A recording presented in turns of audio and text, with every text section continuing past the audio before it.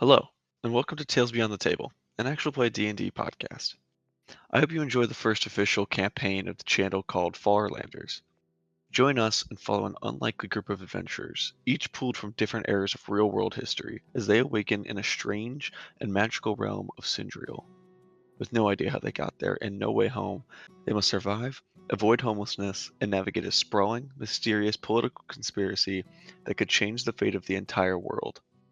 History meets high fantasy in this epic journey of survival, alliance, and discovery. For the first few sessions of this campaign, we had not planned to post it online, so the flow of things may feel odd.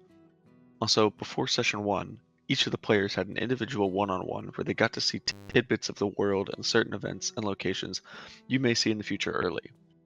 Knowledge of these sessions is not needed, but at times, certain players may know more about things than others. And with that, I welcome you to the world of Scindrael. I'm Kyle, the DM. John is the American Revolutionary rogue Percival Monroe. Meech plays the 1920s occult researcher Warlock Elias Ward. Jackson is the Romanian gypsy blood hunter from the late 1600s Boris Borrision. And finally, Jake is the 80s Eagle Scout turned park ranger monk Donny Barnaby. I'll reread this for y'all because you haven't heard this since the one-on-ones or the character creation. Welcome to Scindrael. The last thing you remember was the world you knew, the hum of the distant highway, the glow of your bedroom light, the weight of reality pressing down on you. But sleep took you, and something deeper, darker, and far more ancient than your own dreams reached out and tore you away. All right. Percival Monroe. Yeah. It's been about a week since your episode where you passed out in the printing shop, if I remember correctly, if that's where wherever you passed out. All right. And tensions in the colonies have been rising, and you have just received word that they're about to send a runner on the midnight run to go deliver the message that the war has begun and the revolution needs to start in the colonies. The year is 1776. Okay. And you are basically you're in a you're in like a revolutionary like back room, and you're like grabbing your shit, you're getting ready to go, and there's no one else there. It's just you right now, but there's a horse out back. Okay. I mean, I just gather my things, and if I'm gonna be the one doing the run, then I'm like ready to go. Yeah. So you run out of the room, and you can hear guards like running in the distance, like people in the street are shouting, and you get on a horse with your cloak, and you get it going, and you start sprinting out of the town. And it's a little bit earlier in the night, not exactly midnight yet, it's probably like 9 or 10, and you do know that the revolution does have backup plans. You're not the only rider carrying this message, so if something were to happen to you, you know that the revolution, that hopefully someone can carry on the message.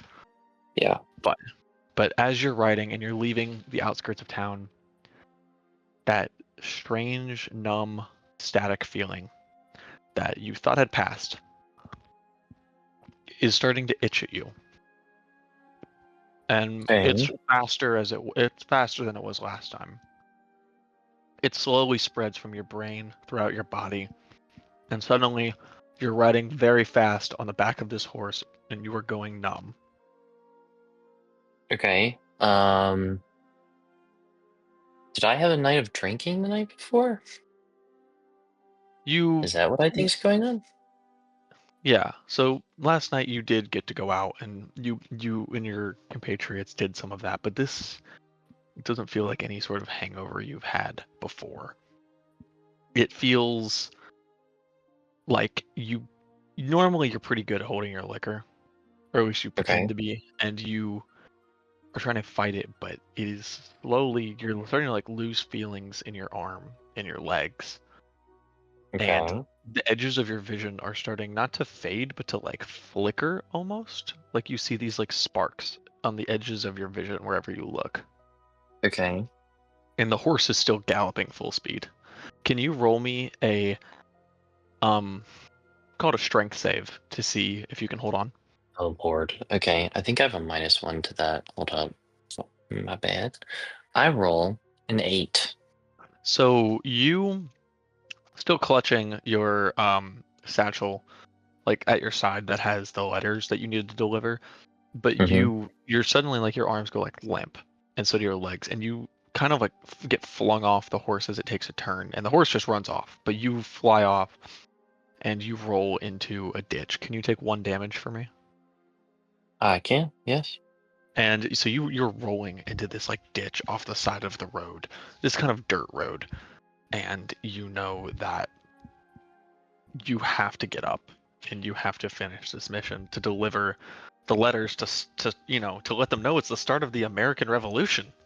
Mm-hmm. um, but you're being pulled further and further into a slumber as you were before, and the flickering is growing stronger. And now, right before you fall asleep, the ground and the air around you starts to shimmer, and it feels like that ditch that you were rolling into. It suddenly got a lot deeper as it feels like you roll into something and you pass out. Now, Okay. now, the year is 1923. A dorky-looking college student, history student, is in a dusty classroom and just finished listening to another lecture from one of his professors, and everyone is heading out. And the professor is coughing a little bit harder than normal as the students are leaving. And he meets your gaze and he calls you over, Elias Ward. Yes. And so I just walk Yeah. up towards them. Elias, you remember, Elias, you remember the icon that I gave you to study? Do you have any idea Yeah. what kind of race or class? I think you need to get rid of it. I've been doing further research.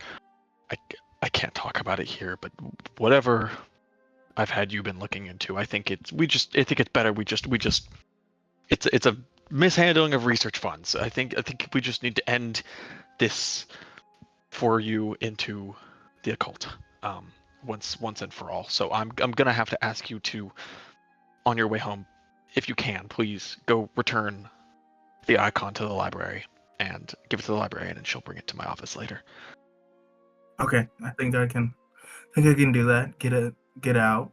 And Since Elias, how do you feel about this? Like, are you going to do this? Because this is something that has like been. It's like you've been considering like making this your whole like PhD focus. Right. I am not going to do it. I'm just saying I'm going to do it. Yeah. Okay. So describe what you do. this is something I'm very, very interested in and have put a lot of work into already. So I think I'm just gonna head back, and instead of taking the idol to the library, I'm gonna go back to my room and read through the books and stuff that I have already collected and continue my notes and start looking deeper and deeper into this. Okay, roll me a intelligence saving throw. Okay. Actually, would it be wisdom? Roll me a wisdom saving throw. Wisdom? Okay. We're saying that you're in your apartment right now and you're going over your books. 15. Okay, so you're reading and your eyelids are growing heavy. And it's just been a long day for you, a long week, honestly, since your strange experience in the library. The professor's been wary of you ever since that night, and seems like he's stumbled upon some sort of discovery, but he's not telling you, and that's eating at you. You just want to know. You felt like you were equals, but he's now treating you again like a child, like an undergrad. And as you're reading the pages of these occult books, some of them in ancient languages you and the professor have been working on deciphering, they start to move across the page, and some of them are snapping into place. And you just, in your ear, you faintly just hear like,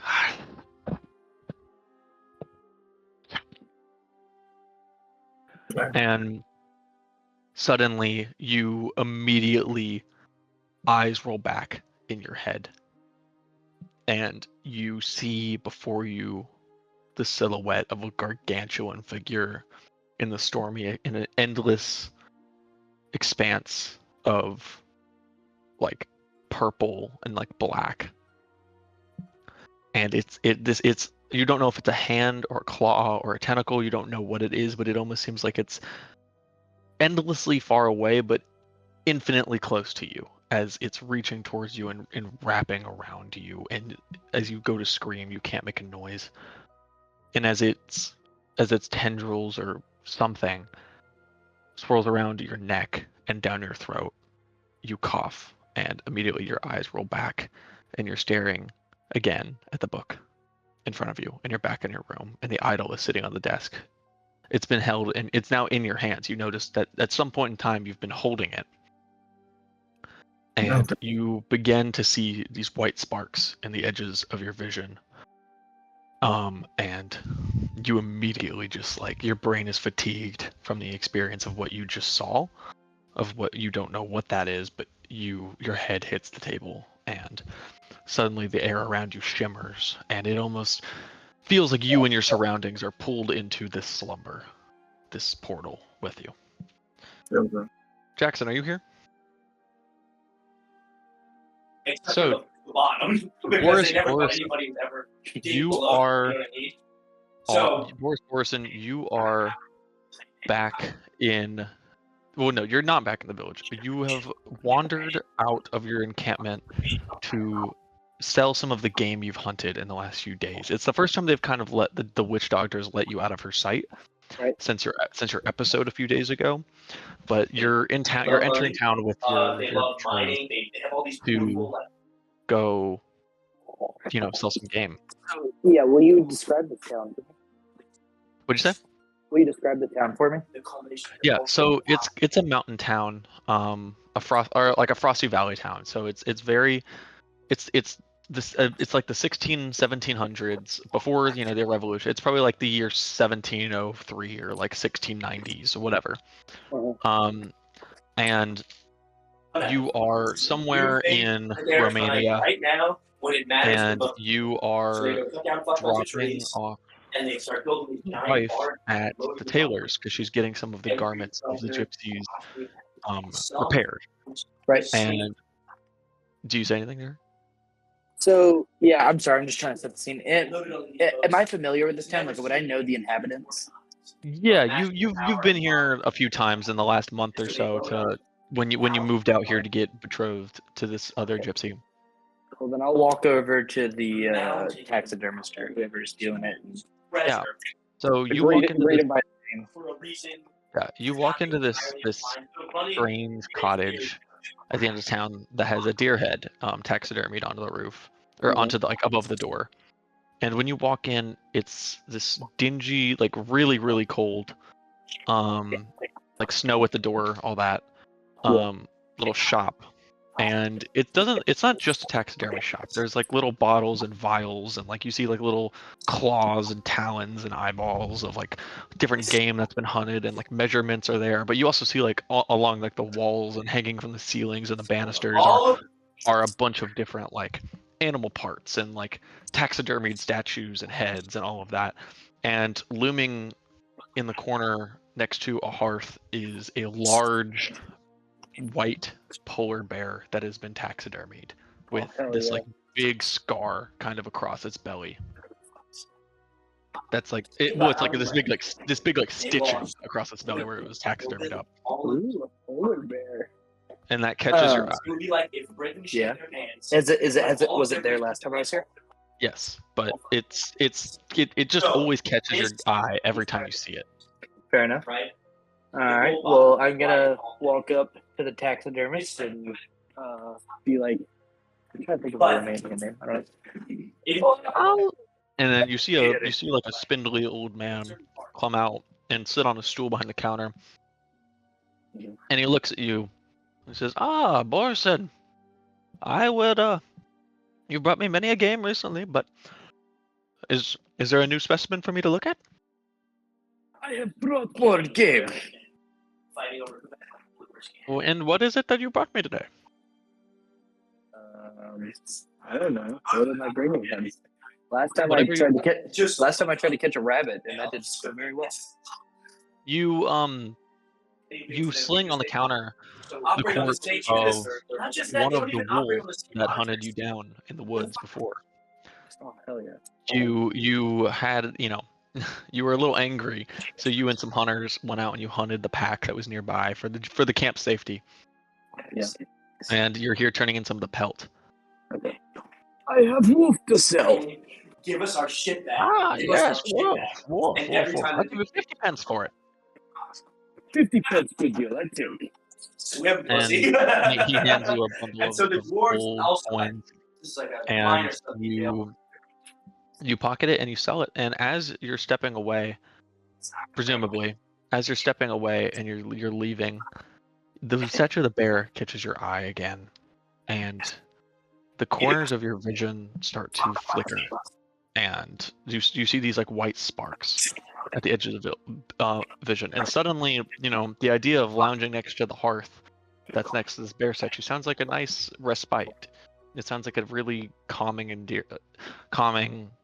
place to take a nap. I feel quite tired. Maybe I take that. The humans around the same time. So do you walk over to the chair in this shop and like sit down? Raping and murder. Yeah, but I guess without the intention of going to sleep. I don't know. Yeah. I guess I'll go sit by the fire and warm up. You're waiting for your wife to come tell you she's done. Yes. And you sit down and your eyes lock with the beady eyes of the bear taxidermy, and you feel a connection. And you remember, and you also look at the pelts that you sold, at the taxidermy station. The old man is stitching together, and you remember your experience, the strange dream you had with the dire wolves and the ice fangs and the claws and the monsters that they were fighting, and the strange hunters almost, the Drakenhold hunter, the Drakenhold, like the Frosthold clans. You just kind of, that name sticks in your head, and the metal, every time you've been around metal since then, it's felt a little weird, but you don't really know why, because the dream is very fuzzy to you and it's faint. But this static feeling is taking over your body, and your body's becoming numb, and it's the same as before, as you're starting to like pass out. Do you do anything? I mean, can I do anything? Like, is my body rigid or? Well, that's up to you. What do you want to do? I guess I'll try and get up and go find my wife. Roll me a Constitution. So there. No, I'm gonna roll the bad dice. Oh my god! I just rolled a 19 with green dice. So you manage to brute force it, and you get up and you walk out, and you see your wife at a market stall at the end of the street. Mhm. And she looks at you in the distance, and she gives you a sweet smile. You haven't known her for long, but she's been good to you. Yes. Well, I will try and approach her and tell her my tummy hurts or whatever. I guess. So as you walk up to her, she's pretty far down the street. She's pretty far in. But you go up to her and roll me another Constitution saving throw. What if I told you I just rolled a nat 1? Oh, wonderful. So Boris, as you step through the snow to get to your new wife, she looks at you and she gives you a warm smile that's been warming up your days in this frosty lands of Romania. And suddenly your knees give out and you face plant into the snow in front of her. And as your vision and your consciousness is fading, you hear her screaming your name and running up to you, and she is too late as the air is shimmering around you, and it feels like you and some of the environment around you is being pulled into this slumber in this portal. Yeah, I know. Yeah. Well, at least it was snowing. At least I didn't just smack the concrete. Yeah. You're like covered in snow. You like pass out in the snow. But is it too loud on my end? Or am I good? Whenever you're not talking, it'd be nice if you mute yourself, but whenever we're focusing on just talking to you, I'm able to make it out. Sounds good. Okay. All right. It's the grand spanking 1980s. All right. And Donny Barnaby is at home. He's at his wife's forced bed rest, just at home rest from his job as a park ranger, due to his little episode, chasing down some ruffians at the rocks in the park. And you're going a little stir crazy here in the cabin. You missed the woods, you missed the trees. You're home. But your kids are just home from school, and but you haven't left your room yet. Yeah, I mean, listen, I love my wife. I have to do what she says. You know, it only makes sense. She says I need to stay for the next couple days. I'm gonna stay in for the next couple days. She gave me. We changed the music. And now I got my lovely. What is it here? Can I inspect the soup that she hath given me? Yeah, sure. Roll me perception. Fuck yeah. All right. Perception, just basic perception, or like. Does it fucking matter? Not one. I can't see shit in this dimly lit room. You've just woken up from a nap. Your eyes are a little. You get some like crusty. You got gunk all up in there. Oh. And your eyes are too clouded to see the doorknob of your room slowly opening.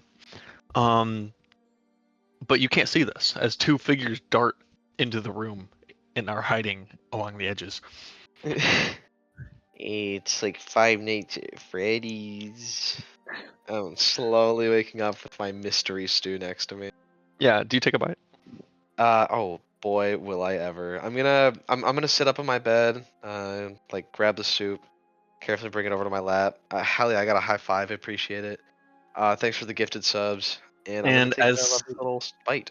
Yeah, as soon as you go to you bring the spoon to your mouth, you hear from your left and from your right the sound of two young, energetic boys. Your boys, Patrick and Jeremy. Yeah. And they yell, "Power! Attack!" And they jump onto the bed and they basically like pincer attack you. And you spill your soup that your wife made you all over yourself as they are laughing their asses off and rolling around. How old are they? I think I'll have the older one of them, Jeremy, be like 11, and then I would have the younger one, Patrick, be like 7. So they're little goobers. Patrick looks over you and says, "Father, will you please let me play with your whittling knife today? I want to go stab some of the little critters that have been biting my ankles when I play soccer in the yard." Well, listen. First off, I'm gonna be giggling and laughing with them. You know, spilled soup you can only cry over so much.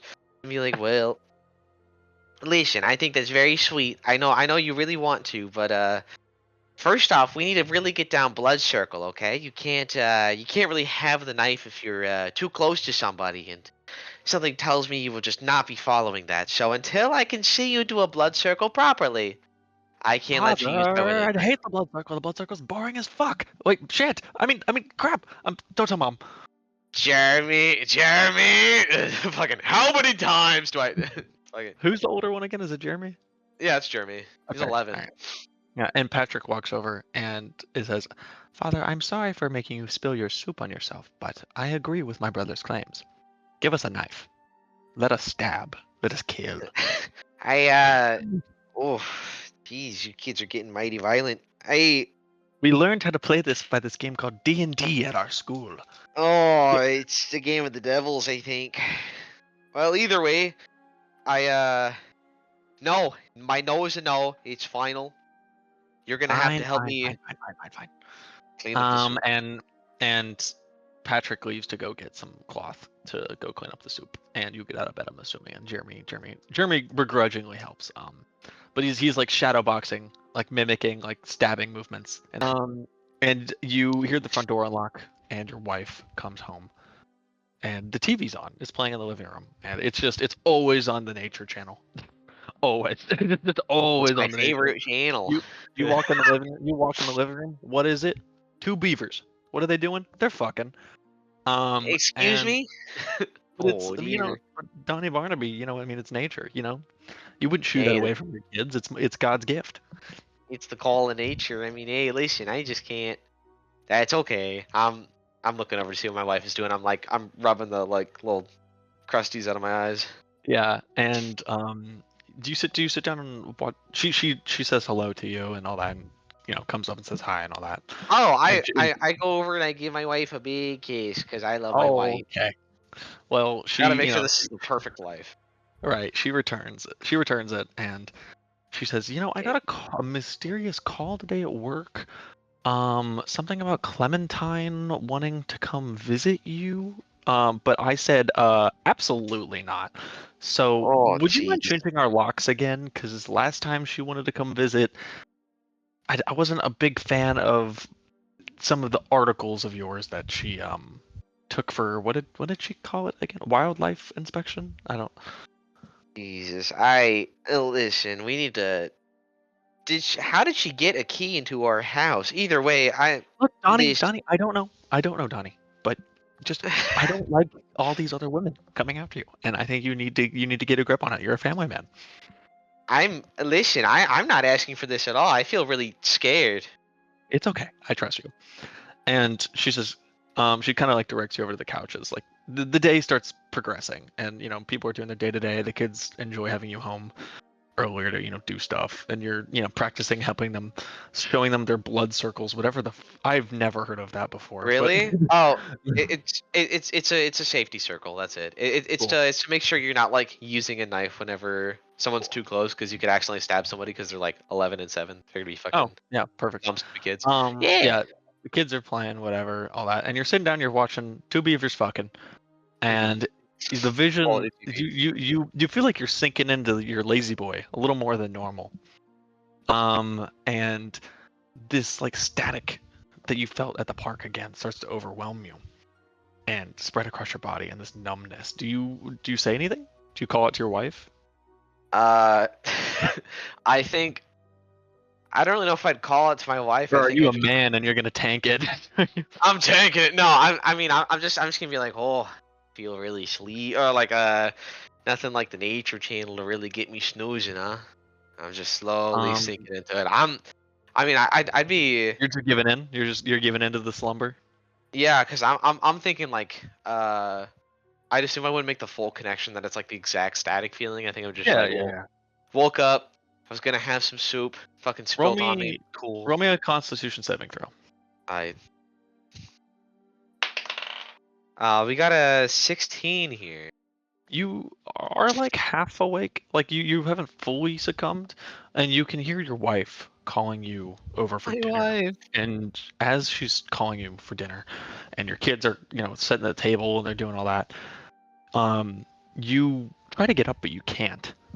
You can't move your legs and your arms, and your eyelids suddenly, it's like you're having to manually think and force yourself to push them open. And Oh, that freaks me the fuck out. I'm Great.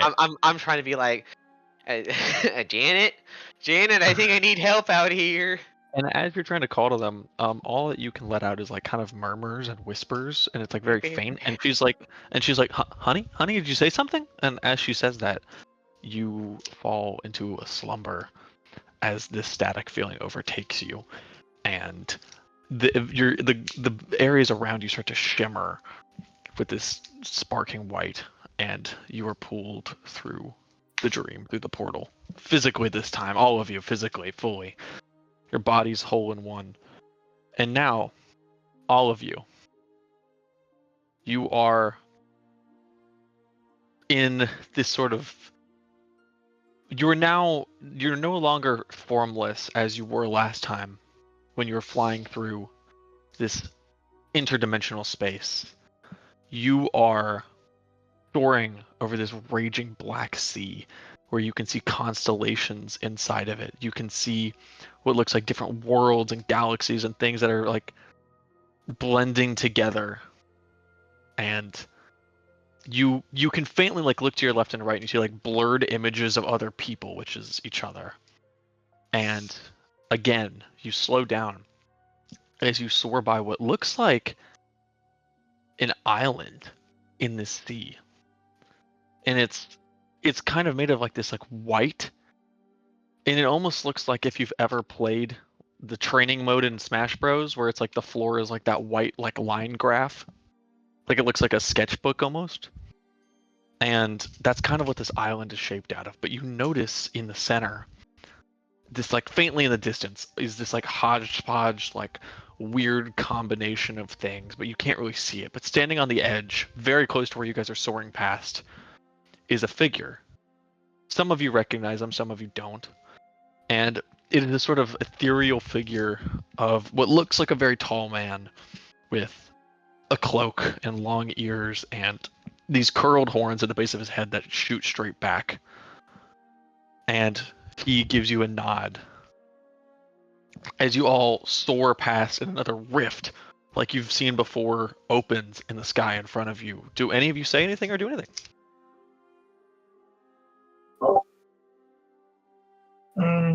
I think I'm gonna feel like I'm just in a dream again. Be like, this is not the Nature Channel. I'm not really sure what to think or say right now. Elias is just constantly looking around, frantically confused as fuck again. Yeah. Not saying a guess- word. Percy? I guess my character would be, where is my horse? Where did it go? Where am I? Is that your character voice? I don't know. I Well- haven't figured it out. Okay. Real. Dude, we'll send and it. Keep it. That's easy. Jackson, if you're here, what does your character do? Have to put a stop. Who's my character? What? They keep What does your character do? always. I'm gonna look at my weird, transparent self again, dude. You're Like, physical with my this hand- time. This time around, you're physical. Ooh, well then I'm gonna try and touch all the shit around me, like all the stars and shit. You're kind of, you're not. It's almost like you're falling. You're not able to like alter your trajectory at all. So you try to reach for the ocean, the crashing waves beneath you, and it's just out of reach. Mhm. And- Well then I guess I'm just gonna free fall then. I guess. Yeah. We're free So- falling. So, all of you can faintly see each other around each other. You don't know, that each other is each other, but you faintly, there's different like figures flying next to you. And you all crash through that portal. The same as before, but this time larger. And the same feeling of gravity being righted right side up happens. And all of you close your eye, or not close your eyes. Everything goes black. And when you open your eyes, or before you even open your eyes, you smell smoke and fire.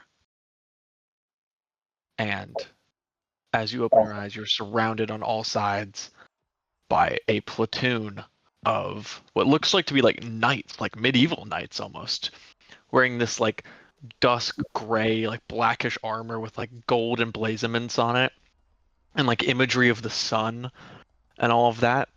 And they're carrying like spears and hoplite shields, and some of them have swords, and like there's like people holding like books for some reasons and staffs, and like there's lines of archers in the back. And you're on this like kind of sloped down hill with your leader standing on the bottom slope beneath you on a little rock. And you can't see each other obviously, but you're all spread out in this platoon. And behind that man is what looks like a battlefield that's been that people have been fighting on. It is a cliffside, basically, that it slopes down and then it slopes back up to a cliff, where you can see at the edge of that cliff is a ruined keep, citadel, but it doesn't look recent. It looks like it's been ruined for a long time. And you can see in the killing field is these black armored people that you are standing amongst, clashing with what looks like these deep blue, this group of people in deep blues and purples and blacks, and they're wearing full helmets. Like they almost have like these like glass visors, and they have like tridents and spears and all of that. And you notice like there's big like war beasts between both of them, like big wolves on y'all's side, and like turtle, like badger creatures. And then on the enemy side you see like what it looks like devices have been like fitted to like sea animals, like large sea animals, to like help them fly through the air, but none that you would recognize on Earth. and they're raging battle beneath and you guys suddenly you hear like a and roaring over your head a massive fireball shoots through the air and crashes into a battlement of these deep blue soldiers, and you hear their screams from up the hill. What do you all do? I'm gonna look around Walk you and out. see my easiest way to get out. Okay, roll me perception. 22. Oh. Okay, you see, you're a smaller guy, and you can kind of see. You're used to pushing through crowds, Elias, and Exactly. you see like a little tree line, back up the hill where the rest of these troops are, and it kind of like wraps around to the side, away from what you can presume is the ocean, from what you can smell and hear, at the end of that cliff, and there's a little tree line, and you think you can see like flickers of torchlight in the tree.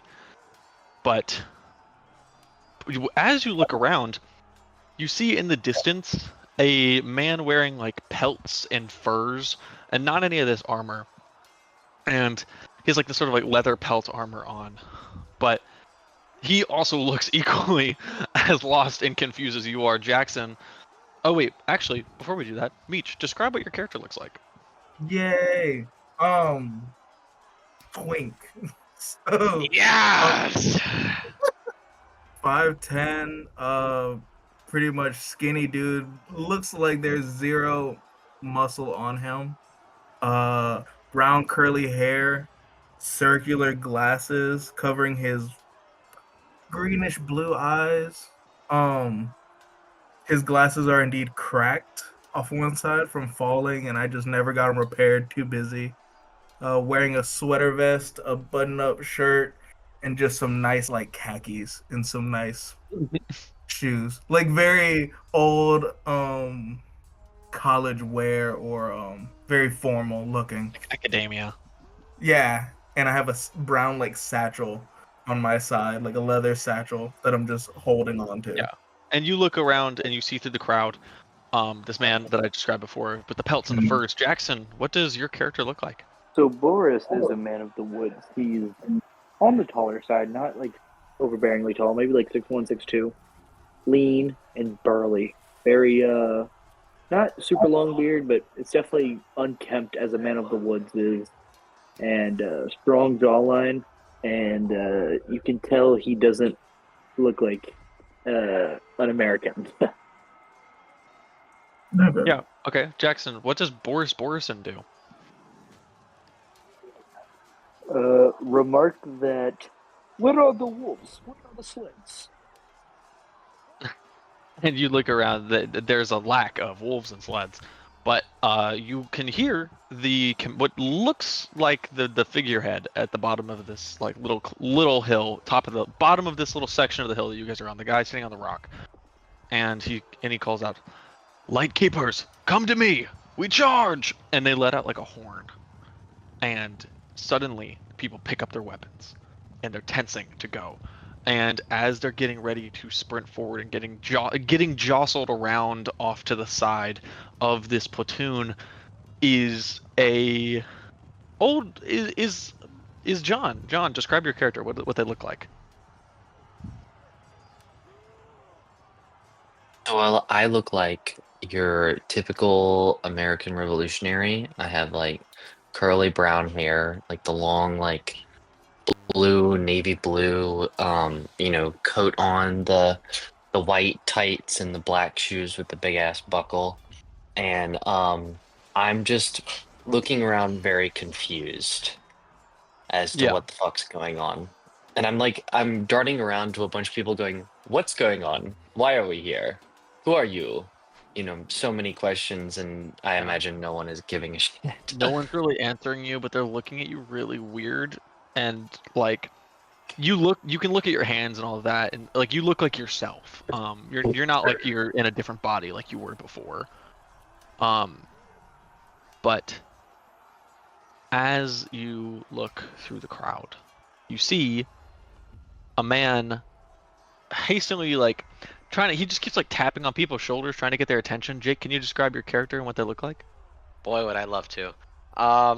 Yeah, I would be like this rather short, stout man, beloved 5'9", rocking a like nice khaki pants, a very breathable like dark green. I almost want to say like Boy Scout wear. I don't know how to describe it, but I've never seen like a thing like it. Anyways, and I have my silly little park ranger hat on. I've got like I'm a bit more of like a chubbier little guy. I got some freckles, orange curly hair, and I am confused as hell. I'm like, hey, I just heard dinner was called. So I don't really know how to get out of here. If you just Fall if you behind. shield it. Hey, okay, geez. I'm looking at like the weapons there. Like, have you guys done a blood circle yet? Make sure this is up to code. And as you say that, that's when the fireball that I described earlier shoots overhead, and everyone else is fine. And I'm assuming each of you, do you all like duck, or how do you react to this like fireball? I give it an eek. Elias Eek. screams and ducks, covering his head, going to the fetal position. Fucking eek. Oh, great. Yeah, I'd give it a good. Oh my lord! And just kind of drop to the ground. This is fucking awesome. I love your character already. Oh, good heavens! Yeah. Yeah, exactly. All right, so they start to charge forward. Do you all?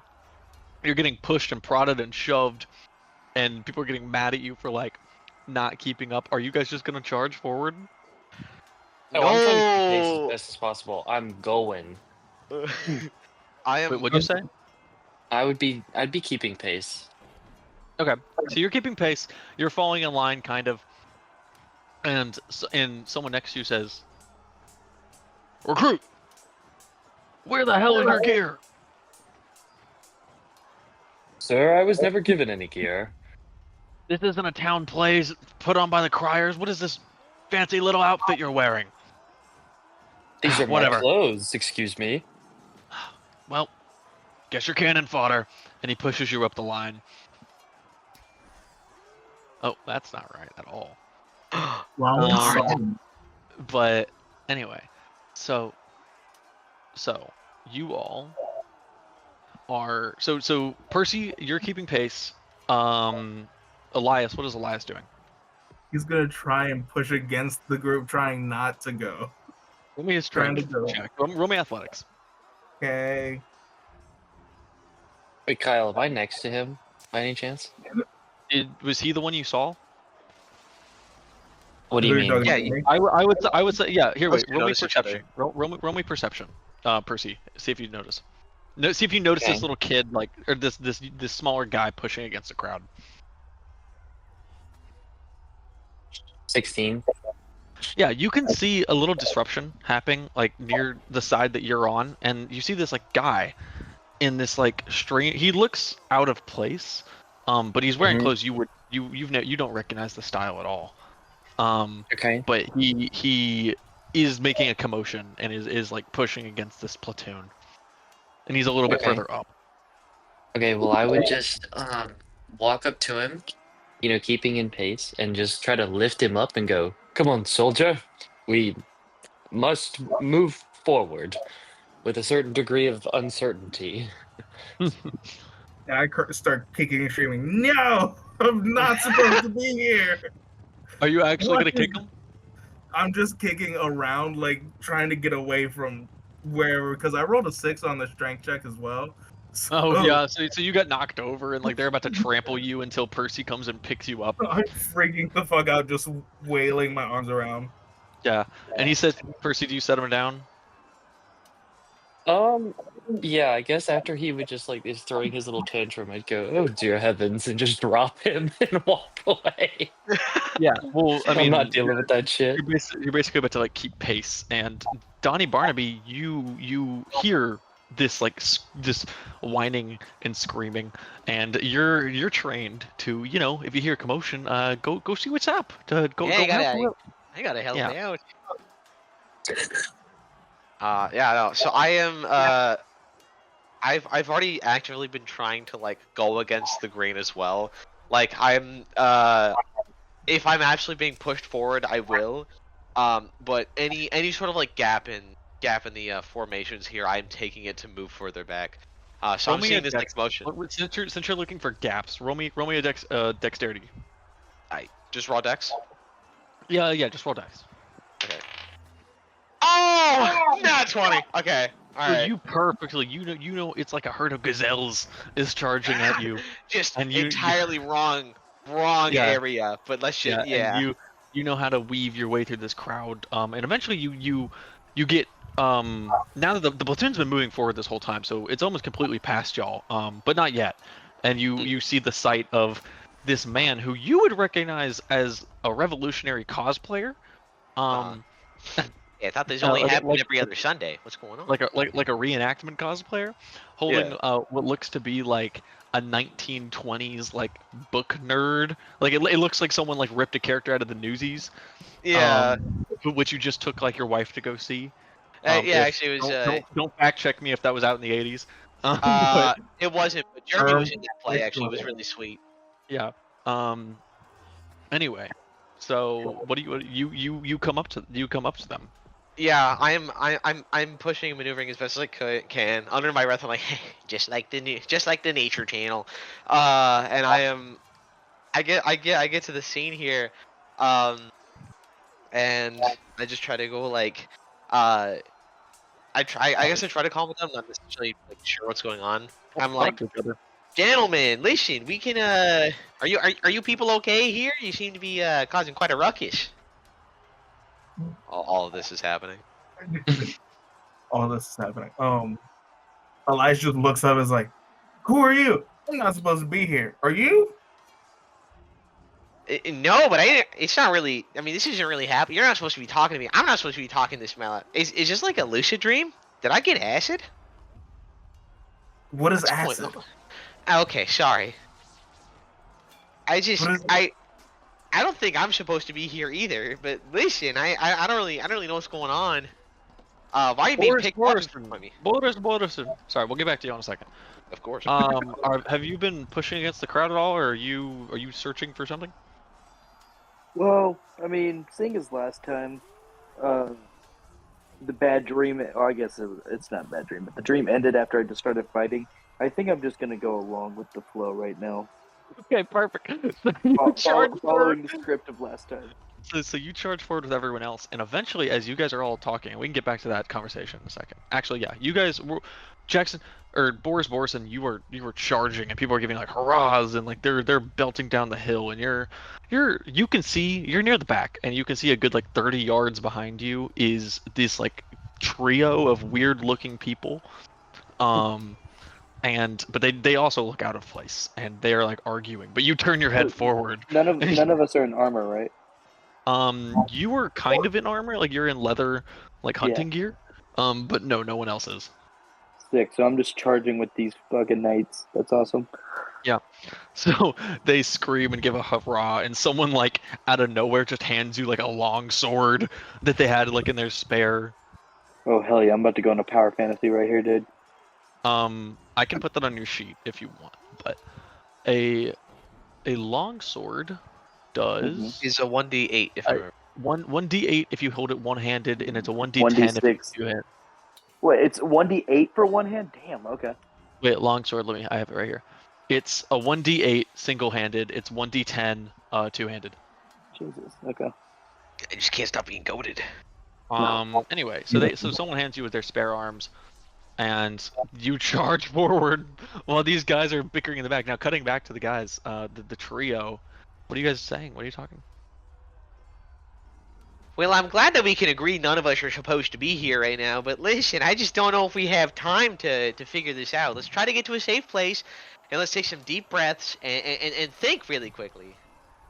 I agree. Oh, with I had said earlier, as soon as like Elias is not complying with me trying to help him, I just left.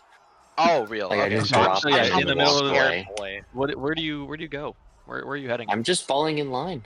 Yeah. Okay, so you leave these guys and you start charging up the line, and Boris Borrision, you see that one of the weird looking guys like actually start jogging back ahead to catch up with the rest of the platoon, and he joins near you actually, like right behind you, in the back, and you do see him, but I'm assuming you're kind of engrossed in this charge. But Percy, if you want to Hell call no, out to I'm this ye- weird I'm- looking man in front of you, you can. I'm yelling, welcome, comrade. Well, hello to you too, sir. Let us go off to war. At this point, I'm hacking and slashing. So yeah, your platoon, you're still a good 100 yards away from the main clash. But Percy, you've also joined the fro.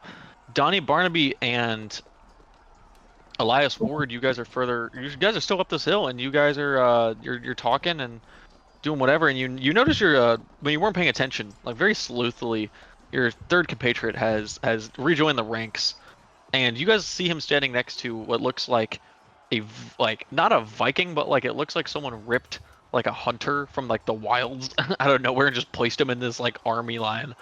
Uh-huh. I'm just gonna say this is getting too weird. This kid is getting too freaked out. I'm gonna try to push us to the back, and I will do like full on parent mode engaged here. I'm like, fucking Yeah. I'm holding like Elias's hand or whatever, and I'm pushing back against the crowd here. Be like, excuse me, rather frightened kid over here. We gotta get a move on. Elias, being 20 something years old, how I am looking at him and be like, I'm not a kid, but thank you. Oh, sorry. The young gentleman over here is a little nervous. and I like to imagine you're still holding his hand. Of course, yeah. So yeah, I know he's the bigger platoon and is stronger than me.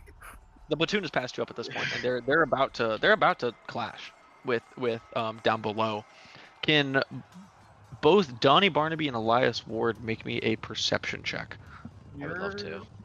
Yar. I got. 23. Where's my perception? Sorry. Oh, it's +3. I got an 16.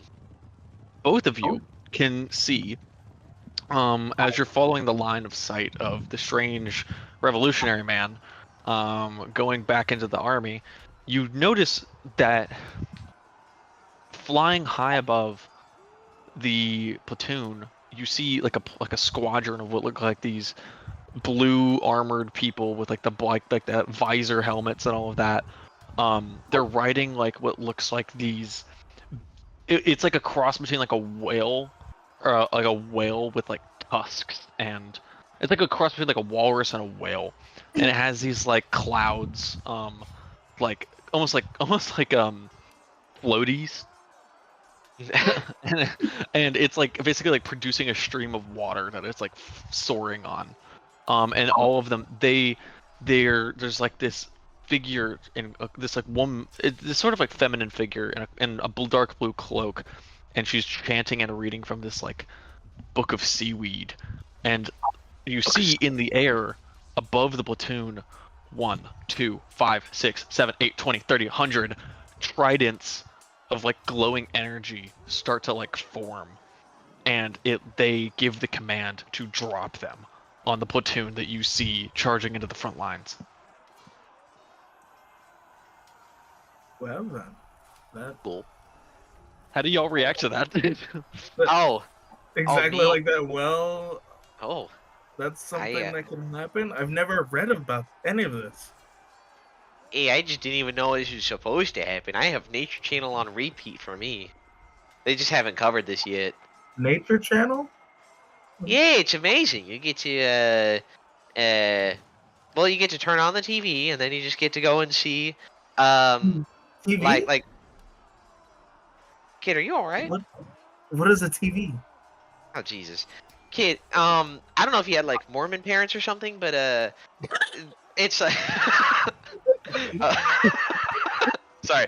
I don't know if you had like Mormon parents or something, but you gotta get with the times, okay? It's whatever. I'm able to see like nature and birds and stuff, and it's awesome. I just step outside if I want to do that, but Oh well, I mean I do that too. Well, I'm sorry. Do you need like a granola bar or something? You seem a little out of Cutting it. back to Percy and Boris Borrision. Also, a question I wanted to ask you this. Sure. Since we were looking at Percy when he was running off, could I tell like his clothing? Yeah, you Okay. were able to like tell he was like it looked like he was wearing like revolutionary clothing, and like Okay. you knew, Okay. even in the 1920s, like you knew like reenactments were a thing. Yeah. So you were just a bit confused, but you can recognize it as that's an American like Okay. revolutionary outfit. Gotcha. And Okay, same go with you, ahead. Same with you, Barnaby. Perfect. But Percy and Borrision, both of you, I need you to roll me perception check, or what's your passive perceptions? Do you guys know? I have an 11. An 11? Okay, Boris. Yep. 1 sec, I'm looking. All good. It might not have it on his. John, how do you calculate passive perception again? It's 10 plus your perception modifier. Got it. Okay. Actually, so Jackson, you have a So passive my- of yeah. 14. Well, I have advantage, or I have proficiency in it. Oh wait, no. Actually, yeah, you're right. You have a 16 passive perception. Correct. So Boris, roll me a dexterity saving throw with advantage, and then Percy, just roll me a dex save. Roll. That's a natural 1. Oh no! Oh no! Okay. I rolled a Damn. 13 plus. If it matters, Kyle, that's 15. still a 7. Oh, wonderful. Is it I rolled a blunt? fit. I rolled No, a but 15. it's an out one. It's an out one. So Boris, you manage to look up ahead and you see like these glimmering things like start raining down above you, and you've seen war before. Like you've not participated, but you've seen skirmishes before. So like it kind of looks like ballista stuff, like medieval warfare things. But you immediately kind of like stop and like duck around, and you kind of like pat Percy on the back to like motion him to do it too, but he doesn't do it. And as you guys are both ducking backwards because you're at the back edge of it, Borson, you manage to make it, but Percy, as you turn around to lunge back, a trident impales you through the calf, and you take 3 damage. Fuck. Ow. And yeah, this is probably the most visceral, real pain you've ever felt, except for that one little night in the alleyway. And so it's like, but it's like ethereal and glowing. And as soon as it like stabs and like pins you to the ground for a second, and as you look back at it and like blood is welling from the wound, it shimmers and like fades away. Huh. Like Well. the trident fades away. Okay. Well, I guess I'm just like really in pain and just trying to deal with blood loss. Freaking out, you know? Okay. So, the platoon that charged ahead. You now look, all of you look, and you see the damage that was done. About 90% of them were wiped out immediately. The rest of them charged forward ahead. It's already a field of bodies, and it is probably the most death that all of you have ever seen in one sitting, in one location, and that hurts. Like that affects you like deep to your core.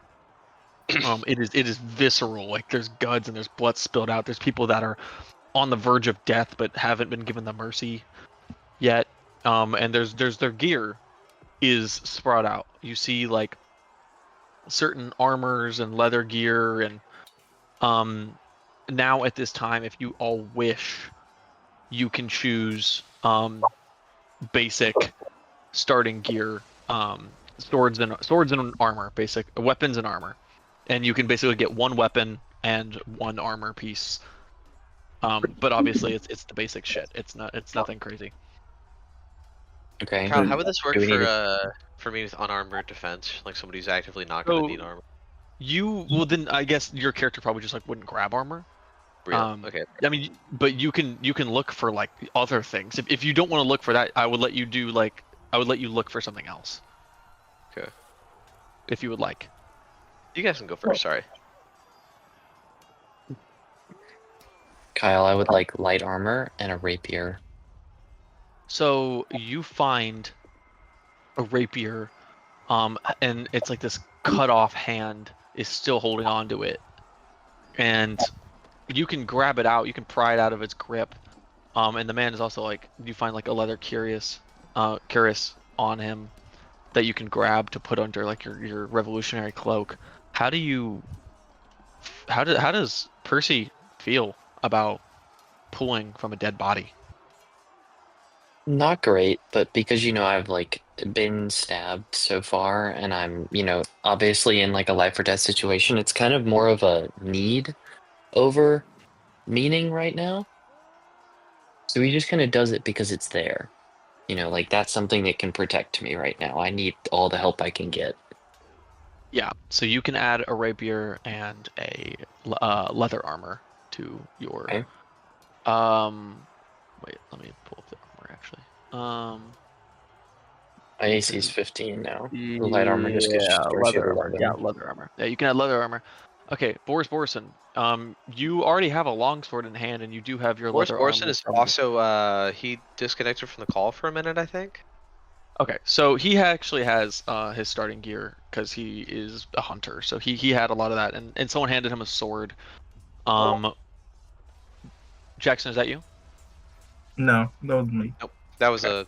a DM. All right. Well, he grabs some stuff, and I'll say that he finds. If someone else wants to take note of it, he finds like 8 like copper pieces and 2 silver coins. Okay, I got I'll it. take all of them. If someone just wants to write that down for him. 8 copper, 2 Appreciate it. silver. Yeah. And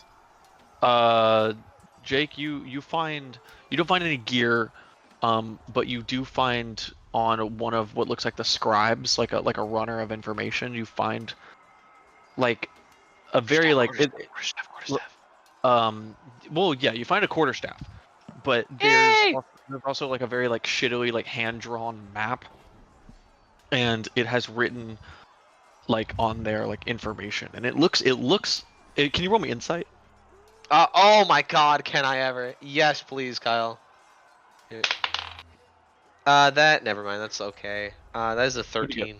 Okay, that's enough. You can deduce that it looks like a deserter plan. It looks like some of the scribes were gonna book it after the platoon made contact, and they were gonna run into the woods off to the side where there's some other deserters waiting to retreat. And so you found that. It's just like a little sketching of like how to get there. It's basically just right up the hill. And Okay. Kaz, or not Kaz, God, different campaign. Wow. Wow, dead naming him, I see. I dead named him. Sorry, Elias Ward. What are you looking for? Armor. Something to Okay. put on my squishy body. What are you proficient with? Light armor. So Okay. this is some leather. You find padded leather gear. It kind of looks it looks like what one of the weird people holding like the books was wearing, where it's like this blue, or sorry, it's this like sort of dark gray, almost black cloak with like these gold trimmings. And it has some like leather like pads built into it. For the purposes of D&D, it's padded armor, so it's 11 plus your dexterity modifier. But you managed to put that on, and as you go to reach down, your satchel sling like not falls off, but like when you lean down and you have like something hanging around your neck, it just kind of like dangles in front of you. Yeah. You see that, and you see like briefly kind of inside your satchel, kind of, and that obsidian icon is like you feel it connect, like it's like pulsing almost, like vibrating. I'm gonna grab it. Since I see it, I'm gonna reach out to it, see what You happens. reach your hand in your satchel, and immediately for a brief second, your eyes roll back in your head, and you see what you saw before. And this time, the whispers are louder.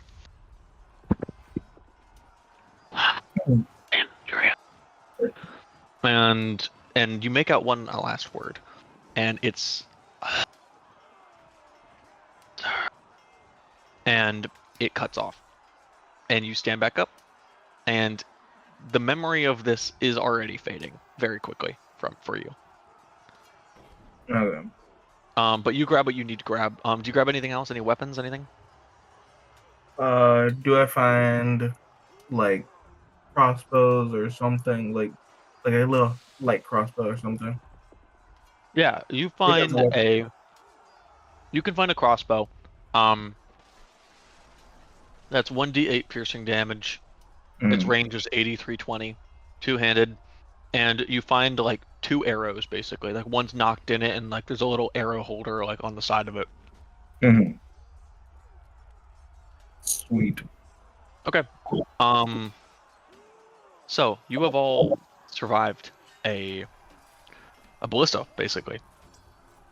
Do you all do Barnaby and Elias like you guys like start walking down the hill and you root through the field, the death field, and you see Boris Borrision and with who you don't know yet, and the Revolutionary Man, and you all are just kind of like spread out, but like you're kind of looking at each other as you're like all separately but together looting, and it's like none of you is it feels very awkward and tense, and none of you has like made the first move yet to ask who the fuck these people are. But there you can see like far up the hill is another battalion coming from the forest ready to go. Not the same direction Barnaby is where you would flee to join up with deserters. Yeah, I guess I am. Are we being pushed at all, or like is No, the no, no, fight no, no. just The, over and no, no, moved the on? fight's not over. You guys were one battalion. Yeah. That got wiped out as they were charging down the hill. There's like a big expanse down the hill, and that Gotcha. slopes up to a cliff across from y'all. So like, there's like still a big war, like battle raging on. Like you're still in the middle of a battlefield, Okay. Okay. Yeah. Hmm. or It like does the edges not of one. for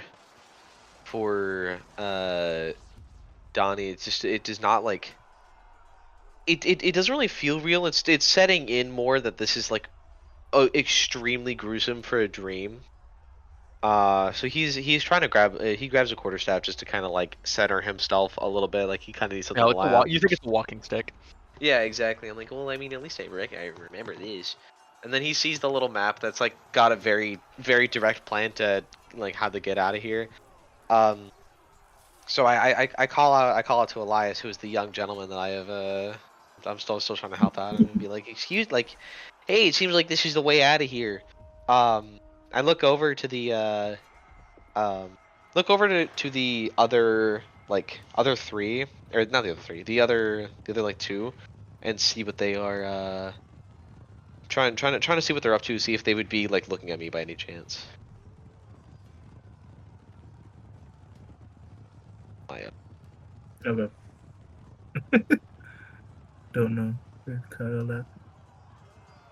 I'm waiting for Oh. y'all to speak. This is y'all. This isn't me. Got you. So Actually, you yeah. pretty much told me which way to go. Yeah, no, it's I'm pointing over to the like specific hills or whatever that leads to the forest. Yeah, if you go over there, just stay right at the edge of the forest. Don't try to. I'll come back with you in a second. These people look honestly, they look just as confused as we are. What was that, like a revolutionary? It kind of looks like it. I don't I know think if he's Patrick real had a or not. clash. Huh. How do you know that way is safe? Oh, it's because of this, and I show him the map entirely. Just be like, yeah, some people weren't really planning on doing a fight either, so they had the plans to bail last second. I found it next to this little walking stick here. And I reach out to like take the map from you. So let me see that. I'm still gonna hold on to it one hand. I'm like, I'm sorry, man. I'm not so familiar with this land. I need to. I'll hold it with you here, but I can't. I can't give it up entirely. I'm a little nervous. That's fine. That's fine. And I just quick skim through it. I'm like, okay, sounds decent. But I'm gonna head to the tree line. I'm just not gonna leave completely. I'll wait for you there. Thank I you. just- I appreciate. Well, and before he goes, I'm gonna be like, oh wait. I extend out my hand. I'm Donny Barnaby. Elias Ward. Nice to meet you. All right, we shake hands. Do you have a firm handshake, or do you have like a rather wimpy one? It's a wimpy handshake, just kind of like goes out. It's okay. Like those like bad handshakes where they like kind of crush on. Yeah. That's They, it. they do for like a quarter of a second, and it's just like, eh. Just comes out like a limp fish. Yeah, I'd be like, okay. That's all good. I'm taking this in the back of my mind, like, okay, so he's a kid, actually. I got you. Like, it's gonna take a little bit to convince me. I need you to And I'm smile. just still confused, like looking at your clothing, and even with like anything on, it's just like still confusing me as I walk away. Like, who is that? Still Yeah. What the fuck in is my he wearing? head going like, what the fuck is that? Actually, it's nylon and polyester. It's really good for the nature. No, I'm sorry. Anyway, Percy, Boris, what are you doing? How are you? Are you Boris talking to anyone? Or are you Still not here? I don't know where Is he Jackson went, not back? No, though. Jackson's not No. back, but Okay, yeah. fine. I can. I'm describe still it. here. John. If you Um, want to talk to Boris, I can play Boris. But I mean, so like, what is the so like everyone else besides us that was in like our platoon is like dead, right? any survivors continued to charge down the field. Okay, well, I guess if I look back at the other two, are they just kind of sitting there? I'm standing there like giving the instructions. I'm trying to look around to see if there's anybody else because I recognized you as not being here as well. So like if you're looking at me, I'm trying to like wave over at you like, hey buddy, I'm making a huge fucking show of myself, of course. Okay, And well, I would head Boris opens over. it. Boris runs past you and like brushes your shoulders, goes, "Comrade!" Hey, listen. I mean, I'm not a ready myself, but listen, you don't seem to be from here or whatever. I do the same spiel, that I gave before Yeah. to be like, He, go he this way. He says, "My name is Boris Borrision. What is your name?" Oh, it's Donny Barnaby. Nice to meet you. Glad to see another adult on the field. I give him a nice firm handshake. Yes, adult. I've been an adult for a long time since me pop had me kill my first hunt. Oh, well, see, I just became like a first class scout, and then once you get there, you're pretty much like adult enough, and then you become Eagle Scout. But anyways, I'm glad to meet you. Are you a part of a gypsy tribe as well? Do you scout? But I am pretty glad. Huh? What'd you say? I didn't hear you. I said, "What's wrong with gypsies?" Oh, no, nothing. I mean, across the pond, some people don't seem to like them, but that's a different story for a different day. I'll just need you to stand by the tree line. There's another guy waiting there as well. He's totally cool, I promise. Well, I know when to bail, so he runs ahead and he joins you, Elias. I'm gonna try not to play Jackson too much. I don't want to like step over bounds, but right. No, so fair. anyway. So Percival, you're here. Donny is, you can talk to Donny. I heard all of this. Yeah, you were there. Okay, sirs. Well, let's go, I guess. And I would just walk over to the like spot in the forest that they're talking about.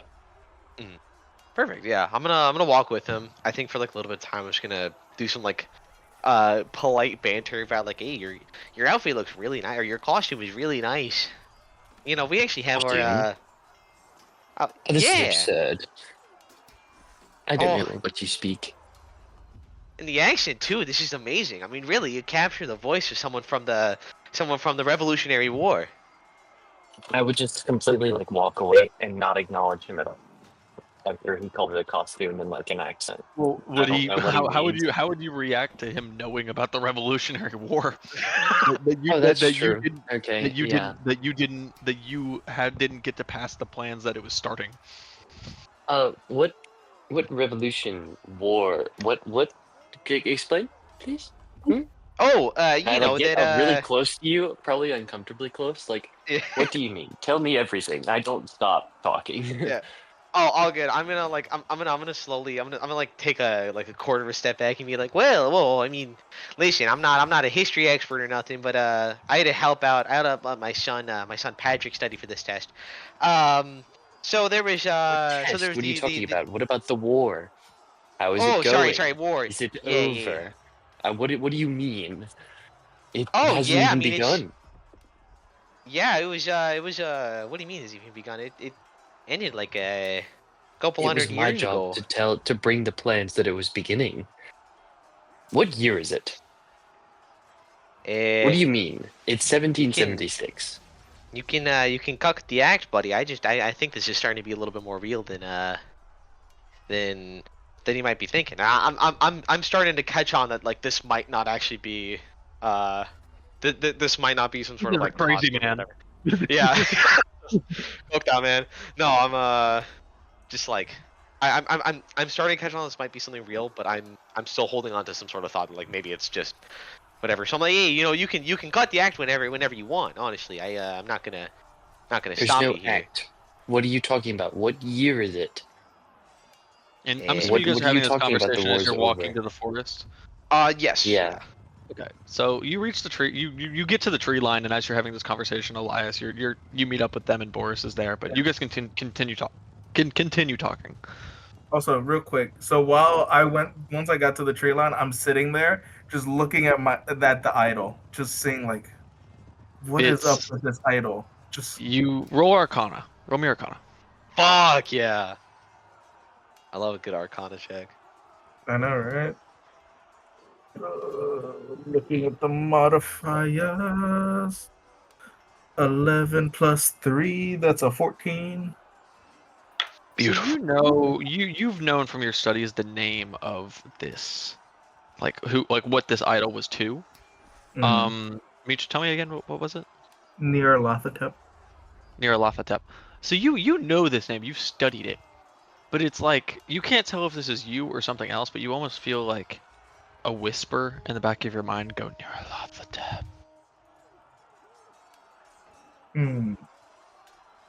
And I just think to myself, is this what the professor was telling me to stop looking into this? He knew this was going to happen.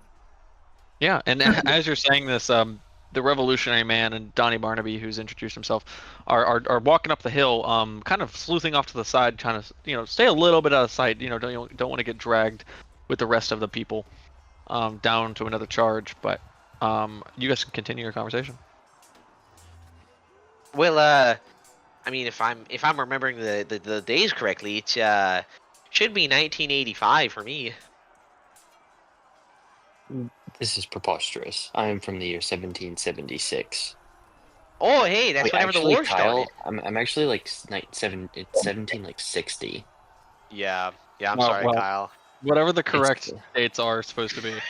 Yeah, I'm just gonna go with 60. I think it might be 65 or something, but it's not Whatever 76. the night of the midnight ride was. Let me look it up. Let me look it Yeah, I up. was gonna say. I'm so sorry. I heard that. And I was like, Kyle doesn't know. I knew. I was thinking about that. I was just like, I'm too lazy. It's 75. 75. I 70. knew it was a 5. Okay, yeah. So Okay, it's so it's 1775. Yeah.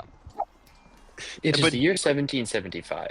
What And do you Donny, this is Donny, 1980. Donny, you would know that 1776 is like when the Americans won. Yeah, I'm just I gonna be was like, about hey. to deliver the news that the British are coming. Oh. That was my job. Hey, well, the good news is you won't even have to worry about that. So we figured out that quite a while ago. You guys did good. You guys did really good. I'm living in America right now. So Oh, props to you, buddy. And I pat him on the back. can I inside check that? Sure. Okay. They're close enough for like Elias to hear, right? Yeah, they're pretty much they're next to you pretty much. And I just perk up when they're talking about these dates and times and stuff. Yeah, because history major. Yeah. I Like- roll a 9. You cannot tell if this strange, bushy, mustached man is telling you the truth. Don't call me bushy. Bushy. He's a You bushman. bushy freak. Hey, don't call me that. So I can't tell. Is that what you said? You can't tell. He could be telling the truth. He could be not. Okay. Well, I'm just gonna like. I'd kind of go into shock. I think a little bit, because like my whole life's purpose is apparently like done. So I guess I would go to him and I go, so you're telling me that you're from the future? Well, I mean, it's the present to me, but yeah, I guess You're if from you the year really 1980s. Well, then I walk up to Elias and just like grab him in his shirt in both hands and go, "What year is it for you?" 1923. Why do you keep grabbing me? Stop. Just fixes the shirt real quick. Then I would go over to Boris and I Yeah, go, and "What Boris- year is it for you?" Not too sure of year. I think 1700. I think early 1700s. I'm not very good with numbers. Okay. Well, fuck the 1800s, am I right, guys? yeah, really. Oh, that. So I guess I would sit down. I would sit down and I'm just gonna sit there for a second and You just kind of like hear mutter to you all myself like it's all over. It worked. you all hear as another giant fireball launches down the hill and crashes, and you hear screams, and like a whole like group of soldiers down there like explodes out, and like the wars. You all come to the grip very quick that, oh shit, the battle is like still happening. Like we need to go. Yeah. Let's leave.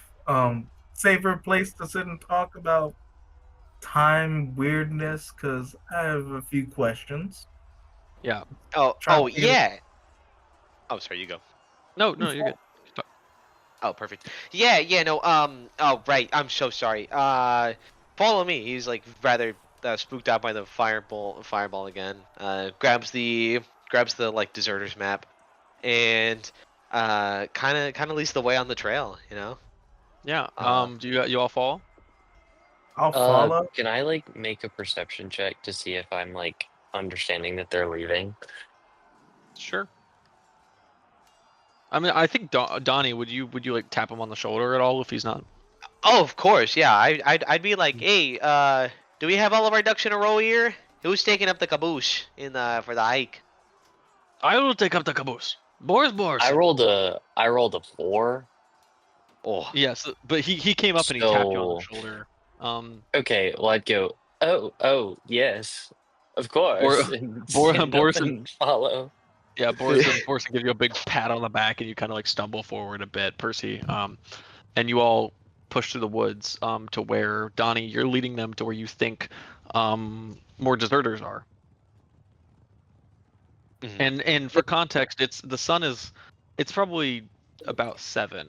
The sun seems like it's the same, it's a yellow sun, all that. And it seems like it's about to start setting. Okay. Like, Sure.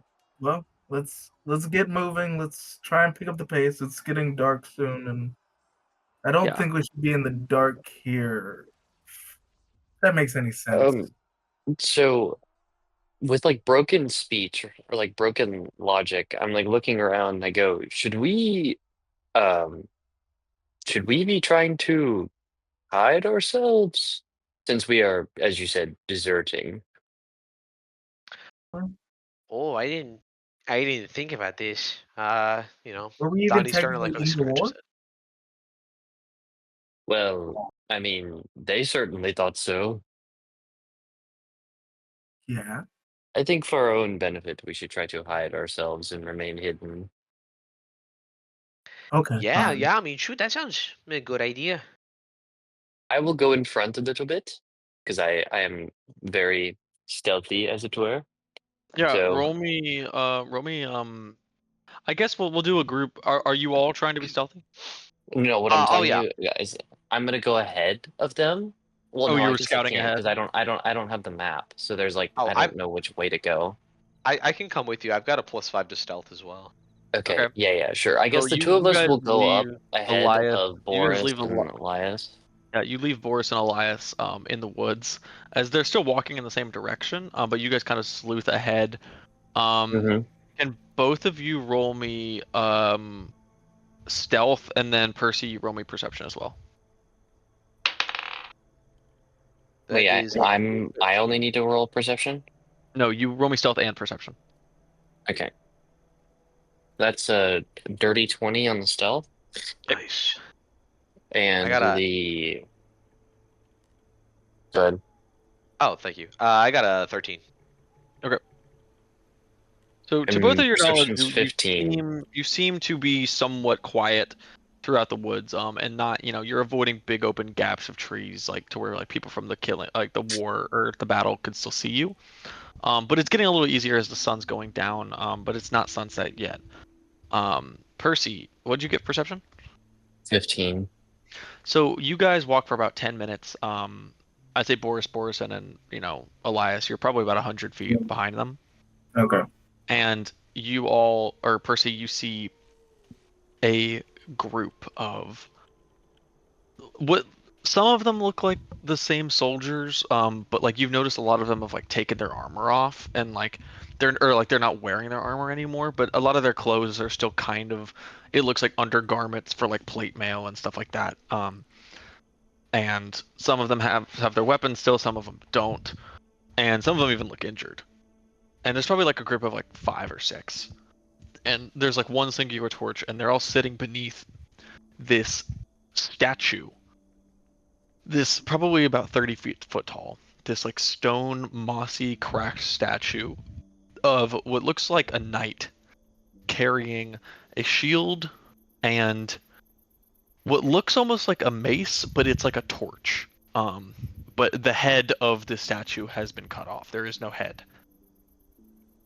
And the torch mace is not lit either, but they're all sitting beneath it. And they're all, as time is passing, you watch them probably for a minute or so, they're getting more and more antsy, and you notice they keep looking towards the sun. Can I make like an insight check to see like what they're doing? Like, are they like waiting for something, or are they Sure, like? roll me insight.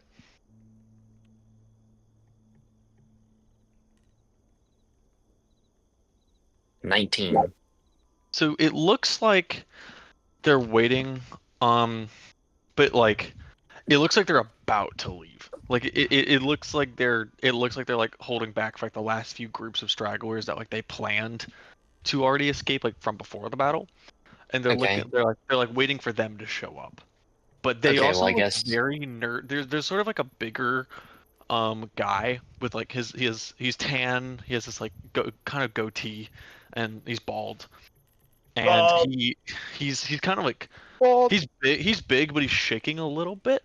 And he looks like the best like equipped out of everyone, but he's looking Okay. around and he keeps looking like through the like at the trees and like in the darkness of the woods, and he keeps looking at the sun. okay, well, I guess then we would just go out and say, hello, are you the deserters? And immediately they all draw their weapons. I draw mine. Some of them pick up sticks, some of them do whatever. But they're like, and the bigger guy is like, he kind of gets a hold of himself. He says, who are you? You're not the other guys. What are you doing here?" We are people who would wish to desert with you. The others have perished from the raining balls of fire. Roll me persuasion. 18. So he goes, "Oh God. Well, we tried. We did what we could to save them. I'm very And sorry for your loss. It's all right. No one we knew personally, just other deserters. We spread the word for the battle, as I'm sure you may have heard, which is why you're here. But our group's already too large. We'll draw too much attention. We're hoping to look like a pack of wandering sellswords, but with adding you all to the mix, it might cause problems. We're about to head out here, but We're a very small bunch. We can be stealthy, I promise you. if We'll be right behind you. you know where you're going, No, that's why we will be right behind you. well, I say with a slight chuckle. I'm in charge of these people, and I can't afford to bring any more risk to them than they already have as choosing to become deserters. and that's my So responsibility. you for would recruiting. forsake me and my I kind of turn back half turn. Yeah, and look at Elias them. and Boris Borrision are kind Comrades. of Elias and Boris Borrision Yeah. are joining y'all now. As they see like you guys are out in the open, like so they're here now. So But, I would say, well, so you would forsake my comrades and I's lives because we don't know where we are. Look. So I understand that you don't know me, but if you do not help us, we will die. That is Look, I'm sorry. that is as simply as I can put it. War. So what? Is, let me ask you this, sir. What's your name? my name is Wait, why would I give you my name? You might report us for being deserters. Why would I do that?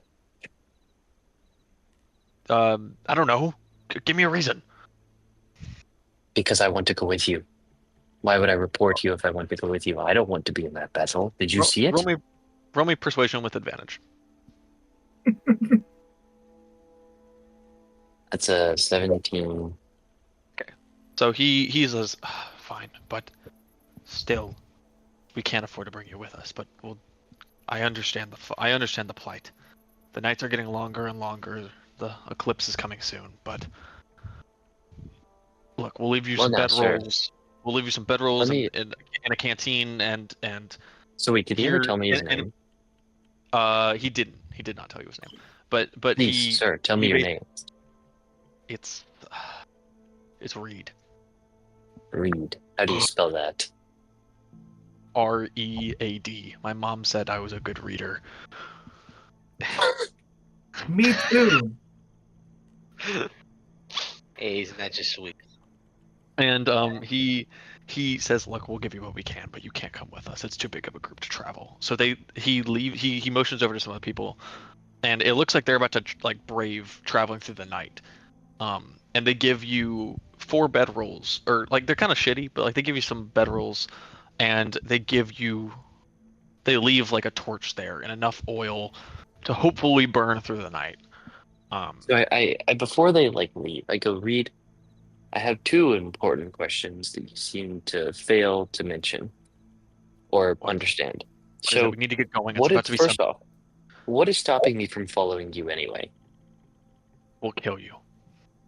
Look, we don't want to, but the world's tough, and we got to get to Gulf Shade so we can get there and get our supplies so we can. Why are we telling you this? So we can hoard up for the eclipse. But wait, Kyle, how many of them are there? There's like 6 of them. How tough do they look? I mean, they have like armor, like they have weapons and armor, and they're more equipped than you guys are. Okay, well, all right. So that doesn't seem we're outnumbered and outgunned. So. Oh God. So I look at Reed and go, okay, well then, since that is out of the question for us, obviously, what direction would you suggest we travel to go to a more friendly civilization?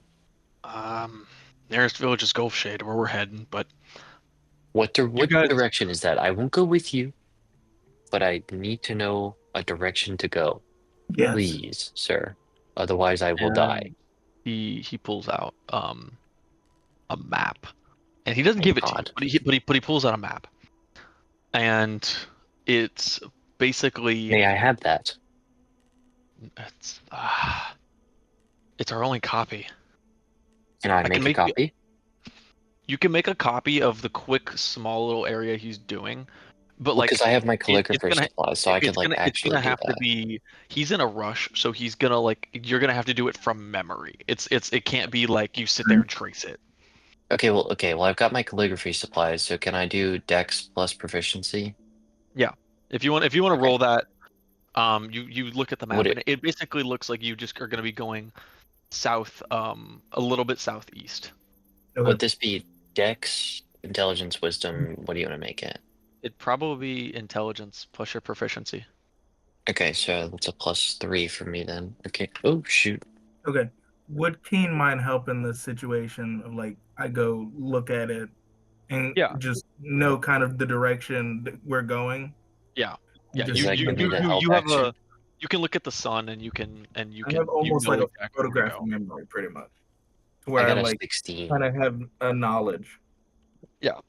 So cool. So you managed to make a tracing of how to get to the nearest village called Gulf Shade, as he called it. But he warns you against following right after them, and he says to go in the Yeah. morning. So Um, essentially, so they're leaving right now in the night, right? yes, they all Okay. All right. yeah, they're taking most Cool. of the supplies, but they left you guys some bedrolls. Okay. So I look at my comrades, my And newly you're bleeding out acquired. your leg. Yeah. I imagine I've taken like part of my, because I've got the classic blue coat and like the red ascot or whatever. Taken the Yep. red ascot and like tied it around my leg. Yeah. So as to not bleed out or whatever. But I ask my comrades, I go, okay, here's the situation, my friends. I am Percival Monroe. I am from the year 1775. It seems as though we have all been uh well placed here by some sort of means. Who knows? But we seem to be out of place together, if you catch my meaning. So, how about we work together? We've been given these supplies by my friend Reed here. Oh, bye, Reed. I wave to him. Does he wave back as he leaves? They're already gone. Oh, darn. Okay, well, I Aw. point in the direction that they went. So I do that, and then I go, okay, we've been given these supplies. I have this map. This is the surrounding area. He told me this Gulf Shade is the nearest civilization that we can go to that is safe. However, they're going there right now, and if we follow after them, he said that they will kill us. There were more of them. There were 6 of them. They had better equipment than ours here, so we are just outmanned and outgunned. But I You're didn't just think gonna that that keep was a very making smart decision. Alexander Hamilton references. Yes, we What? will. That's an Alexander I Hamilton reference. what saying outmanned and outgunned? I feel like that's just a phrase. Okay, It's in one of the songs in that exact phrasing and exact order. Okay, Anyway, well, I Oh, I'm didn't mean sorry. to. It just worked. No, exactly. you're good. You're good. So continue. Anyway, I then say, so either we, because you said that this was like to the southwest or southeast. Southeast. Okay, so I see 2 options. One, we travel in the morning, we hide the night and travel in the morning. Or, so are they traveling directly southeast or are they going south or Right. east It's right it's now? more south than east, but they're going basically, you can presume, in like a straight line based on the map.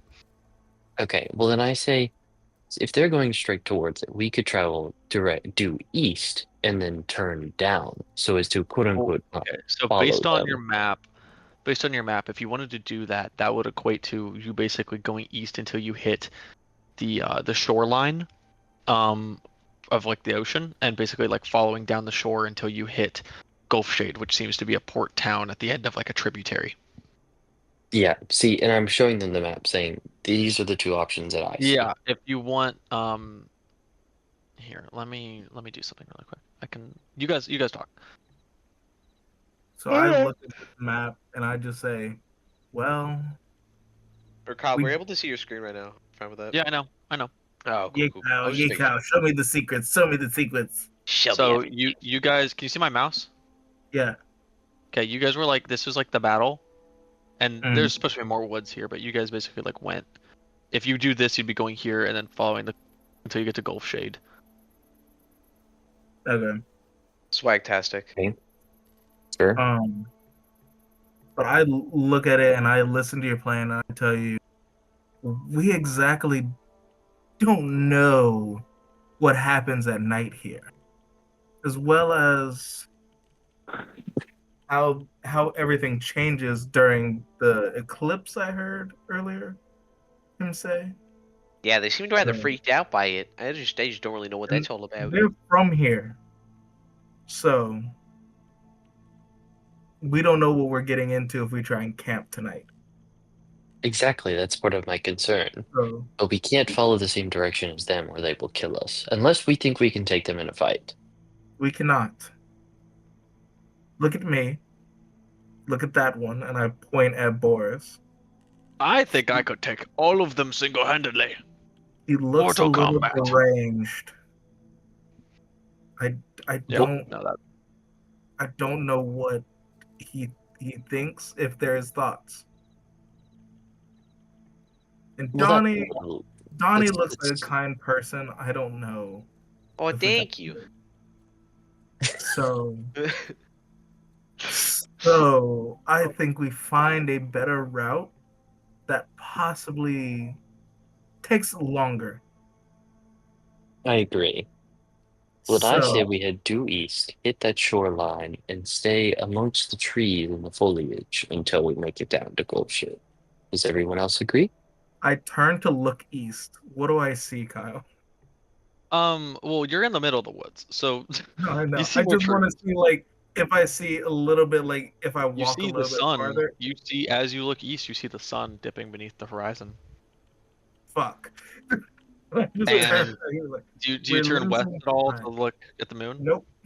Nope. Okay, cool. We're Um, losing time. Let's And- just go. If any Okay. of you have ever been in the woods at night in the dark, it is pitch black. Exactly. Mm-hmm. But this seems like Well, we have darker our than- torch, right? This seems it seems like the shadows are like stretching, like not like they're moving, but it just seems like there's not much respite from like the moonlight.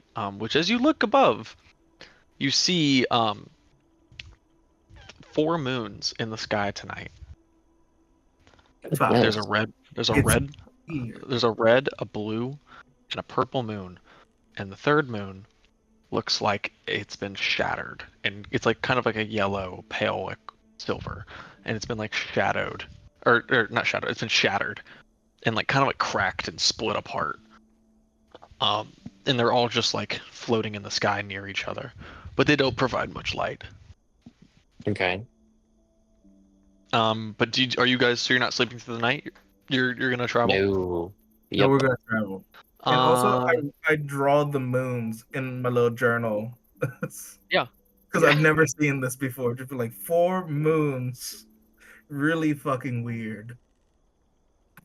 That's it. Can someone roll me a D100? I got it. Oh. Oh, no, go for it. Go for it. You got it. it. All right, let's see.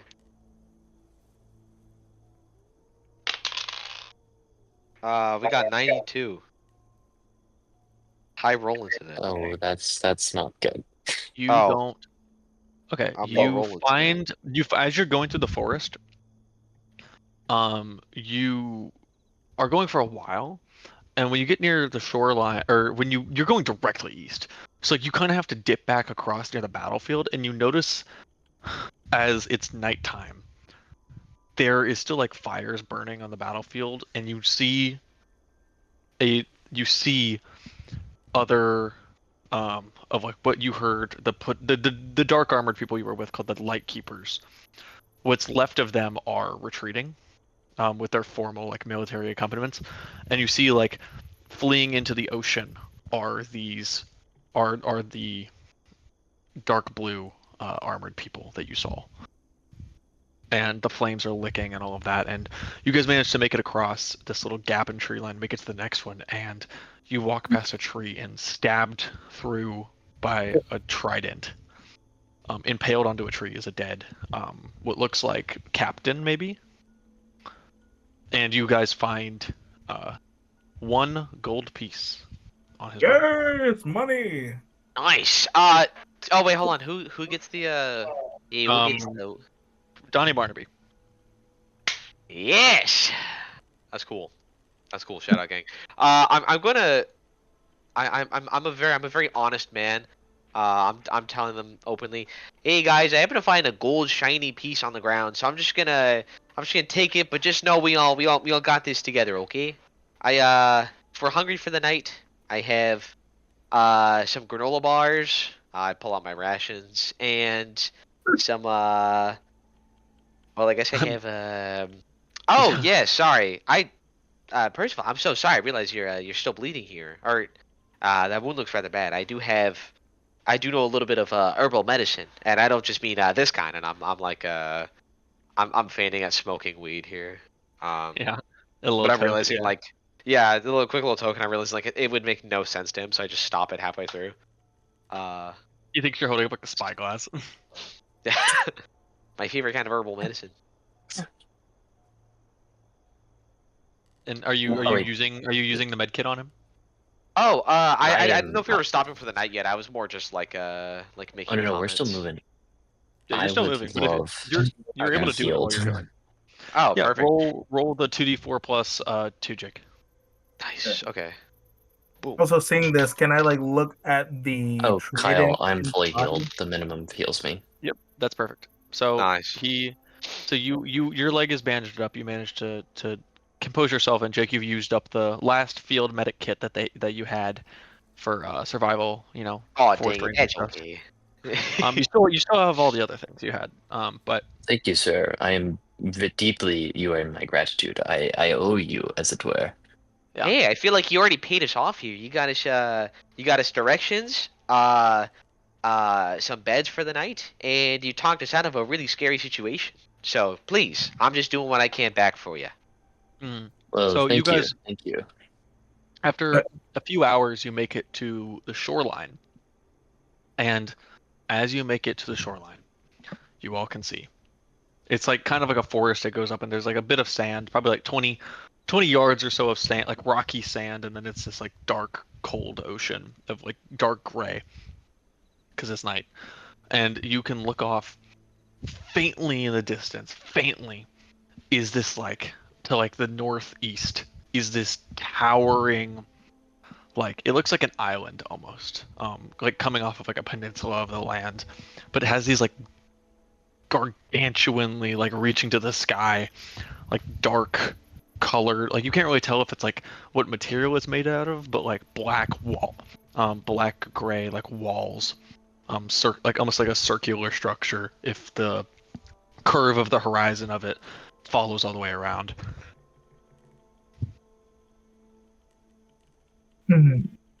I am absolutely admiring the scenery here. I'm just like, I'm sketching Yeah. things down in my little notebook. Mhm.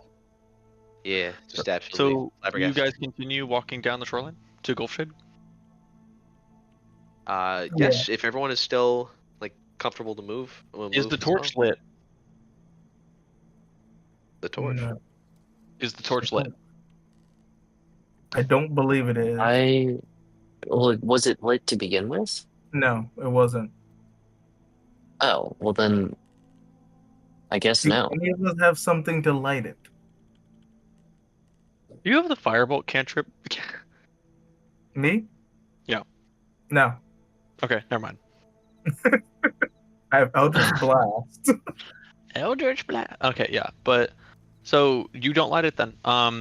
But it's just, even though you're out of the tree line and like the moon should be like is shining its light down on you, it just feels cold. Oh, if And you it guys need, I feels- have a road flare. Sorry, I feel like I should preface that. But And that, it feels- that might draw a little bit more attention. Sorry, keep going. And it feels well. Those will burn brighter than a torch. That yeah. Yeah. But I'm assuming you haven't lit that yet. But it's Uh-uh. it is cold, and not like freezing cold, just like a slight chill. And you always feel like you keep hearing things like shiftings from the woods as you keep walking from the darkness, and the pale lighting from the moon casting shadows through the trees. Those shadows are like stretching down the beach, not moving, but like they're cast down onto the beach, and it's just eerie, and it's almost like an unnatural darkness. But you keep going, and eventually it lights up, and the sun, as the moon's dip beneath the horizon line, the sun starts to rise, and it is probably around 6:50 in the morning as you guys see in the distance. You round like the terrain of the shore starts like going higher and higher. If you've ever seen like the cliffs of Spain, like what the shores of like Portugal and Spain look like, Mm. Where it's just like those, or like even like the Dover Cliffs, where it's like those tall. It like the terrain kind of starts going up like that. Yeah, tall And- crashing cliffs.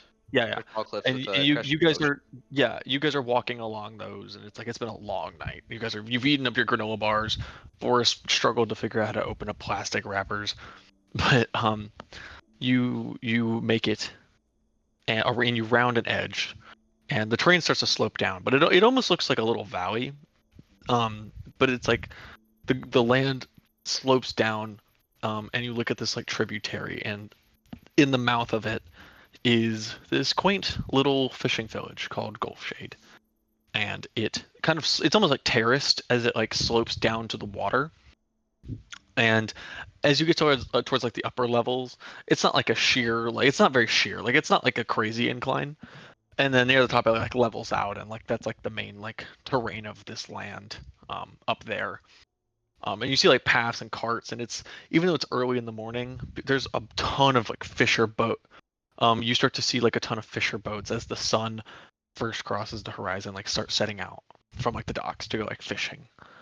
And you notice that in the back, not like the harbor, but like anything that is not the harbor, basically like circling this small village, is like like a 10-foot tall like wooden wall. And there's like a little path, kind of, you guys can see if you keep following, that would lead to the entrance to this village, like from the north. Are we okay? So just to make sure, we did walk the entire night, right? Yes. I'm gonna be really, I'm gonna be pretty pooped. Actually, you know what we're gonna do? Every single one of you, roll me a con save. Oh, I shouldn't have fucking Oh, brought dear that up. I'm God. sorry, guys. 4 is passed. 18 plus 2, so a natty 20. Elias surprisingly passes. I'm a 30 boy. 5. I'm used to being in unhealthy conditions because of being a Team. What did you get, Wait, John? that's genius. 18. Okay, Donny, you have 1 level of exhaustion. God damn it. I knew it. I knew it. Shouldn't have said anything. I'm sorry, guy. You shouldn't. It's literally just you. Yeah, Exactly. Hey guys, you want to feel really tired right now? The park ranger is tired from the hike. Yeah. Hey, listen, but- this wasn't just a normal hike. I Yeah, didn't have my He doesn't know where he morning. is. That's why it's so You've- tiring. You've been distressing a little bit. You're a little out of shape because of the mandatory bed rest you had to do, Barnaby. I think I'm just out of shape in general. You're a little out of shape. He's a little Um, round. You're used to like So nice we're like kind of flat doing it. nature trails. Yeah, But we usually carve out no fire zones. yeah. But anyway, what do you guys do? It's all up to you. So you said that there's like a massive wall around the city, right? It's like 10 foot tall. It's not too big. Okay, is there like can we see like somewhere where there'd be like an opening? actually Gotcha. So we go to the front gate. Yeah. Okay. We go So- towards the north side of it. Well, actually, okay, wait. Actually, can we see through this wall? It's like stacked logs. So yeah, you could kind of, there's a little gap, a tiny like gap. Okay, are people just like going around like it's a normal town, or is there like does it look like deserted? I Roll me just want to like perception. suss the place out. Roll me Okay. perception. I don't remember my mod. That's a 15. You can see some people getting up to like get ready for the docks, to go fishing, prepping the markets, but you do notice it looks like you see people like hammering like wood boards on windows, and it looks like almost like fortifications are being put up in for certain people's houses and markets and homesteads. Okay. But no one seems Is there? like panicked currently. Okay. But there is Is there any? This is probably a long shot. Any building nearby that seems deserted? Like, is there anyone building where there's no one coming out? There's like the windows are already boarded up. You know, None that you hella can see. dusty. Okay. Well, I tell to the group that it seems as though people are boarding up their windows and their doors. So, I have an issue. I do need to with us- stress I do need to stress it does not look unpopulated. It just looks like they're putting up Yeah, protection. yeah. But I say to the group that I think there might be a little bit of an issue if we were to just waltz in, since these people are obviously prepping for something. Outsiders at a time like this probably aren't the most welcome, as it were. So what if we try to find a gap in the fence or a secluded spot and just hop over to where we're already in town and we don't have to deal with guards, letting us in, as it were. Boris Borrision chimes in and says, "Simple solution. Just go ask the front gate. I'm Gypsy. I deal with these people a lot. They usually just let travelers through. We buy goods, we move on, we good." But I the thing agree is, with Boris. Boris. Oh, okay. All right. If you really think so, I'm just not so sure that it's going to be that simple. But we don't know if we don't try. You sneaking That's into a very true. town and then getting caught. What Whatever makes it you look guys do. worse? Well, I mean, if they don't, see, here's my thing. If they don't let us in and then we're caught inside, then we're just going to get in trouble. If we're just found inside, we could just say that we were always there. Look at us. You see what I mean? Look at us. Hey, look, we can get Look disguises. at us. We can get clothes. It This is not an impossible thing. is not, but we don't seem to have the money. I don't I have mean, any money. no one ever said that we had to buy them. You can get caught however you want to. I'm not connected to you. I just hear need to like find a way to Very get true. back. money perk up. I'm like, oh wait a second, hold on, and I pull out this the little gold piece. I'm like, hey, this shiny thing, you think it'll go for something? Probably. Yeah, that is a very good point, Donny. We could use that, yes. But And that's Boris, all didn't we you have. find some money as well? Little copper buttons, yes, and little silver buttons. May I see them, please? And yeah, he hands them over. Okay. And then Donny, may I see your gold piece? Ah, fuck. Don't give it, Donny. I'm not trying to take it. I just want to look at it. Hey, I mean, of course. Here you go. I show him the shiny piece and give it to him. Does like one side of all of the coins, does it all look like it's the same currency? Is basically what I'm looking at. Yeah, you Okay. can tell with the currency. Okay. Well then, okay. I just wanted to double check that these are all from the same place. I give the silver and copper back to Boris, Yeah, and I never took the gold from Donny. you take him and he looks like he's already like replacing 2 of his buttons with some of the copper. Oh my god. Okay. Subtract 2 copper. All right, I will. So, if It's they just really want to just walk in, I guess we're just walking in. Yeah. So you guys continue walking along the wall until you get to the north gate? Yes. Yeah, sure. Okay, so as you guys are walking, you start to hear Sephard, just push a little harder. Just put your back into it. Put your all into it. I'm trying, Dad. I'm trying, Uncle. And it's not working. The wheel's stuck. And you guys see a man. He kind of dressed in like merchant clothes. Boris would recognize him. He looks like he's dressed like, a 1700s merchant. Closer to Boris and, Percival's times almost. Okay. But kind of like Volo from Baldur's Gate. But Okay. they're dressed, and you see like a boy. He's probably about 13, and it looks like their wagon. You guys are probably like seeing the backside, and it looks like it's gotten stuck. One of the wheels has gotten stuck in the mud on near the entrance, like near one of the roads that's going to the entrance to the north gate. Okay. Well, I guess we were to just like happen upon them, right? Yeah, I mean you can walk past. No, I would. Hello, good sir. Are you in need of some assistance? Ah, Samaritan's my favorite. My name is Taryn, and this is my boy, Sephard. Say hi, Sephard. Hello, Say Taryn. hi. Hello, Sephard. He gives Sephard a pat on the back. He says, "Say hi, Sephard," and Sephard goes, "Hello, hi." Anyway, and he goes, and the man Taryn, he goes, as you can see, we are in quite a bit of a pickle.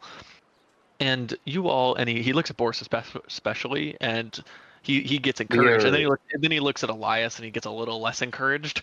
But he's like, you all seem to have a little bit of manpower to help us push this up. Well, I'm a merchant. I would. not One we're trying to second, get. Taryn. Huh?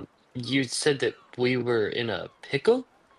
No, What do you I'm in a mean? pickle. My card's in a pickle. What does that mean? What is this pickle you speak of? Oh, he's talking about he's in a bit of trouble here. I perk up all excited. Oh. Yeah. I apologize. I've never heard this terminology before. Listen, I love a good pickle just as I'm much not as from anybody else, around but here. this isn't a good one.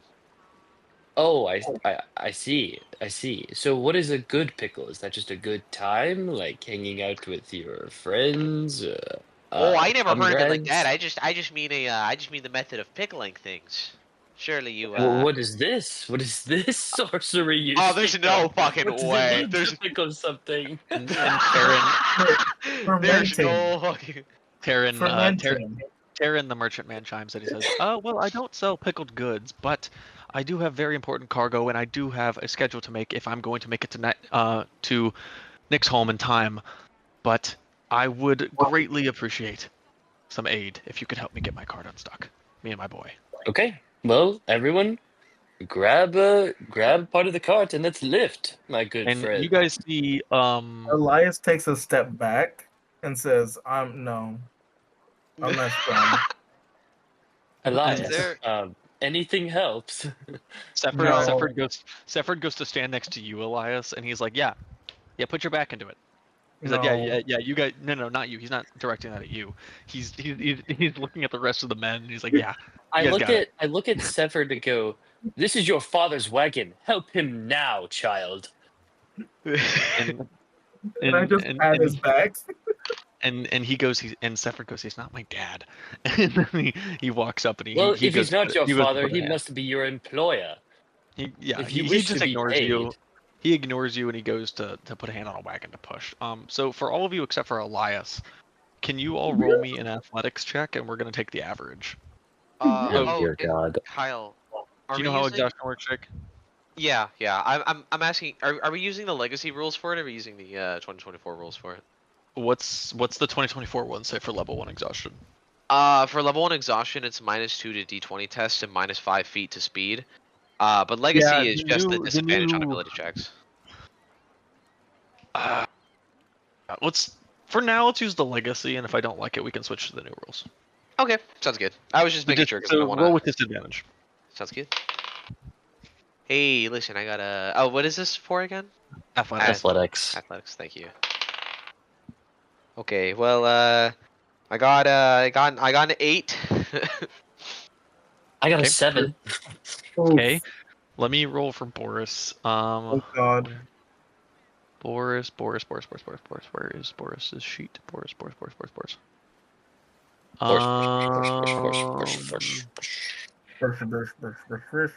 Boris got a nat 20. So Beautiful. so Literally. let me just do so, and then Sefford is gonna be a straight 10. So 10 plus 7 plus 8 plus 20. Divide that by 4. Okay, just enough.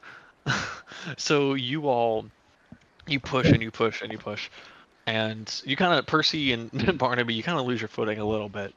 But you get it up, and it goes as the wheel pushes out and goes onto the mud road. And Taryn walks over and he goes up to you, Percy, and he goes to shake your hand. He says, "Thank you, my good man." Thank you. Well, you're welcome. Happy to help. Is Yeah, there and anything so- else that we can help you with? And he looks back at his boy, and the road. He looks almost like the direction of like south-ish a little bit. But he looks at his cart and his boy, and he looks at y'all, and he goes, and he sees the weapons you guys are carrying, and he goes, well,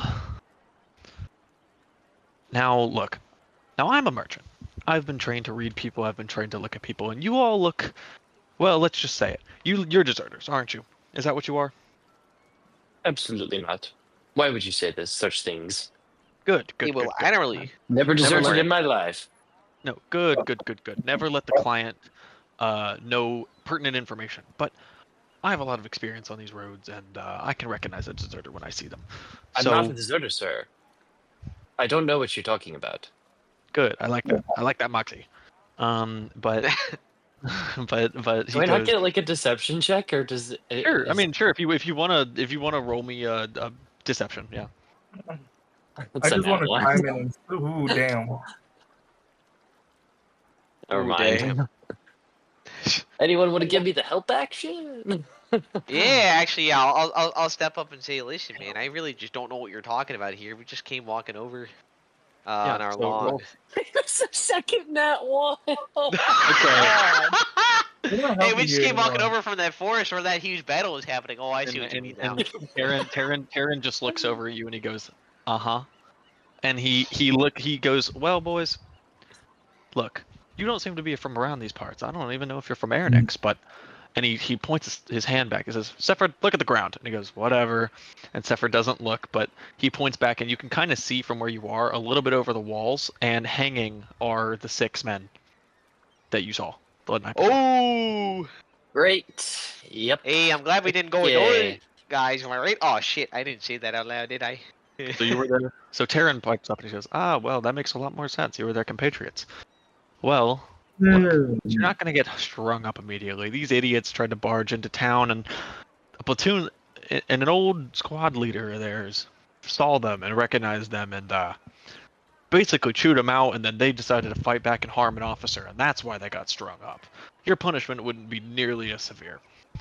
But if you are interested, later today, I am planning on setting out on my next trade route, and you all. Actually, where are all you all from? I like to know who, I like to know who I'm working with. Distant land, if you would believe that. Oh, I'm from a place called America. Minnesota. I just I like plant my fists in my hips and get all big and say America. Well, okay, And- well, I and- mean, I think we're all and from he there. and he chimes up and says, "You know, you're all from America. Is that one of the Stormhold Islands?"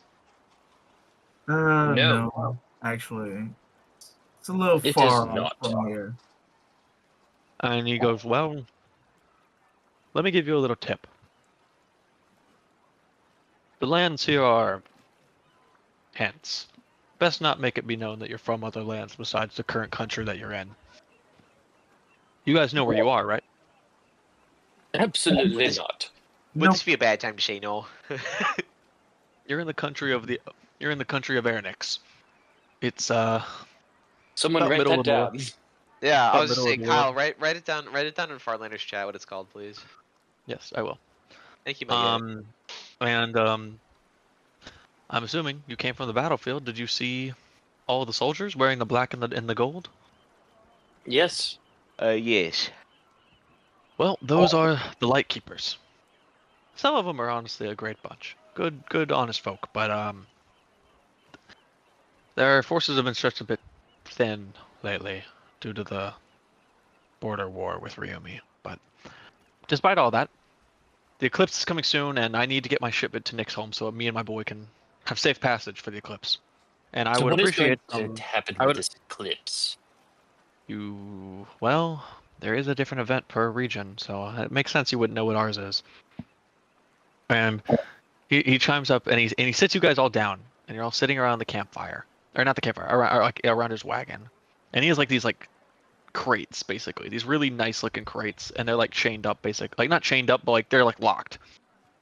Okay. And he goes, well, you know, most travelers know a bit about where they're going to before you get there. It's a bit of a rule of the road. But I guess for free this time, I'll pass on some advice. 4 times a year, there is the Umbral Eclipse. And as we get closer to each one of these eclipses, the nights grow longer and longer until they don't end.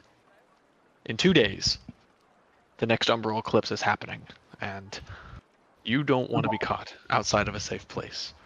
Preferably, you want to be in one of the 2 larger cities in the region, but which is why me and my boy are going to Nick's home.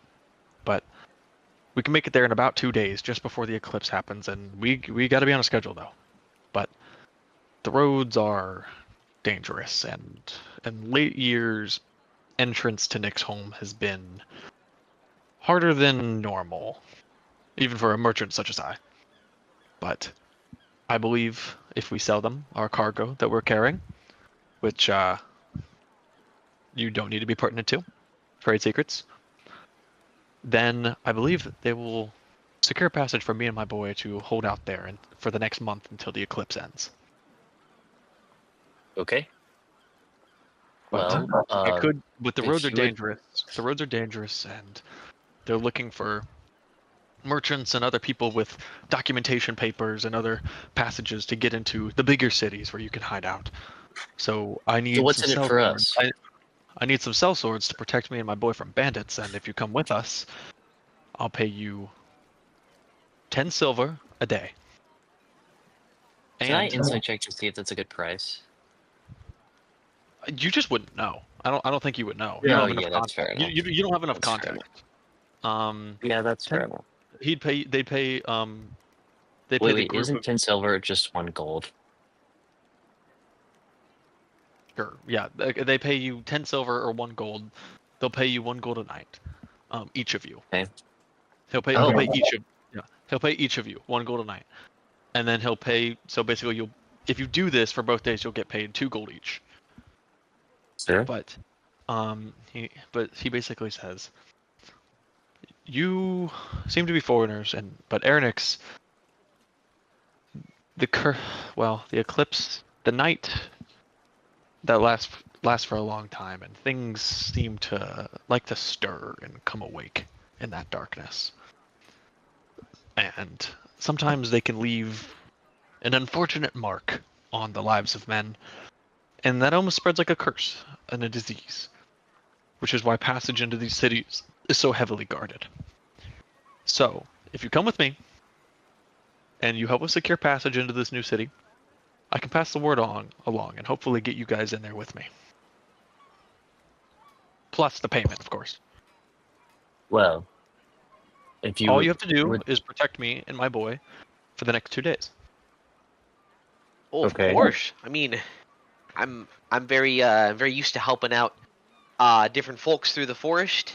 And I'd totally love to help wherever I can. You and your boy seem like a nice lot, and I'd love to. Jesus, I'm making a British. I would love to help wherever I can. Yeah. Plus, if we successfully get you into Nick's home, we can look into getting you some identification papers. That would Kyle, be ideal. is this cart going into or out of What do you what? Goldshade? It looks Is like it he's called- trying to go into Gulf Shade to restock on some stuff, and he basically told you that around like 12, like middle of the day, they'd head out to go to Nick's home. Okay. Okay, so then, And it's about 7 in the morning, 7:30 right now. well, then I ask him, well, what do you suggest we do for the remainder of today? Well, you can either camp out in town, or my boy Sefford. You could, well, me and my boy Sefford have to go into town, and you can either camp on the outskirts, or if you really need to get in, you could always try sneaking your way in. But if you want to hide in the back of my cart as I go in, I can probably get you guys in if you want to take a look-see around the town. But you do look a bit odd, so I don't know what. Is there any sort of chance you have land- another change of clothes? Well, that'd be for me and my boy, so I can't spare that. Oh, I think you Just for the understand. day. Roll me persuasion with disadvantage.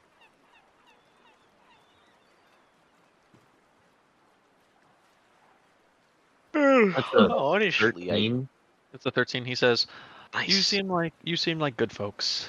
I can give you some night cloaks, but they can go over your current wear. But it would seem some traveler's cloaks, but they will look a bit odd on you. So it might help a little bit, but try not to go into big crowds. That's perfectly fine. I understand. Thank you.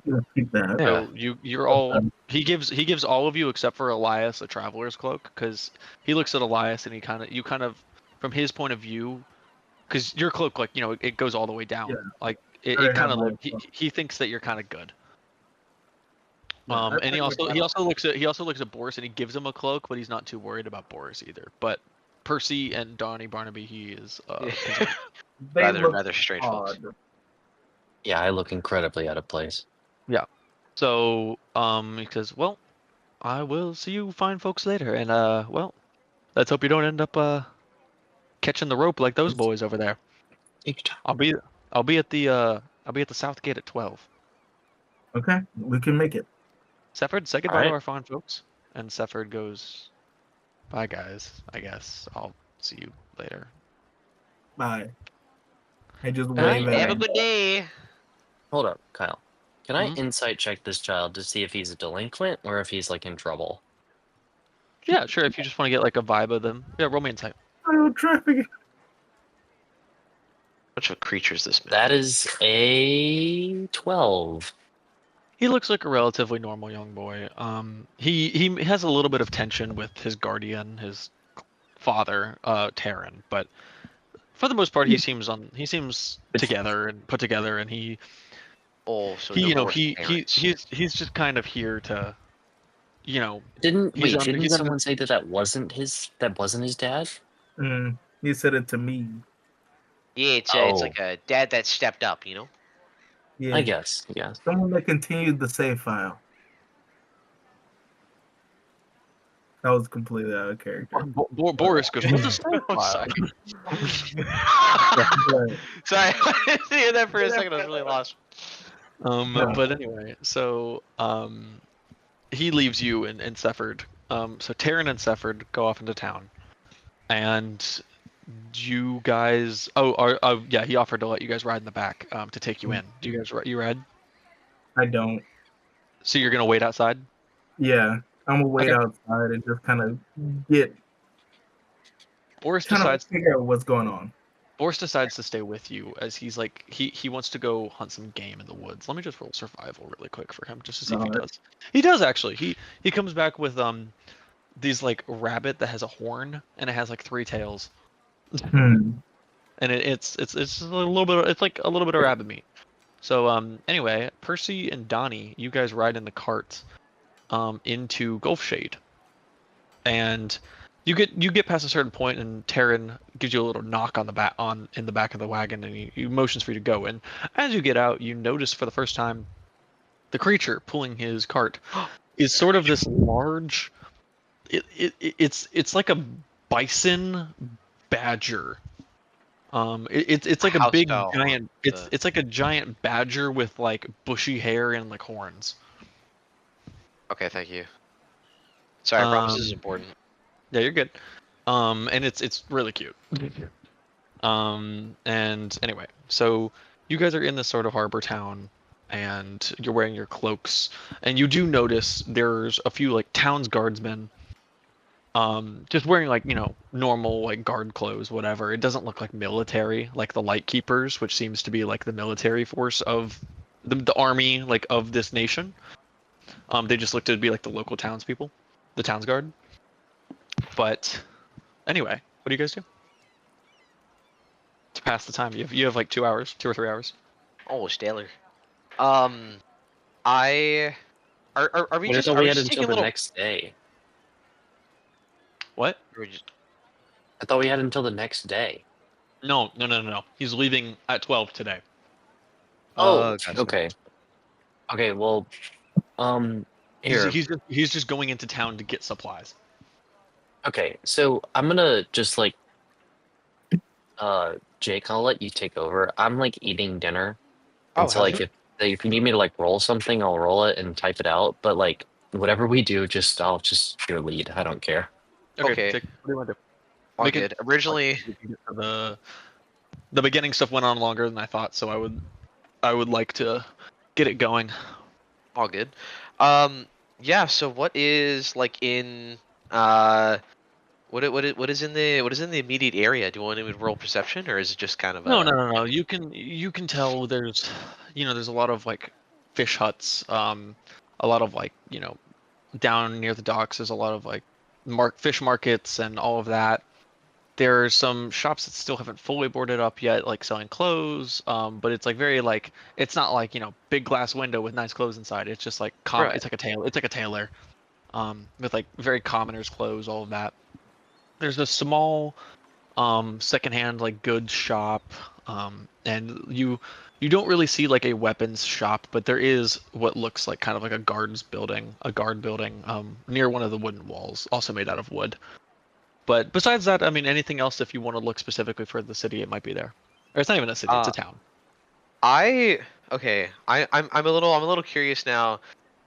With the secondhand goods store, originally I would just go with the clothing, but my curiosity for trinkets is unmatched.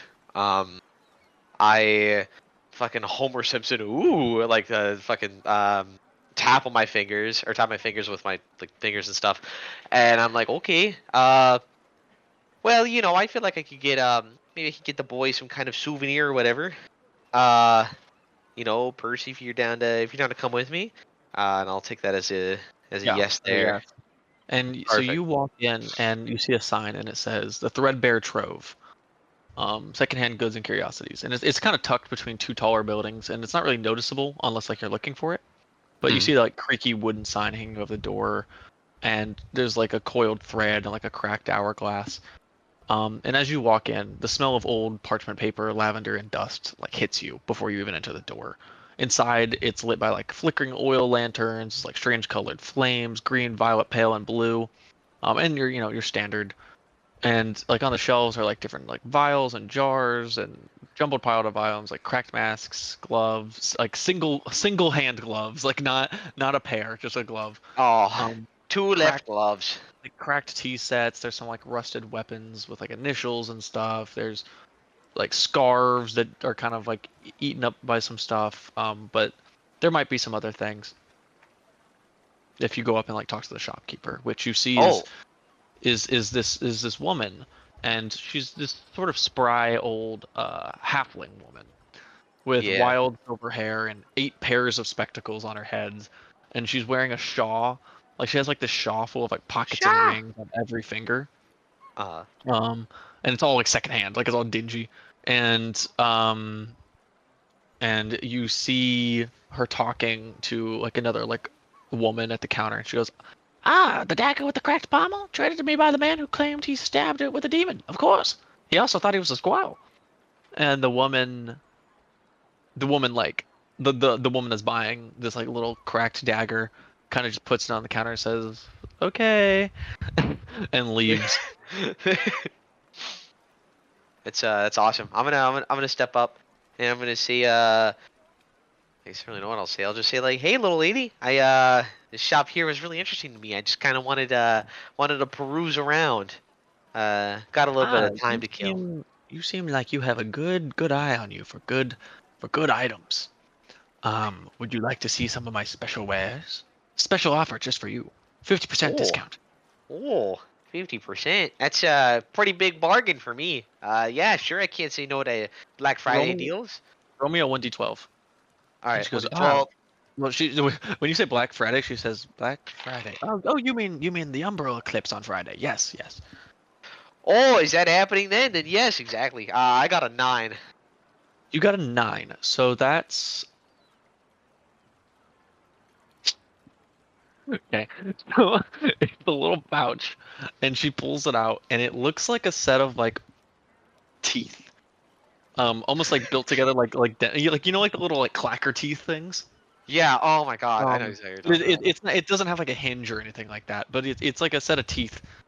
I mean they are connected, so I guess there's like there is a little, yeah, it's like dentures. But they're definitely not human. They're Oh. definitely not human teeth. But like you could if you wanted to like make clacking with them. But she goes, "These are the teeth of a great demon lord. That old dagger that you saw before stabbed itself. And legend says if you put it up to your ear, it'll whisper to you." It'll whisper. Oh. It'll whisper secrets that you need. Hey, listen, I'm hoping this is seen as a kind act here. Are you okay if I gave this a test ride? You know, put it up to my ear and see if I hear anything. Okay, roll me perception Okay. as you put it up to your ear, just to see if you can hear it. Okay. Let me make sure. Sorry, I have a picture of a badger pulled up. I'm going to try to terribly sketch this out. I have like no I what's it just called, told John's message skills. that he wants it, but yeah. Perfect. I got a 7, so I'm not gonna be looking Hey, too. you hear a faint like clack and like whisper, and it's like you can't really make it out, but it just says, Janet. Janet. And then it just stops clacking. Oh Jesus. Oh, okay. Oh, quickly hand it back. Oh, my perception was 7, by the way. Yeah. Are you No, I know. asking if you? Oh no, I'm John. Are you asking for you to like see it and roll perception to hear it? Okay. John. Yeah. So I guess John is also. I'm handing this off to him like really quickly because I'm freaked out. It actually kind of did tell me things. John's putting it up to his ear, and And tell me the he number. happened to get a Oh, lovely nat nat 20. 20. The dinner rolls, baby. Let's go. John, or Percy, it whispers in your ear. It whispers in your ear. Anyway, so Wait, say that you again. put I it did not down. hear you at all. It's okay. You don't need to hear it. Oh, true. Anyway, so you put it down. Oh, okay, yeah, your and- mic cut out then. Dunce. Oh, did it? Oh, John. Yeah. Okay, he didn't hear. Oh, okay, my bad. It said, it's John or Percy. Only you hear this, and it says, he cried when he died. And anyway, she basically turns to you, and her name is Madame Broggle, and she says, 1 gold piece, please. Oh, is this the 50% discount? If you don't mind me asking. Yes. This is after the 50% discount. Beforehand, it was Whoa. 2 twos, 20 gold. Wow, holy. That's appreciate the gut here. I'm gonna look over to John, or I'm gonna look over to Percy and be like, "Hey, are you sure you really want this?" And see him like nodding his head vigorously. I'm like, "Okay." So you pull out you spend the 1 gold you'll have. No fucking trinket. I love trinkets. You It's so spend, fucking. you spend the 1 gold you have on the demon teeth. Oh my god. if I you hope want to add that there's. to your, Demon teeth. if you want to add that to your inventory, Donny. Anyway, so you wrap up in town, and it's about 12 o'clock as you hear like the bell tolls. And you Oh, and guys by the all way, meet John, up. those will be you'll be holding on to them. I'm gonna be extremely disgusted because they got the name of my wife. So you guys leave, and it's about 12, and you meet up with Karen and Sefford outside the village, and Elias and Boris. Are you guys already there? Yeah, we just stayed sitting at the spot and then Yeah, went. you walked around the wall. Time Yeah, after you he was walked around done the wall hunting. until you walked around the wall until you made it to like the south gate, and you just kind of waited. Yeah, Um, I didn't feel like meeting up with more people. Just yeah. And he didn't goes, anticipate- and you see Taryn, and he goes, well, my friends, we've stocked up for the road, and we better make haste. I'm a little worried about us making it in time, but if we don't stop, and we only rest at night, we should be able to make it just fine. Yeah, I think we So, should. do you all How far know is it? how far is it? It's about 2 days ride. We should get there just before sunset of the day of the eclipse. So cutting it a little close, but we should make it in time for them to let us through. Okay, sounds good with me. And he Yeah, I goes, wasn't doing anything with that time. Sefford, can you hitch up Molly? And Sefford goes, okay. And so Sefford hitches up the big badger bison. Let us all. And presumably called Molly, and hitches it up. And it's like walking pace. So Taryn kind of like, as you guys are going, like he's like rotating you guys out of like walking alongside of it. But basically the whole day kind of goes on, and you guys are traveling across the lands of Scindrael, But you pick up the name from, or actually, no, you haven't. No, you guys don't know the name of the planet. Yeah, we don't know. You out of the game, you know it's Scindrael. Okay. And you're in the country of Ernix. And as you guys are going, you leaving Gulfshade, you are going through like a merchant's path through a forest, and it's not as dense as the one that you guys were walking through last night, but it is a good. It looks like this road's been carved out in the forest, and it takes about. You guys ride that for the rest of through this forest for the rest of the day, until like you stop in a clearing for under like a big tree to set up camp, and you see Terran instructing Sefford to like place these sort of like tiki torch, like standing torches, 4 of them around the perimeter of your encampment. And by this point, you guys have all long rested. Nice. So your exhaustion's gone, Jake. Yay. But so yeah, so that's happening. And we're Lovely. taking camp for the night. Mm-hmm. Okay. I walk up to Sefford because I've been very intrigued with Back, by the way. animals after Yay, Boris hunted the rabbits. I'm like, what is Molly? What is Molly? Oh, so Sefford talks to you, Elias, and he's like, "This is Molly. She's a Balin. They're native. They're more native to the northern regions. How do you spell it? A Balin, a Baylen. Thank you. And they're more native to the northern regions, but we my uncle Terran got one of them a long time ago from one of his trade merchant buddies, but she's been pulling our card ever since. Last few months, at least, since I've been here. That's interesting. I've just never seen an animal that looks like that. Really? You guys don't have Balins where you're from? No, we have Huh. similar animals, but nothing like this. So Interesting. that's intriguing. Well, anyway, Molly's just about the only thing I got to a friend out here. It's just me and the old man. I understand that. Most of my friends are books, or mainly books. You have books? I reach into the satchel and pull out one of just the history books I have. Yeah, you would have that. So he goes, books are expensive. I haven't gotten to read one since my mom read them to me. That's And he looks at it and he can't read the language, but what do I say? there wouldn't have been pictures probably in books back then. Maybe sketchings. There would have been sketchings. There'd be no pictures in books in the 1900s. They just didn't come up with that yet. There would have been sketchings. So like he would be like looking at some of the sketchings. But eventually Terran calls out to him and he stiffens up a bit and he hands you back to him and says, "All right, I gotta go finish lighting the Nixloom lanterns. So I'll talk to you later." All right, I will.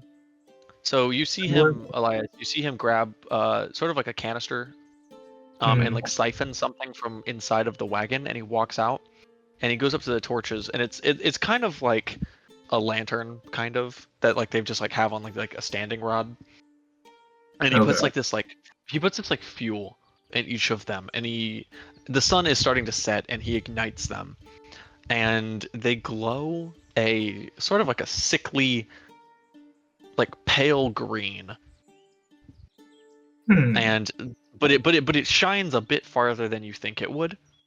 But it lights up like the area you are. It's still like calm enough for you to be able to sleep in and not bother you because of the light levels. But it seems to ward off that unnatural darkness that creeps around you all. Not bad. Green fire is good. So the night progresses a little bit, and Sefford, he goes to sleep he's like kind of cuddled up next to Molly and goes to sleep. And there's a little bit of a campfire going, and like Boris is cooking his rabbit. Yes. And all of that, and you guys all for the first time have a chance to like sit around. It's an interesting area. I am. I'm like absolutely glued to my little notebook here. I'm like, hey, I mean, listen, I never seen nothing on a history on the Nature Channel or whatever. Seen something like Molly before. Is that any of your books or no? No, none of them. There's nothing like Molly in them. So, Jeez. I just thought This is- Minnesota had some weird animals, but look at this thing. yeah. But you keep saying you're from Minnesota? Yeah. Actually, wait. If you're in that recent of times, or recent relatively, where are you from? Massachusetts? Oh, I've been there before. Oh, I love Massachusetts. Oh, I know this Massachusetts. Hey, wait a I'm second. from Boston. Wait. Yeah, that That is sounds my about home. your home? Hmm. Boston, Massachusetts, yes. Hmm. I'm one of the founders. That's a lie. I was just about to yell out I just inside realized check, that Kyle. that is not, Yeah. that is not correct. My +5 No, insight I- and be like, you fucking liar. No, I would not say that because it's been there for way, way longer than I forgot. But Yeah. I'm one of the first generations of pure Americans from Boston. That's Oh, astounding. it's really Oh. amazing, huh? Hey, Or hey, Boston is still standing and doing a great time up here. So don't you worry about that city, okay? Oh, it's too Boston is resilient. thriving. Break it down. I was never worried about it. That's hard. Seemed a little worried there. Earlier when we talked about the war was over, or at least Donny I was did. worried for the country, not the city. Yeah. Y'all I'm did worried good for the though. American people. So, since you were one of the messengers, that means, Paul Revere is the one that's in most of our books. Paulie? Yeah. He ended up doing it? I guess Yeah. it was after me. But what if I couldn't do it, it was him. Glad to know that he did it. He was the one I that was- everyone I- knows. Everyone knows? Well, that was supposed to be me, originally. Yeah. Oh, I'm sorry about that. Hey, if anything else, his Oh, it's- work was pretty good, so he learned from you well. Oh, he did. Oh, yes, he was an excellent, excellent friend. Quick as so, hell on a horse, too. so all of you chat a bit into the night, sharing a little bit more information. And Taryn is also sitting around the campfire, and he's making some conversation with you all, and he's telling you a little more about what's up, I guess. But he does keep a distance. Mainly he keeps looking into the night, and he's definitely positioned near Sefford. And you do notice he does have a short sword at his side, sort of like traveler gear attire, to fend off creatures and all that. But he is definitely keeping up, the merchant persona for you all, but it is looking over Sefford and is nervous for him. But do any of you make any more conversation, or do you put up first watch for the night? I want to. Oh, Oh, sorry. Go ahead, Doc. You were going first, Jake. I appreciate it. Yeah, I'd be so down to talk with. Is his name Temer? His name is Taryn. Taryn. Taron, thank you. Teron. Taryn, and then his boy is Sefford. Gotcha. Thank you. Yeah, I'm gonna talk with Taryn a bit. Be like, hey, listen, I understand the boys get kind of rowdy sometimes. I have one 11 years and one 7 myself, so I totally understand. Ah, yes. The wonders of youth, the energy of a child. But Yeah. he's a bit. I feel bad. He gets a bit antsy on the road. He doesn't get out much, and besides our merchant trips, we've been pulling them nonstop for the last few months to get enough coin to help us get into Nick's home, and enough reputation to get us into Nick's home. The merchant guilds there are very strict, as I told you all. Yeah. I just hope this nervousness you're feeling right now doesn't get transferred onto your boy there, cause I can see he seems a bit antsy, and I know you're just here to look after him and to show him what's safe, or to make sure he gets what's best. But yeah, I don't know. He seems to be a little more on the lonely front. Well, he used to be a cheery young boy.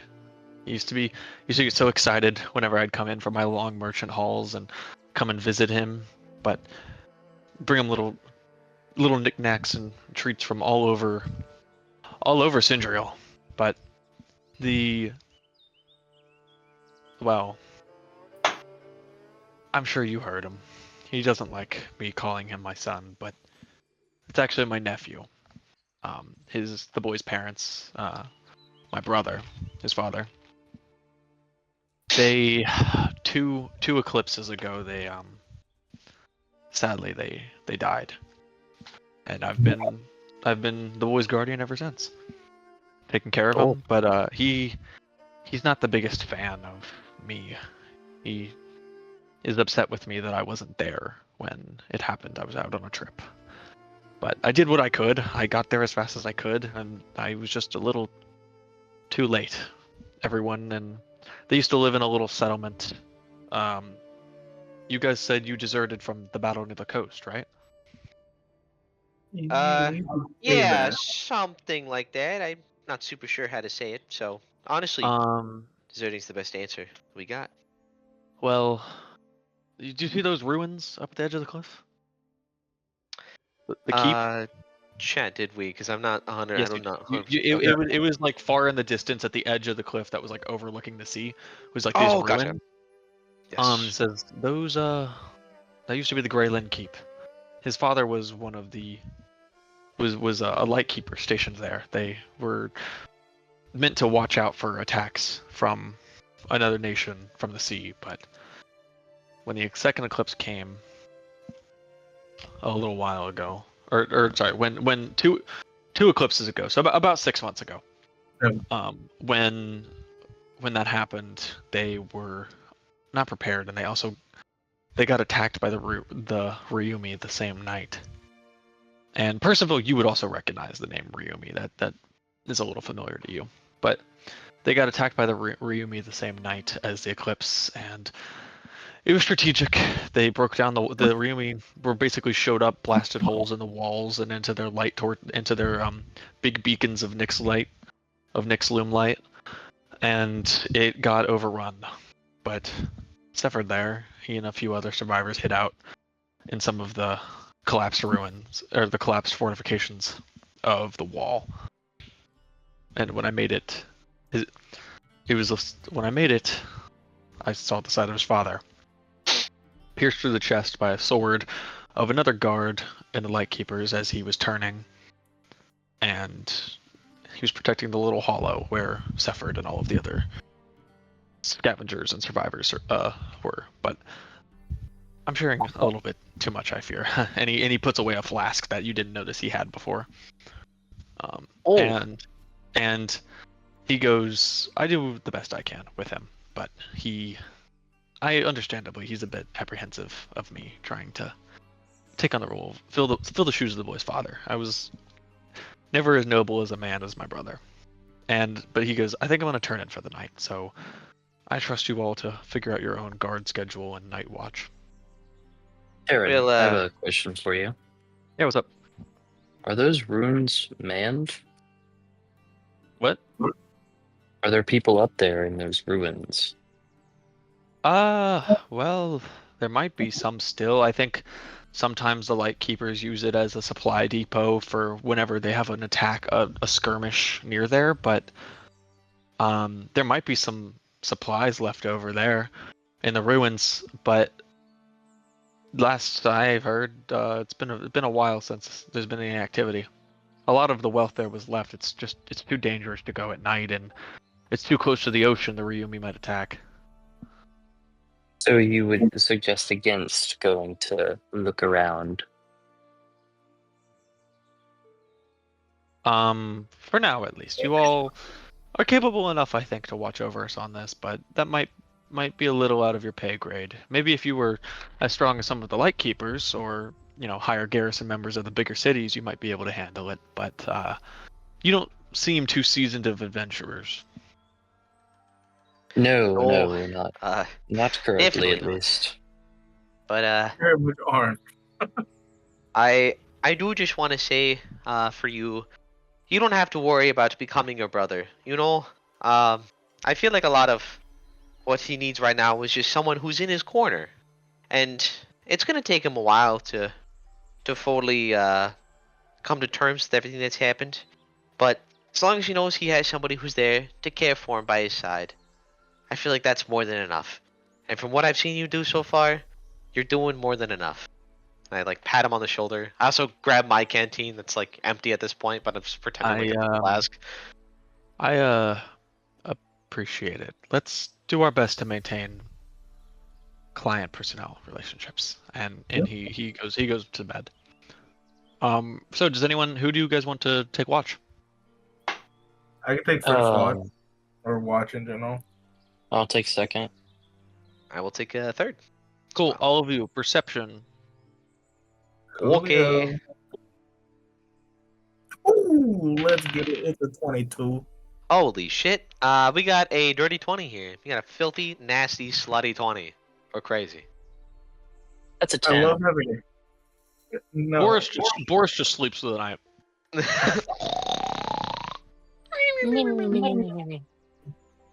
What?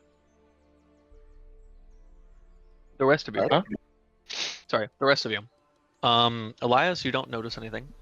No. And Donny, Donny, you see some wildlife skittering around the forest clearing. Not panicked, just you've seen enough nature and how they react to the seasons. It's almost like they can tell like an eclipse is coming and they're going into hibernation and into hiding and things like that. They treat it almost like an eclipse here. And finally, Percival, throughout the night, you don't see much. It's just the dark of the forest and the sickly light of the Nyx, what Sephard and Terran called the Nyx Loom light. But anyway, night passes and it is the second day, and it's pretty uneventful. And you guys are still going through some forest. It's a little hillier.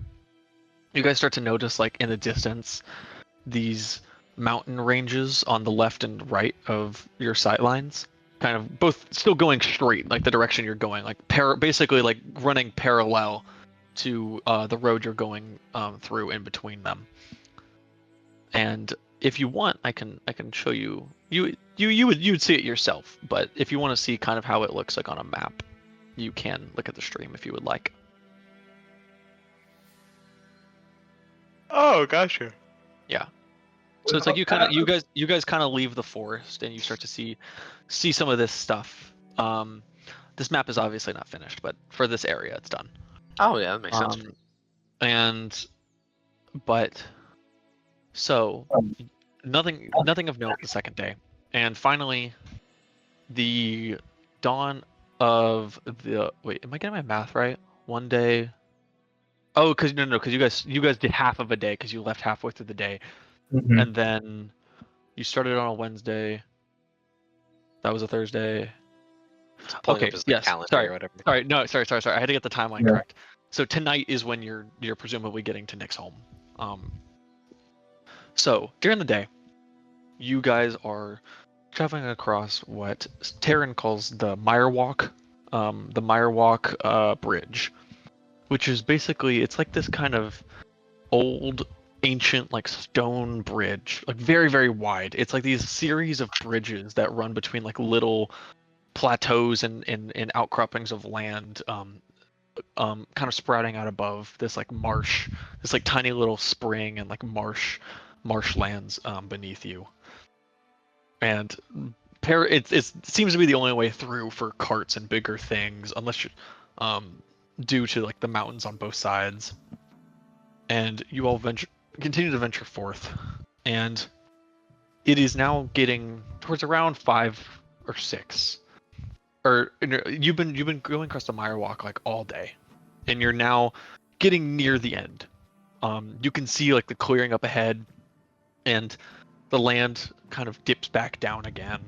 as you guys when you would get off the bridge, it would kind of go slope down, and faintly you can see in the distance as you get closer enough what looks like a big circular plateau in this giant field with there's rivers and stuff. It's a hilly region, but there's rivers and all that.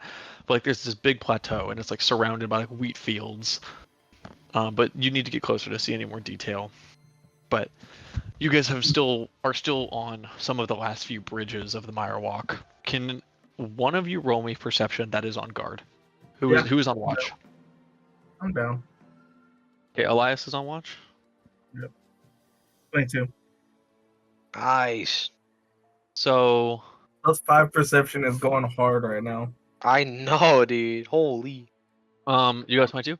So you're getting closer, and you notice hiding near the tree line and some of the land near the exit of the Mire Walk stretches of bridge, some shifting in the woods. Okay. I pull out my crossbow, and who's closest to me? Probably you're probably walking next outside with Boris, and I'm assuming all of you are probably walking out next to the cart, and Taryn and Sephard are in it, being pulled by Molly. Yeah. And so I'll be next to you, sure. I mean, yeah, whoever's next to him. Yeah. So I'm gonna pull out my crossbow and just tap Donny and just point at where I saw the movement. Just be not saying anything, not being loud, but being there's movement over there. I don't know what it is, but we might have to be ready. I don't know. I'm not the strongest at fighting, so. Oh, that's I do my little nod right back at you. But hopefully we look intimidating enough, and I'm holding out my stick or my quarterstaff. The stick. Man has and do you alert the others? Yes. I'm gonna kind of. And so you kind of motion over to Boris and Percival, and you tell them, and as you're about to go tell Taryn, who's sitting at the wagon seat, suddenly you hear as an arrow thunks into the wood of the wagon right next to Taryn's head, and Taryn's goes, "Ah, what the fuck!" And you guys see, if all of you would go to roll 20 for me, please. Which I very much will. You guys, the cart is still moving along, but you guys see these bandits coming out of the woods, and one of them is behind you all, and you hear and the ground, the bridge ground shakes, and suddenly the cart, the stone beneath the cart gives way, the back of the cart gives way, and they've blown up a section of the bridge, and the cart is its two back wheels are dangling off. Sephard kind of tumbles back a little bit and gets caught on the back little half wall of the wagon, but he's pretty close to one misstep and he could fall out. But Taryn immediately looks back and goes, "Sephard, climb, Sephard!" But Molly immediately gets freaked out, is freaking out and unhitches and sprints off, basically leaving the Mire Walk bridges and sprints somewhere towards the wilds near what you can presume is Nick's home. Can all of you? We can do some roleplay, of course, before we get into combat. But could all of you roll me initiative? Oh, for the first time. For the first time in Farlanders D&D. Yippee! Oh, we're crazy with it. We tell him, baby. Can you all see everyone and each other's names? Why is he so twinky? Oh, that's a chat. There we go. Can you guys see everyone's names and all the icons? Yes. Yeah, I'm an 11. 11? All right. Elias, what'd you get? Nat 20. Perfect. Natural 20. I don't have any nets. Boris, and let me roll for him. He did really bad. Okay, he got a 4. I believe so. A 4? Percival, what did you get? 19. Perfect. Okay, Well, first up on the turn order is actually Elias. That's But- crazy. I know, but so before we do anything, the bandit kind of in front, if you guys can see on roll 20 where I'm pinging this guy in front of the fountain. He like pulls out a knife, and he points at Taryn and all of you guys, and he goes, so you guys transporting goods. We got a little merchant van here, don't we, guys? A Bronco. Yeah, Bones. Get over here and take a hostage. Because got it. And who you can presume is Bronco walks a little bit up here, and combat has started. So if anyone wants to do anything, Wait, or where officially, is he? so Is he here? This is here. I can give him a. Let me just put in parentheses. It's.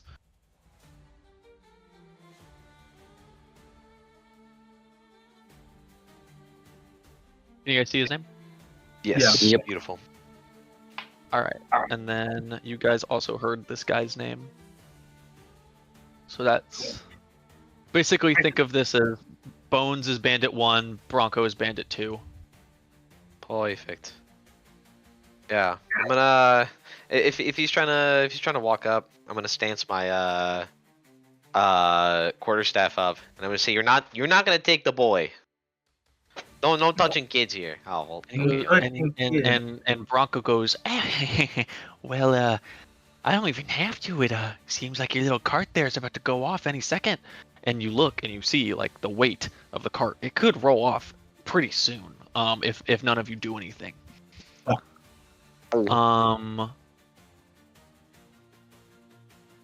So I mean, we can keep role playing until whoever starts combat. So.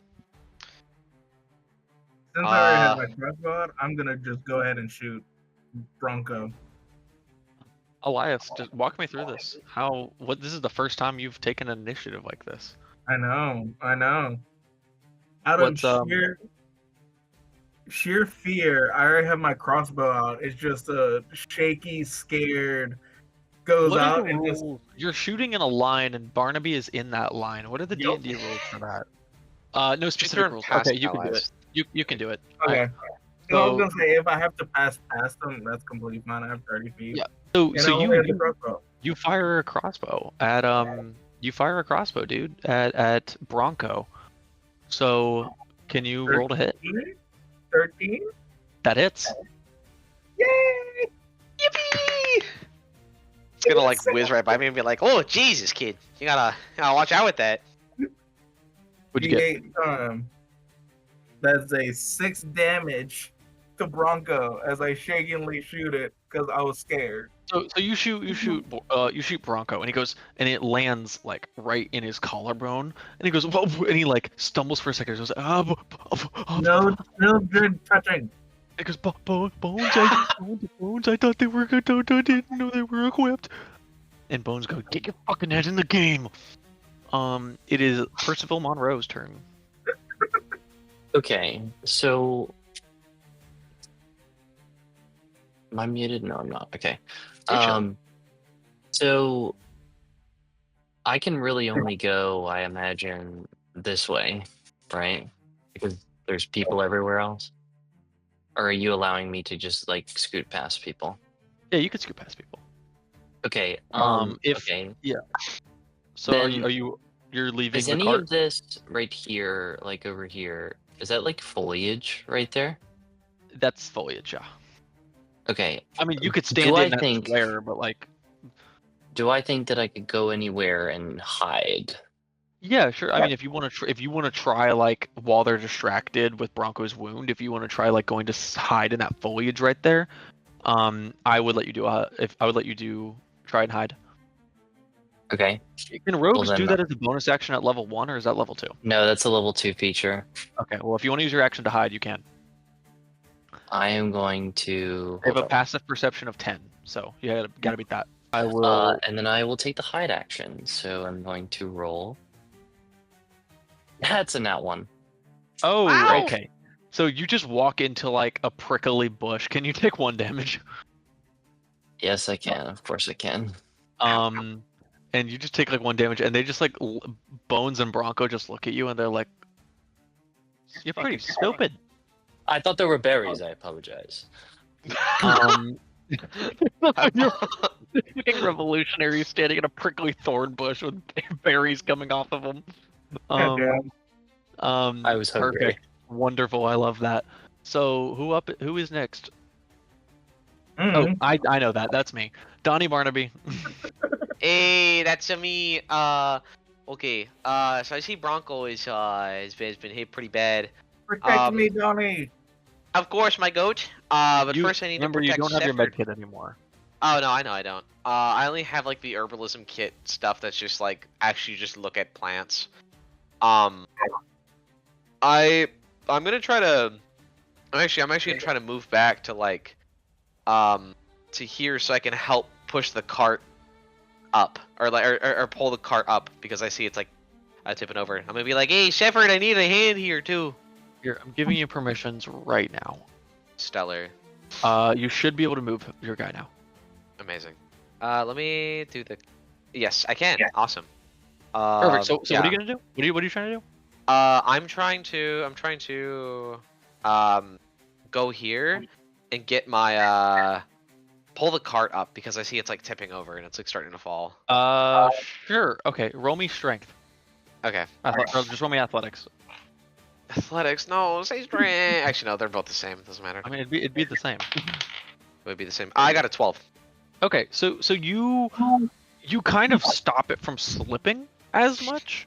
Like it looks like it's you can't pull it back up or like pull it closer to you, but it looks like you kind of stopped its slow roll coming off. But that is consuming all of like your movement and your action. Oh, of course. I'm kind of grunting to Terran and whatnot. Like, hey, help me get this up here, please. Okay. Sephard, please climb out.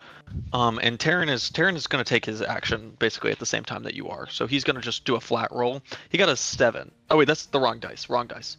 Nice. He got a 14. So you guys both managed to hold the wagon still as Sephard begins to. This was wrong. He was supposed to be in the back. But he begins to slowly crawl forward. But he's still like it's still kind of hard because it's super slanted and sloped, and like if you move too quick, it'll fall.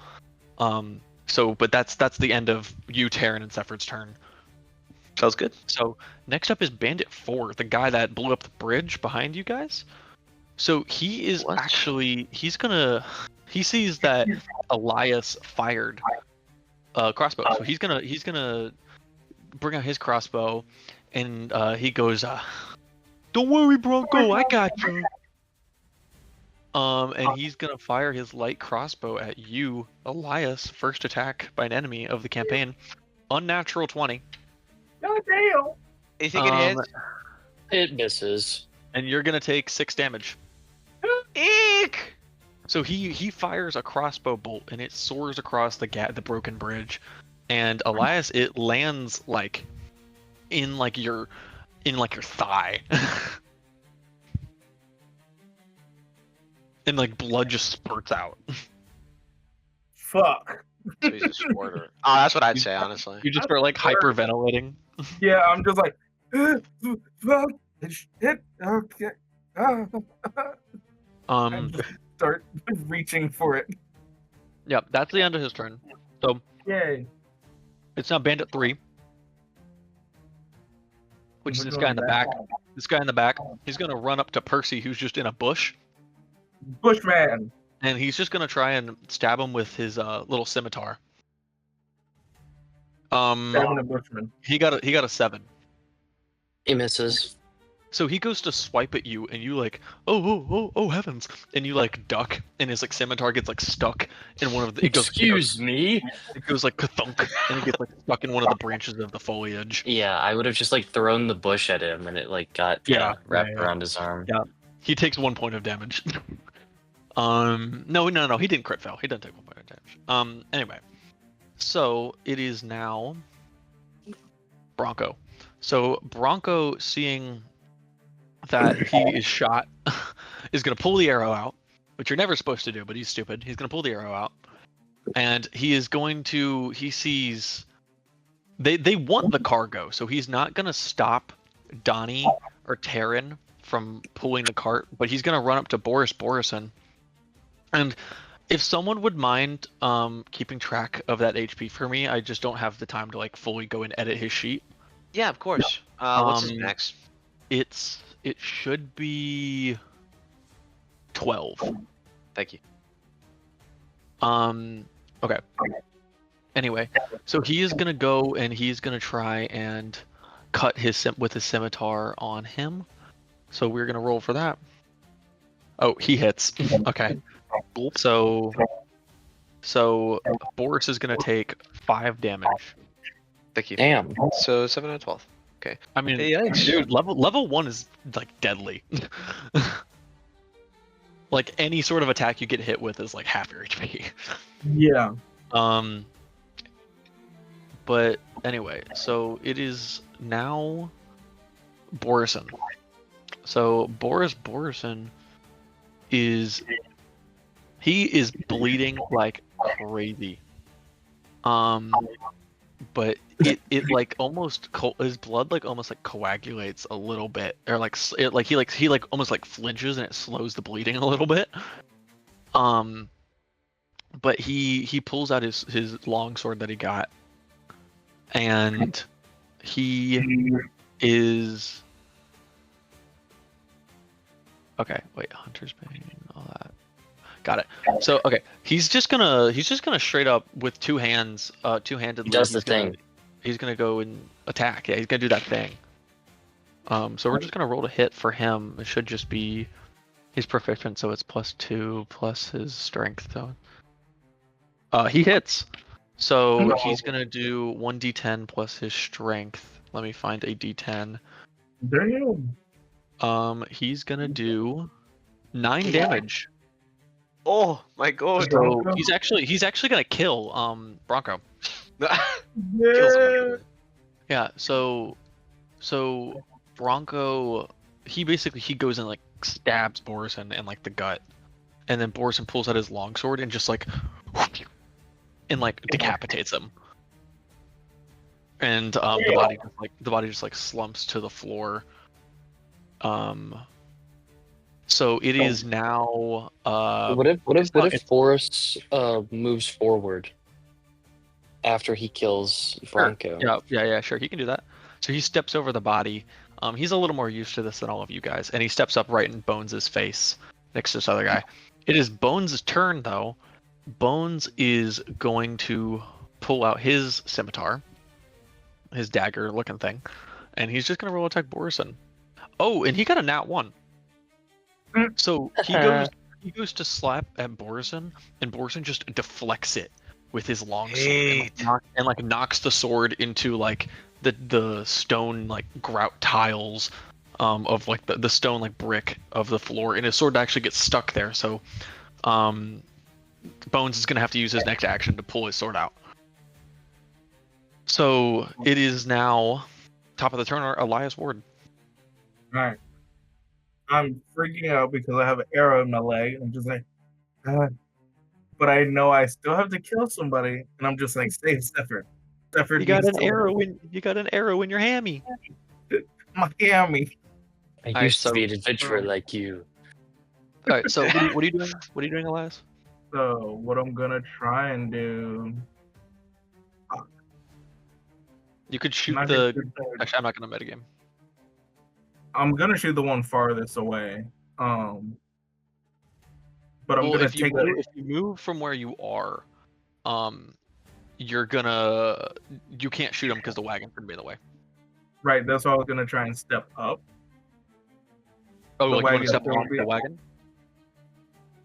No, so I was gonna step like past Donny.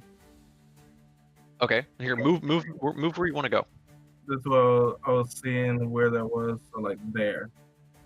By the way, it hasn't been in the description, like the picture on here, but the Yeah. wagon does have like a canvassed like roof, like it's Okay. like an Oregon Trail wagon. So like so you can't shoot the guy in the back anymore from where you are. Oh, okay. Yes, sir. Gotcha. So I wanted to make sure exactly what was going on. Where's the ping tool? You just click. Oh, it's right click and then you can do a left click. Gotcha. So what that are you gonna one, I can't shoot that one. What do you mean? Right. No, you can. No, You Meech. can. I'm talking about the guy down here. Oh yeah, I wasn't gonna shoot him. I was gonna shoot this one up here. Yeah, you can shoot the guy up there. I'm dealing with these people. Yeah, you can shoot the guy up there. The guy in the back will deal with it later. But I shoot at him. That's a nat 20.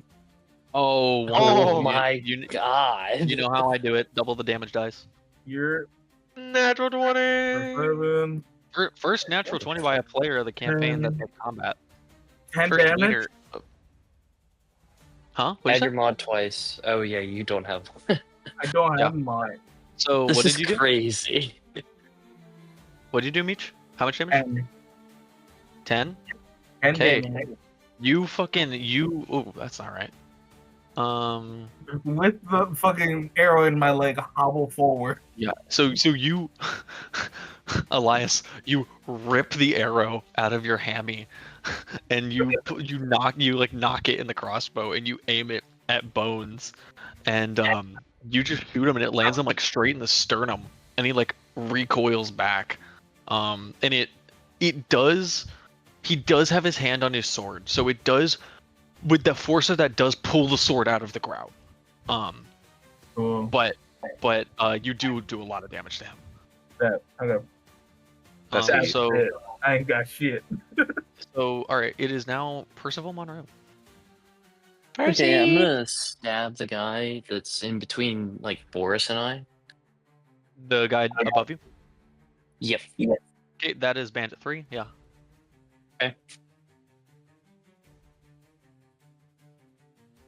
Oh shit. Dice fell. 1 second. Ugh. What's my modifier on this? +6. Okay. That's a 25. Holy fuck. Oh. Sorry. Yeah, and- you hit. Because I'm in melee Yes. with my dear friend Boris here, I get my sneak attack. Oh, okay. Wait. Yes, you're right. You do. Yeah. So- So I'm D8, D6 +4. So Percival That's pulls a out his D10. rapier. Very revolutionary like. Percival pulls out his rapier. How much damage did you do? I did. That's 5 +4. I did 9 damage. Okay. Well, describe how you're stabbing him. So he had his sword like stuck in the bush, right, from the previous turn. Oh, yeah, I guess he did. Yeah.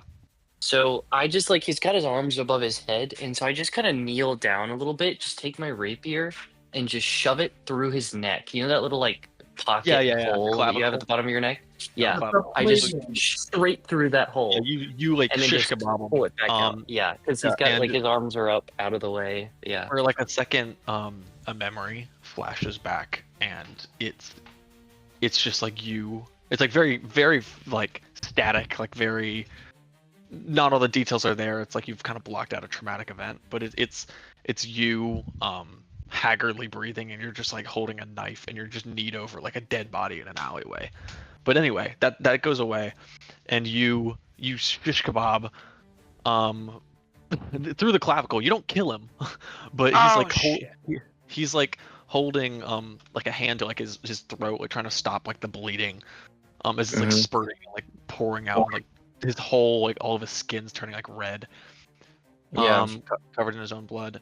It is now Donny. I want to finish pulling up the cart. I'm gonna try to like do like a heave ho kind of thing, like or organize with Terran, whenever we pull up, so that way we can like make sure the cart is on stable ground again. Yeah, roll me another strength. That's good. And Terran will wait. So Stepper actually climbs out finally. Perfect. Yeah. I got So a you, 13. You and Terran, he also got a 13. So Good. it is enough, I would say, to French. bring the wagon. I'm not gonna move it on the map, but it's enough to bring it like back up a little, to where it's not gonna fall off anymore by its own. Yay. And Terran looks relieved as he's like checking the cargo in the back. And and then as soon as he's done checking that, he like grabs Sephard and like pulls him into like a half-armed hug. And Sephard's like, I'm okay, I'm fine. And it is now Donny Barnaby. Sorry, and it is now Bandit 4's turn. So it is the guy in the distance. He's gonna take a step forward. He's gonna shoot Terran. No. That hits. Yeah. Okay, so you guys see an arrow shoot through the sky, and as Terran is like half hugging Sephard, an arrow lands and it pierces like his Achilles. And he immediately like his leg like he like buckles to like one knee, and like Sephard's like,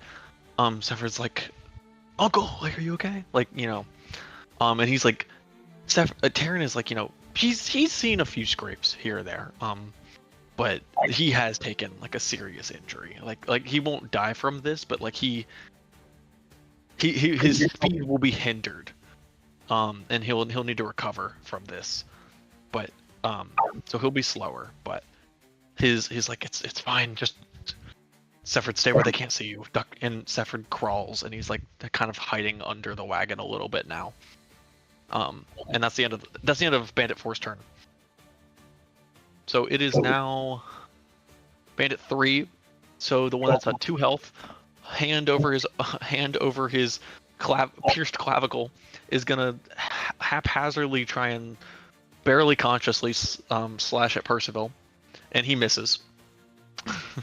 So he misses, and as he misses, he loses his balance, and he slips, and like his weight falls over the edge, and his head like hits a rock, and it just like a very satisfying like crunch noise, like a squelch, and then he just lands in like the little river below, and he fades off. Oh. So he That's rolled what a I'm nat saying. one. Oh my god, this is very He got a nat one. Well, that's less loot for us, I guess. Okay, Bandit 4. Okay, Boris Borrision. Boris Borrision gonna finish the job, I think. He's gonna go after Bones. Finish Bones. That's a 7. Is that enough? Boris Borrision. That's a +3. That's a 10. He doesn't hit. So he misses the last guy. It is Bones' turn, and Bones is gonna try and attack Borrision one last time. He misses again, and he's just gonna use his bonus action to like disengage, and he's gonna back up a little bit. Oh, like shit. And it's Elias' turn. I got one more bolt left with your name on it, bitch. Oh, thank you for keeping track of ammo. You're welcome. I got one last bolt, thanks to me pulling the one out of my leg. Yeah. Fuck yeah. So, I dropped it off the table. You shooting Bones? Yeah. Cool. 13 plus 2. That hits. Nice. Yeah. 2 damage. Hey, that should kill it, right? No. I don't know. I'm just guessing. Fuck. So beforehand you shot him in the sternum, and now he's like back up, and he like puts a hand up. He's like wait, and you just shoot him. No, you shoot him, and it pierces him through his palm. Take that. Ow. Yeah, it pierces him through his palm, and it like kathunks into like a piece of like wood behind him. So like you like pin him to the wood. Yeah. Yes. So it is now Percival. Go fuck him up. Percival, you've officially killed a man. Basically. Oh, lovely. Okay. No. So What do you is do? it really just the one guy back across the bridge that's left? It's Bones, and then it's the guy that blew up the bridge. That's like across the gap behind you guys. Where's Yeah. Bones? Oh, he's back here. Oh, okay. He's Is pinned this to a him? wall. And Terran. So what are you gonna do? So wait, this guy is alive? He's pinned. Elias shot an arrow, and it basically like went through the dude's palm, and it pinned him to the wood behind him. Okay. Well, I'm gonna. I guess I shall move right here and stabby stab. Stab. Okay. Stab. Shank, shank, bitch. Stab therapy, as it Roll to were. hit. 17.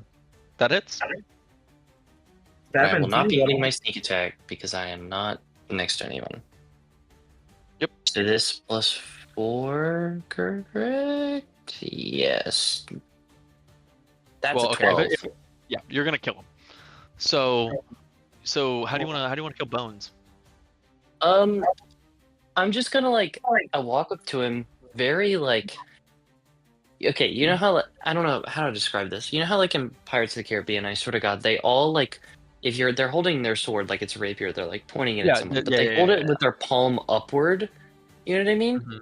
Yeah, And no, I get their you. elbow bent. Like a sense of it, yeah. So yeah, I'm gonna walk up to him and just kind of have it like that, and put it on his chest, right? Right over his heart, and say, right next to Yeah. the sternum arrow wound. yeah, right next to it. I'm gonna use it as Yeah. almost like a guide, and I Yeah. say, "We Americans are tougher than you think," and just shove it in. Perfect. Okay. Eat. So you kill Bones, the leader of these little bandit dudes, And and then the I dude have 10 across- feet of movement left, so I'm just gonna move back. Cool. And you guys hear the dude across the bridge be like, "Oh, I did fucking sign up for this. I gotta get back to Gulf Shade before the fucking eclipse comes. I gotta get back to camp." And whenever it's his turn, he's gonna try and flee. But Donny, it is your turn. Oh, it's my turn and I have no fucking way to hit him. Unless no, I can't. The road flare does not work like a flare gun, so I genuinely have nothing. Our stuff is safe. Everybody else is fucking dead. I think I can. I'm just gonna Elias, I'm gonna take your, or if you allow me, I'm gonna take your crossbow and just kind of wave it at him angrily, and be like, "Yeah, don't come back here," or whatever. completely fine. I just hand it while I'm grabbing my leg. Fucking bleeding out, be like, "That'll show him. You don't come back around here, okay?" I can't really do shit with my turn, anyways. That's okay. So yeah, I just pass it. Fake intimidation while this guy's running away. So it is actually his turn. So he's just straight up. He's gonna run away. He's gonna use all of his movement. I'll let Boris Borrision do something, but Boris Borrision, I don't think he's even. I think Borrision is just kind of breathing and Bones is gone. So Elias, I'll give you one last chance to do something before I call combat. All right. Because I know I give you back there's your. one more. What do you say?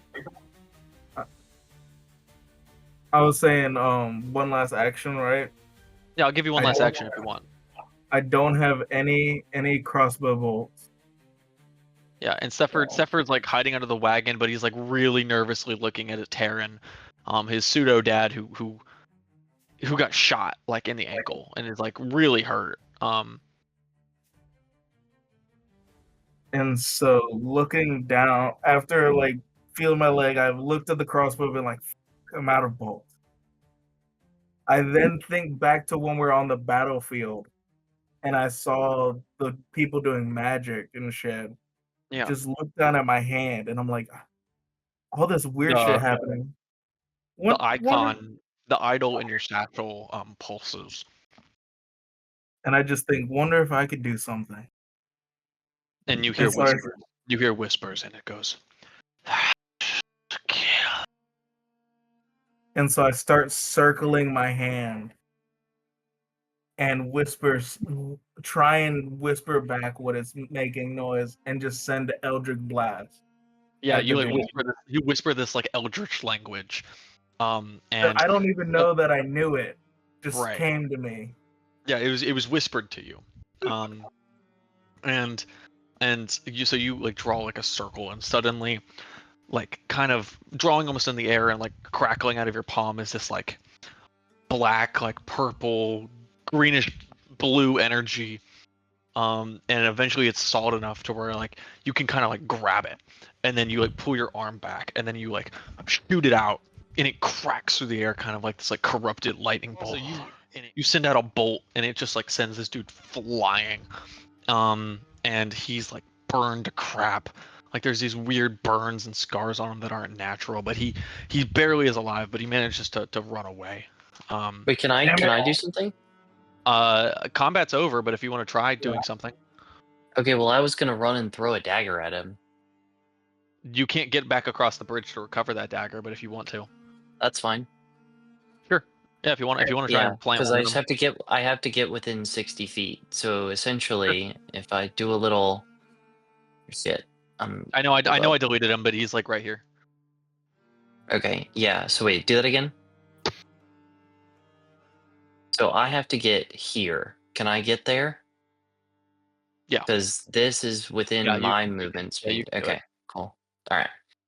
Well, I'm going to roll my dagger.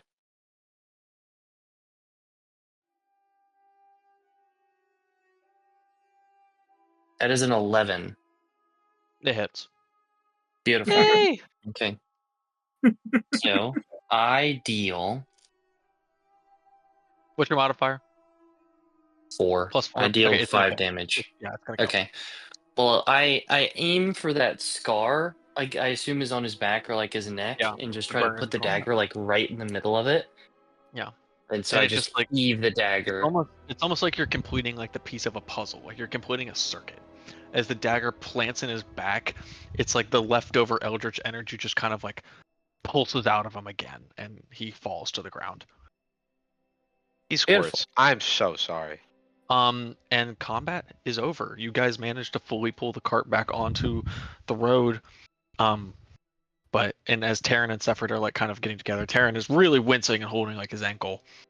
But Terran, you guys now hear a loud, resounding horn, like a bell, like a bell and a horn kind of being played together, like a boom. And you can see through the clearing Nick's home in the distance. You notice the sun is beginning to set, and you're probably a good 2 miles from Nick's home. Okay. You're not gonna. Terran looks to you all and he goes, "We're not gonna make it with the cart before night falls. We have to book it. We have to go on foot." Hold Wait, up. wouldn't we not be faster? Yeah. Well, And we the lost. cart, We Oh, lost where's even Molly. at mine? walking speed, that's only like 30 minutes. We lost Molly. Oh, dang. Oh shit, you're so true. Oh. Can we like all grab part of the rope and pull it together? Again, we're not gonna be able to pull it as fast as a Balin. Can I And call out he coughs and he says, "Please, I'll be right behind you. I'll be running with you as far as I can, but we need to get to Nick's home as fast as we can right now. You don't understand. The eclipse is beginning, and if you get caught out here when it starts, there is no coming back. We need to go right now." Okay. I can't even Okay, sorry. search these guys for supplies. Oh, dang. If you want to very quickly, you can. I would Oh. love to. Yes. Okay. So you find on the scattered like in between all of the like the bodies left over, the 2 left over on your side, you find about like 15 silver pieces. Nice. And Okay. and about 23 copper pieces. You also find 2 scimitars, if anyone cares. And 15 silver, you said? huh? 15 silver and how many copper? 15 silver, 23 copper pieces. You 23, also find 1 light crossbow and 3 arrows. Okay, I will be same kind of taking crossbow those. same kind of crossbow that Elias has. If anyone, if no one stops me, I will be taking the But like besides their clothes, there's not really much else. Go ahead. There's maybe like a flask or something, but you know. Oh, I'll you're take a totally fine. scimitar too. Sure, if you want Yeah. to take a scimitar. Yeah. Take whatever you need. Whatever you don't grab, let me know and I'll Or- carry it. While you're doing this. Is there a Elias dagger? Go ahead. What? Is there a dagger? Is there a dagger? Yeah, Bones has a Yeah. dagger. Okay, I'm taking that as well. Just so I can What we- repopulate the one that was in my inventory. Yeah. Yeah. What Meech? Elias has went over and thrown up. Yeah. You've killed. You have all killed. Hey, I didn't do nothing. in the corner. I Um, saved it. Donny, Man. Oh, I mean, Donny, how do you react to them killing people? I'm already I'm pretty shell shocked seeing like 2 people dead. I'm also really scared seeing both Elias Definitely and murderers. Taryn and Boris, actually all 3, like suffering some kind of injury. So I'm not so much thinking about like the death of these people. I'm more thinking about like the potential death of these other of our folks. Yeah. Before we go, can I do a quick can I do a quick investigation through the cart and see what I can like salvage? That would be like Yeah, easy well, to okay, so Taryn's already like ordering you guys. He says there's basically like 3 big crates. And he says it'll take 2 people to carry 1 crate. I think I got extra just in case. We might be able to get in if we just bring 1 of the crates. But it's gonna take 2 of you guys to carry it. I should have told you this before. It's full of Nyx Loom oil. It's the fuel we use to light the lights that propels the Eclipse darkness. Or the dusk darkness, but we can't get in without it. We need it. So, Taryn, what if? Hold up, I totally forgot my character's voice.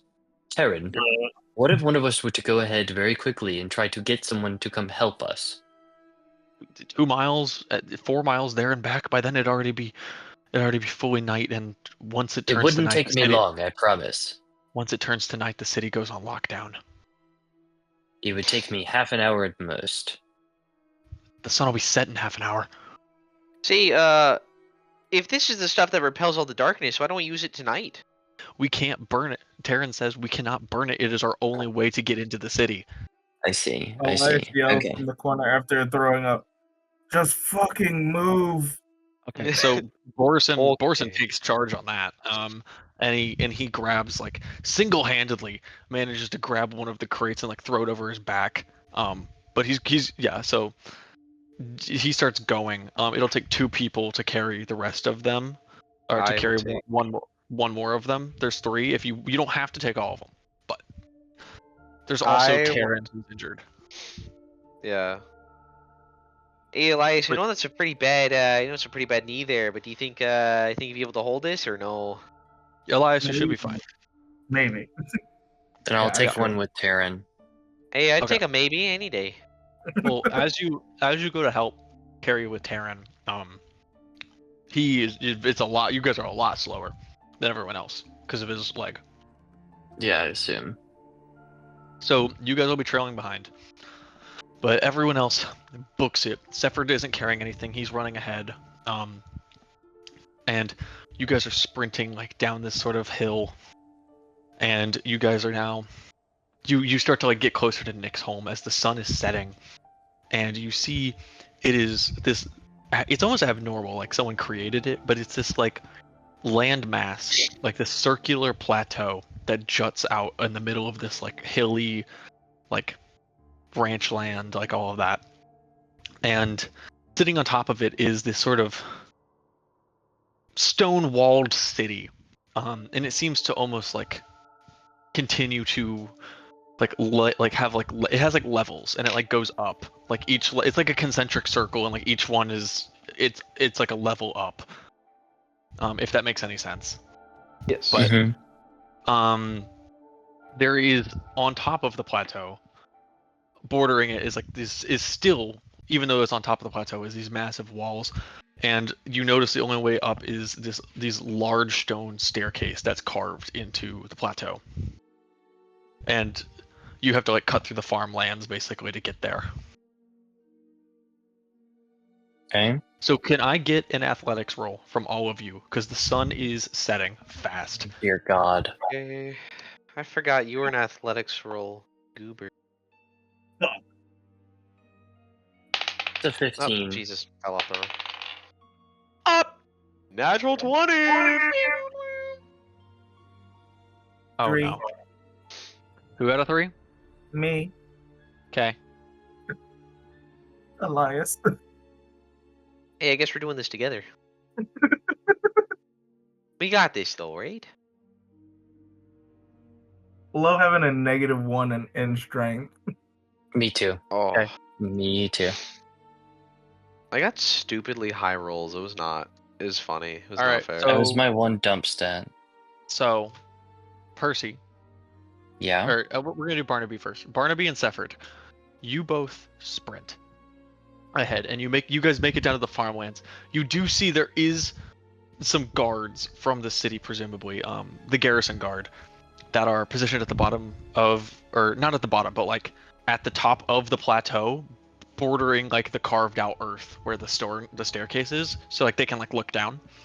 But as you get closer, you notice like ringed on top of the wall is these large beacons that are all starting to be lit, and they're giving off this like eerie, same sickly like Nyx Loom glow.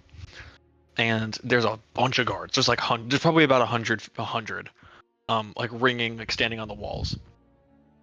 And there is people almost like dejectively, like camping out along like the bottom edges of the plateau, trying to get as close to the wall of the plateau as they can, as close as the light. It doesn't look like they've been like let in. But they're kind of far from the staircase entrance that you guys are. It'd be a detour to go to them. But you start to sprint, Barnaby and Sefford, and you guys make it to the farmlands that are really close. So you're probably about like 200 feet from the stairs. And the night is, the sun is setting behind you all. As it's doing, it's almost like the darkness from the woods and the Mire Walk Bridge is like stretching out, and it's flooding the lands behind you, and it's this like magical, like unnatural fog of darkness that's like cascading the land as you all look into the sky, and you see one moon this time, and it is a purple moon, and it is slowly eclipsing the sun. Slowly, it's beginning. The rest of you, Borrision manages to be not too far behind you all, and Elias, you're pretty slow, but you realize that you were in front of Percival and Taryn, and you look back, and they're probably about like a good 20-30 feet behind you, and you see Percival confused as you look over, and Taryn's foot is caught in a rabbit hole, and he screams in pain. Like it bends his leg the wrong way. Like he, with his already ankled, he's already like skewered like Achilles tendon. He like screams, but then he like stifles it, and he just says, "Percy, just the 2 cases should be enough for all of you. Just go, take Sefford. Get him into the city. I'm gonna get out of this. I'll be right behind you guys. Am I right next to this? All this going on? Well, Donny, you were. Oh yeah, right. I'm with. You and Sefford were far ahead. You were probably about 100 feet away from this.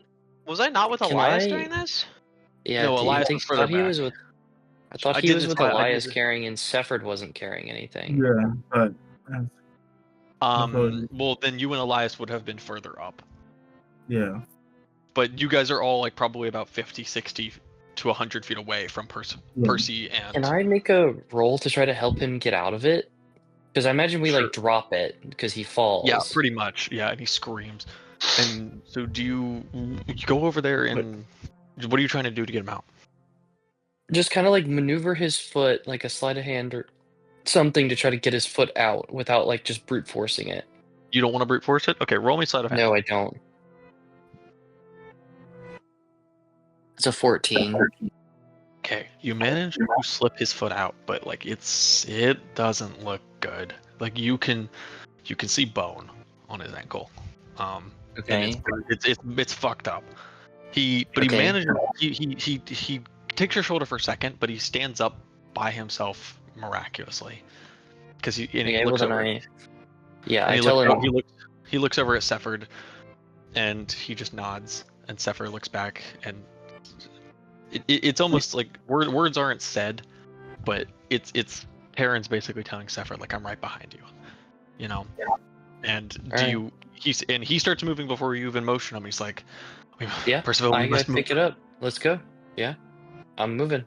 So you both are running, and he is obviously dragging behind you. Are you just running ahead? He seems like he can move. No. Well, because wait. Does he go to pick up the crate, or no? He leaves it. Can I make an attempt to pick it up by myself? Yeah, roll me a strength. You're gonna need to get pretty high though.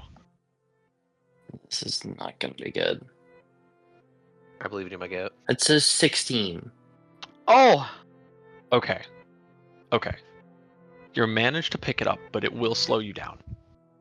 You're How far probably am I? you're still probably a little bit faster than Terran. That's fine. You guys keep running and you keep running. Well, And yeah, and I would just scream for anyone that's already like there, if they've already made it to the gate or up the stairs or anything, to just come help us. well, okay, so Donny and Sephard, as you guys get to basically almost like to the base of the stairs.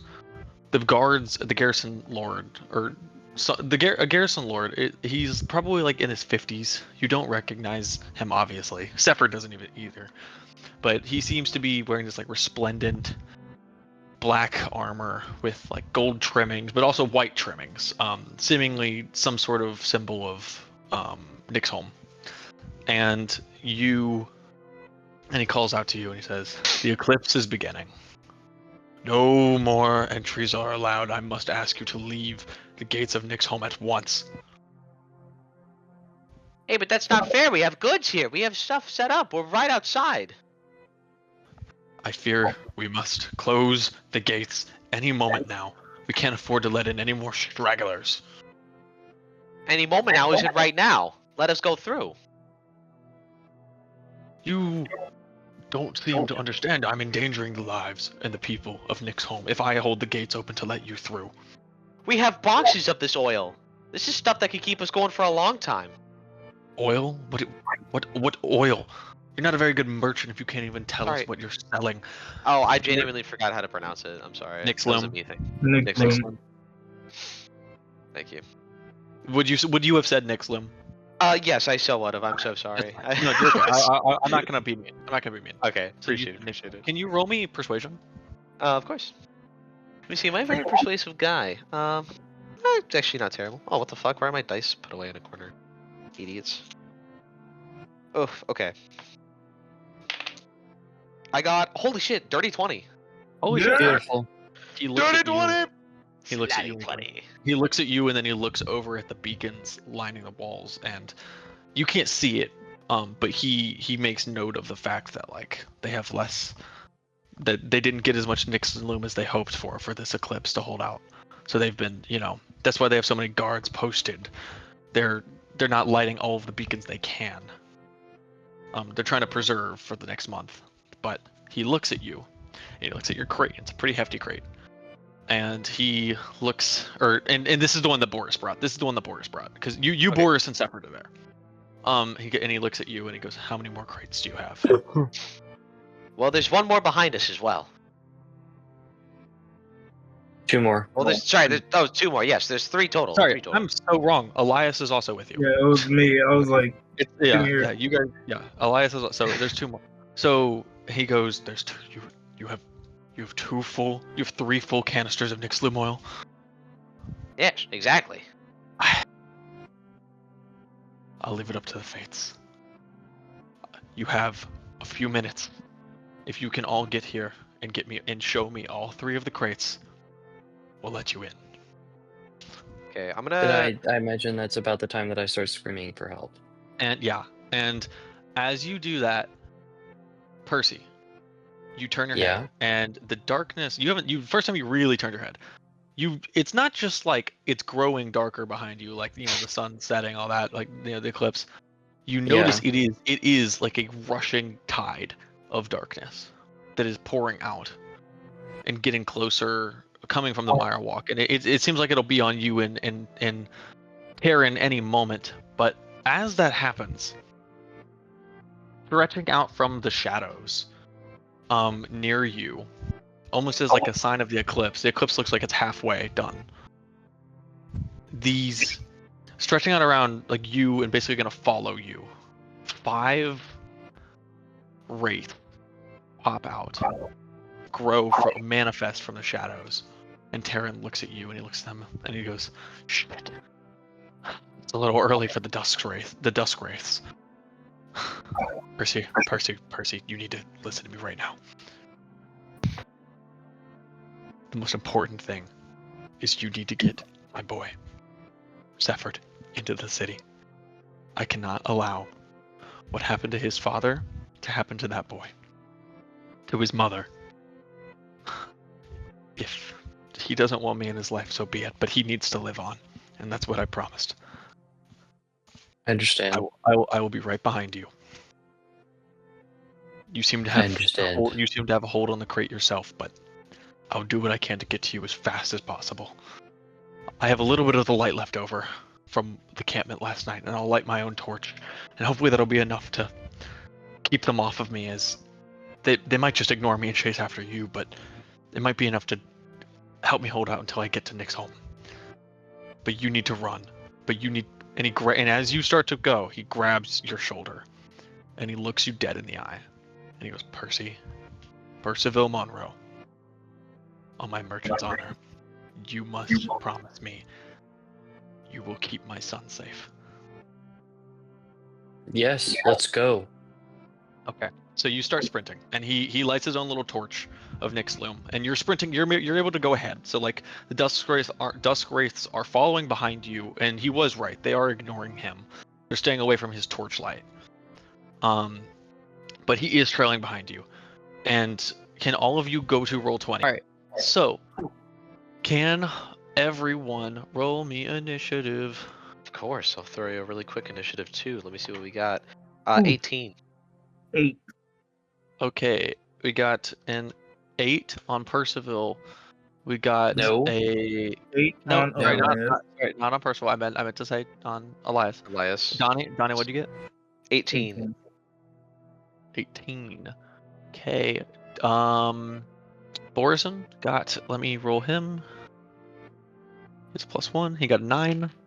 So Borrison's gonna get a 9. And then Donny, you got an 18, you said? Yes. Okay, Percival, what'd you get? 21. 21, perfect. Imagine left to right is shadows 1 through 5. Does that sound good? Okay. Yeah. And Yes. I'm gonna have Terran go at the end of the turn order. Okay. Sounds good. So alright. Percival Monroe, you are the first one up. Okay. Is my movement speed halved? Because I'm carrying the crate? Yes, it is. Yes, it is. Okay. Well, I am going to move right there because I'm going to dash with my action and continue carrying the crate. Perfect. So as you are dashing, these dusk wraiths, as Terran called them, they screech and they like howl and they go, oh, and they look like they look like the shadows of travelers basically, but they all like howl and they screech. So it is Shadow 3's turn. They have a movement speed of 40 feet. Let me check that. Oh, Holy- dear God. So he's going to move right up here. And he's actually probably just gonna dash, because he has nothing else. So he's just gonna move and What the fuck are the he's gonna- guards doing? he's gonna run. Well, they're up all on the wall. They don't care about y'all. They're trying to protect the city. I gotcha. We are the city. He's going to he's amorphous, so he can move through spaces. He's just going to like turn into like shadowy mist and whisk around you and appear in front of you right here. Great. It is now Donny Barnaby. Hello. So if he's facing Percival, then I'm going to slam up right behind him, and try to get the opportunity attack on this fucker, or just just like regular attack. But you know what I mean. Yeah. Yeah, hit him in the back of the head with my silly quarterstaff. Silly little quarterstaff. Yeah, I get you. You get me? I get you. cool. I get you. Yeah. You get me? Did you get this as a 12 hit or no? If it matches, does it hit? Yes. Okay, so it hits. Yay! Okay. And So I'm rocking the two-handed on this because fuck this guy. how much damage? Let me check the rolls here. That is 7 damage. Smile. Okay, he's gonna take 3 damage. So they're not entire. They're Amorphous undead freaks. and they're amorphous. They're not exactly fully physical. So you Yeah. kind of whack it. And it like phases kind of through its head, but it makes some contact and it like turns its head. It goes. Also, Kyle, I'm sorry to ask. Yeah, what's This is for something else. Later. cool. I are the crates are they like bottles or vials or some shit of this stuff? You don't know. You haven't seen inside of them. Okay. But presumably you and Elias have set down your crate. Right next Okay, to gotcha. Sephard. Oh, I So like see. you're So- free. You're free to. You and Boris have done that. And So, like, also, you're I'm free gonna to- do second thing. I'm also gonna do unarmed strike as well as my bonus action. Perfect. Uh, Using your monk shit. Yeah, do my monk type shit. Well, it ahead. wouldn't really matter anyways because that was a 9. So I just don't think Yeah, that's gonna hit. So you crack him in the head with your thing, and he turns his head and he goes, "Whoa," and you go to strike him, and it just kind of like fizzles through his chest. And like your fist is kind of stuck there for a second, but you pull it out. It is now Shadow 1's turn. Shadow 1 is not good for Percy. He's gonna run to Percy, and he's gonna basically like the Death Eaters in Harry Potter. Like he's just gonna like suck your soul. So does a 11 hit you? No, it's not. Okay, it doesn't. You manage to like back up enough, like near like almost falling into like the little creek that runs in front. But you manage to not get affected by this. So it is now Shadow 2's turn, and Shadow 2 is just also going to dash, and he's going to show up right here. And then Shadow 5. Shadow 5 is going to dash, and he's going to float over the water, and he's going to come. He's basically going to manifest right next to you, Elias. Damn you bitch motherfucker. Hey, it is Boris Borrision's turn. Borrision, I think he's just gonna run up and he's just gonna go after Duskwraith 1, I think. So I'm just gonna roll a hit for that. He has a +4, so yeah, he hits. Boris Borrision, even at halved damage, pulls out his longsword in both hands and just cuts Shadow 1 completely in half, or Duskwraith 1 completely in half, and it literally just like it fades back into shadow, and disappears. Perfect. So I'm gonna remove him from the turn order. So it is now Elias Ward. There's this one that's right next to me. Fuck it, that's the one I'm gonna hit. I'm gonna try and Eldritch Blast again. Believe you have disadvantage because you're threatened. Yeah, it was a 2. Either way. Yikes. The first roll was a 2. I still did it at disadvantage anyway. You hear the whispers, but you're a little caught up, and like your fear is getting ahead of you, and it just kind of like fizzles out. And it just, and the Duskwraith like looms over you and just goes. And it is now Shadow 4's turn. Shadow 4 is going to do something interesting. He's going to go over to Terran, and he's going to make a Constitution saving throw.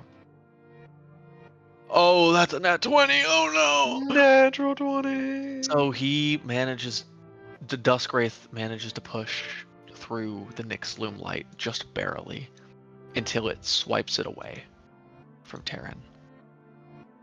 And Terran, he loses. That's gonna be the thing's turn, but he loses the radius and the aura that he had with his Nyx Loom light. And Terran just looks at the Duskwraith and he nods his head and he looks over at Sephard, who's watching all of this like terrified, and he just yells, "I love you, son. It's gonna be okay. It's gonna be okay." And that it is now Terran's turn. He's just gonna do what he can. He's gonna risk an opportunity attack, and he's just gonna try and go by him. And Why wouldn't he disengage? he doesn't. Can you take? Oh, every class can take that. You're right. Yeah, as a full So action. he's going to disengage, but he is super crippled, so he is only going to be able to move like to here. And it is now Percival Monroe. Okay, I am also going to disengage, and then because I have 30 feet of movement, or I guess 15, 5 here, and then another 10, so I'm just behind Donny. Sure, move yourself. That's it. Cool. That's your turn.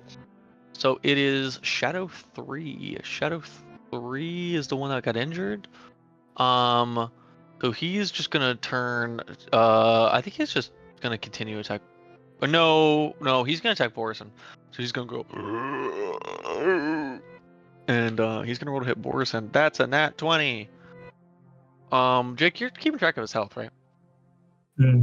Yeah. Oh, for Boris? Yeah. Didn't you say How much did you just get hit for? Because I thought Well, it was. I haven't done damage yet. Oh yeah, well I still have it set. It's 7 out of 12 right now. Okay. So the Dusk Wraith turns over to Borrision and just puts two clawy, shadowy hands on his shoulders and like basically like sucks, like puts his head up to his face and goes. And he's going to take 8 necrotic damage, and it is going to knock Boris Borrision out. And it's also going to reduce his strength score by 1d4 until his next long rest. So it's going to be a -3 to his strength until the next long rest. I think he'll be at a +1 modifier still. It is Elias. Oh, wait, no. Who just went? Shadow 3 just went? Donny Barnaby. Yeah, Shadow 3. Hi, that's me. Yeah, I'm gonna see what it just did to our Boris Borrision, and I'm very freaked out. I'm still just gonna try to smack the Dusk Wraith right in front of me. Yeah. With my regular ass attack. So I have to pull up the character sheet each time. Let's see. Ooh, does a 23 hit or 22 hit? That is a yes. Unless I'm mistaken, and this thing has a really high. Okay. Yeah, that And is. 11 AC. So 10, and that lower down, that's 5. You kill it. So. Oh, amazing. And you still have your bonus action to do your unarmed strike. I'm running up next to Boris's body, and I'm fucking punching. I don't know what's going through me. I did not have this kind of shit in Nom. Just kidding. I didn't go to Nom. And you can tell because that is a 12. Did that hit? That hits. Oh, never mind. I guess I did go to Nom. Added damage. That is a 4. That's a what? 4 damage. So round down. That's 2. Okay, so you do some damage to this guy. It is now Shadow 2. Shadow 2. I think Shadow 2 is this guy actually in front of you. He is going to look at the light on the wall, and let me do a roll. Oh shit, he fails. So you actually see the Dusk Wraith in front of you is going to try and run away, because he's fleeing from the light on the wall that like none of you have seen, like have been looking behind you, but you see the Wraith look at the wall, and it like looks not panics, but it like vibrates and it turns around. You want to make an opportunity? Kyle, wouldn't that happen? Wouldn't that have happened with the one by Elias? No, there was something specific. Okay. Okay, so it turns around. Oh, perfect. Boy, you know what I'd love to do. Can I get a good? Oh, see, that's a 22 again. Okay, that is. God damn. Yeah, I'm sorry, I'm fucking cracked for some reason. And that is 8 damage minus half down. Yay! So you kill both of them. And it goes, and then so that was Shadow 2. I'm gonna remove him from the turn order. Shadow 3 was also killed. I forgot about that. All right, Donny, it is Shadow 5's turn. Shadow 5 is gonna go attack Elias. You bitch. That's a 14. Does that hit? Yes. Okay. It probably kills me. How much HP do you have? 4. Oh, Oh damn. my got- god. You got lucky as shit. That did 3 damage. Oh, this poor man. Um.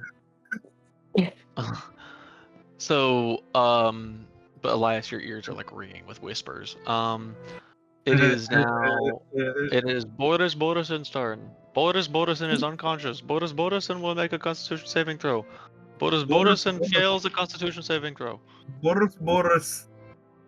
Boris Borrision is goated. Elias' turn. Elias's ward. Elias ward. Yay. Disengage. Give me the Cool. fuck That's your out. action. We gonna run. That's your action. I know. Run away. So you're actually next to Sefford, and Sefford's like, "Is Taryn? Is my dad gonna be okay?" Yeah. Yeah. Okay. So Can we It can we is- get lights on that area or no? Like are we able to see? what are you talking about? Or are the beacons able to like point at things? Are they able to like look and move or no? You could try and call out on your turn. Okay, cool. The notes. So it is now.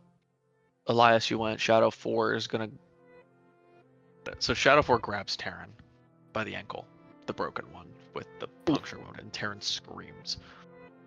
And he pulls him to the ground, and he holds them there as the tide of darkness crouches over, and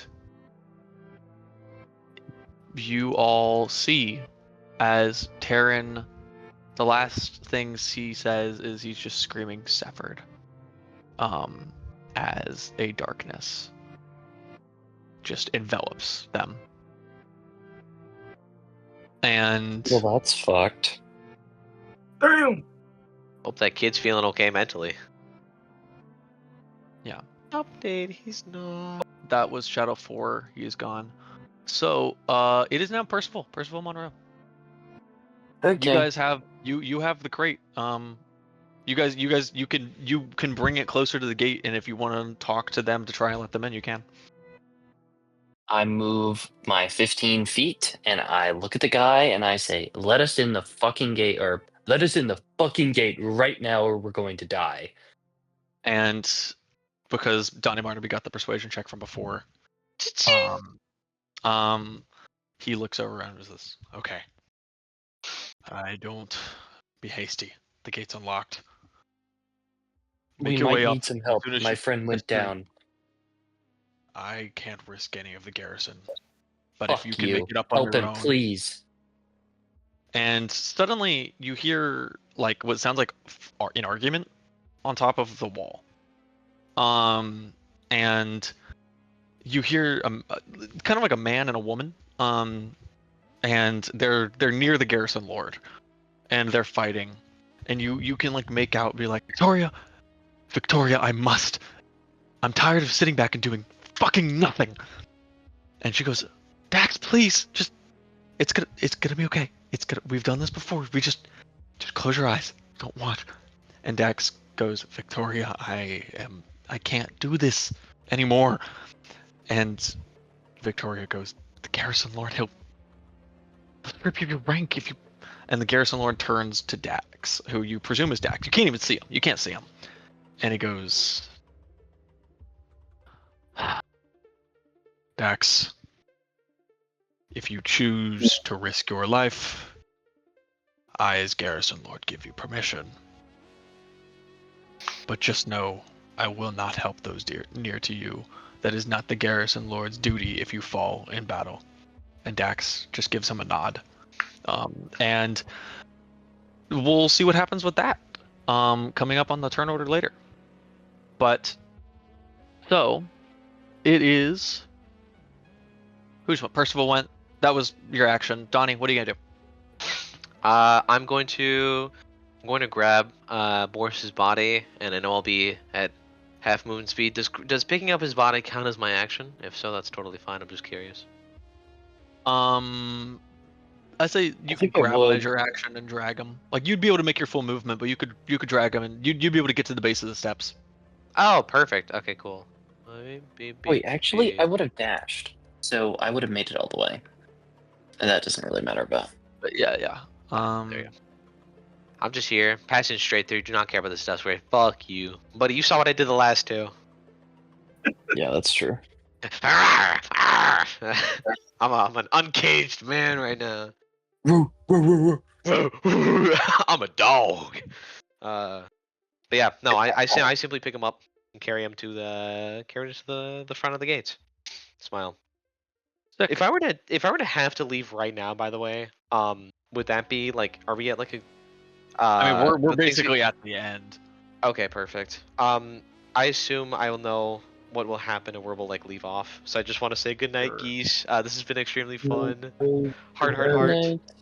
We should be done in like literally 5 minutes. Literally 5 minutes? Okay, fine. Well, no, because I'm 45 minutes late on grabbing somebody, so I'm just gonna. Oh shit. Okay. Yeah, That that is okay. You're good. Bye, Jake. Thanks for coming. Of course. Okay. Thank you, geese. Honk. Anyway, so yeah, he's gonna get him there. He's gonna get him to the gate. Yada yada yada. So, Donny did his thing. Shadow Wraith 5. You guys noticed he just fades away, and Convenient. suddenly you all hear a noise coming from the darkness, Fuck.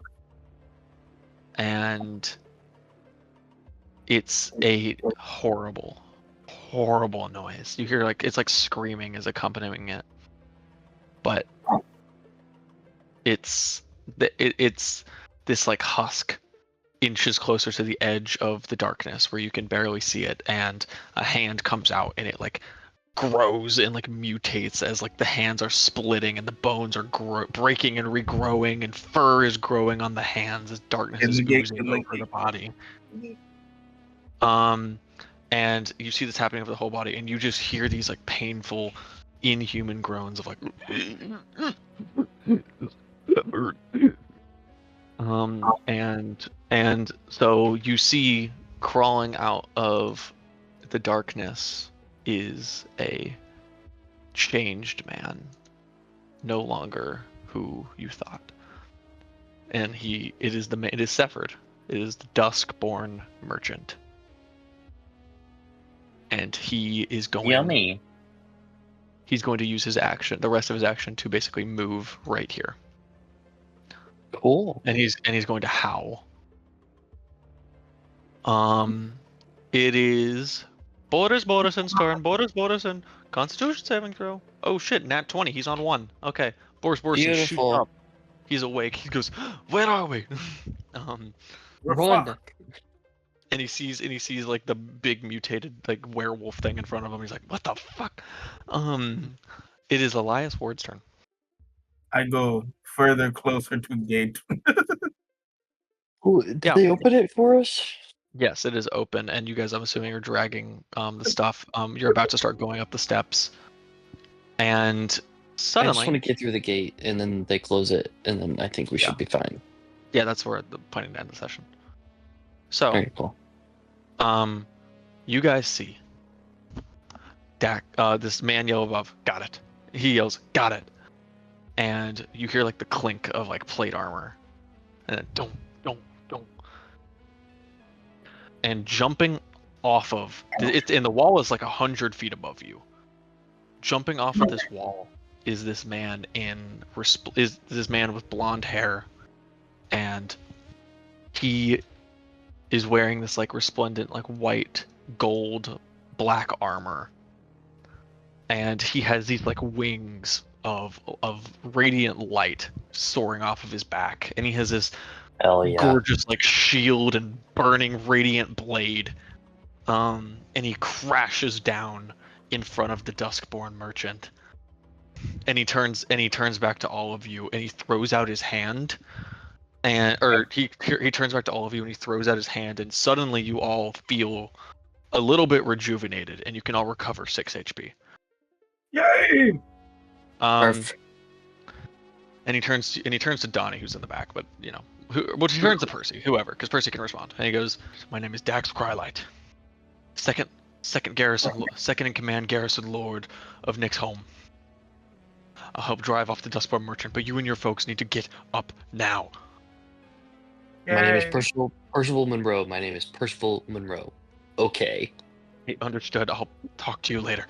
And he turns with his back to you. He raises his shield to the giant Duskborn merchant who was kind of your friend, Terran. Basically the first kind person to you in this world that introduced you to whatever this strange place is, which you think you caught the name Scindrael. And you're in the region of Ernix. And Dax starts to clash with him, his blazing radiant blade clinging off of the claws of this beast as it's resounding through the night. But the darkness is creeping closer and closer and closer as you guys are pulling the things off up the stairs. Borrision is carrying Sefford like under one arm as Sefford's like kicking and screaming and is like crying for his dad. And you guys you make it, and as you look up, you see Dax like let out like a burst of radiant light, and the Duskborn merchant eventually, like injured, backs away into the darkness. And Dax crouches and he jumps with his like radiant wings and lands at the top, and he basically like jumps forward and like over y'all's heads up the stairs to the gate, and he beckons y'all through, and you drag through the 3 crates of the kicking and screaming Sefford. And as the last of you guys get through, you hear like a chink, and the gates drop, or they slide shut, and you guys are all left breathing heavily as the night of the Umbral Eclipse sets in, and your first 3 days in the world of Scindrael come to an end.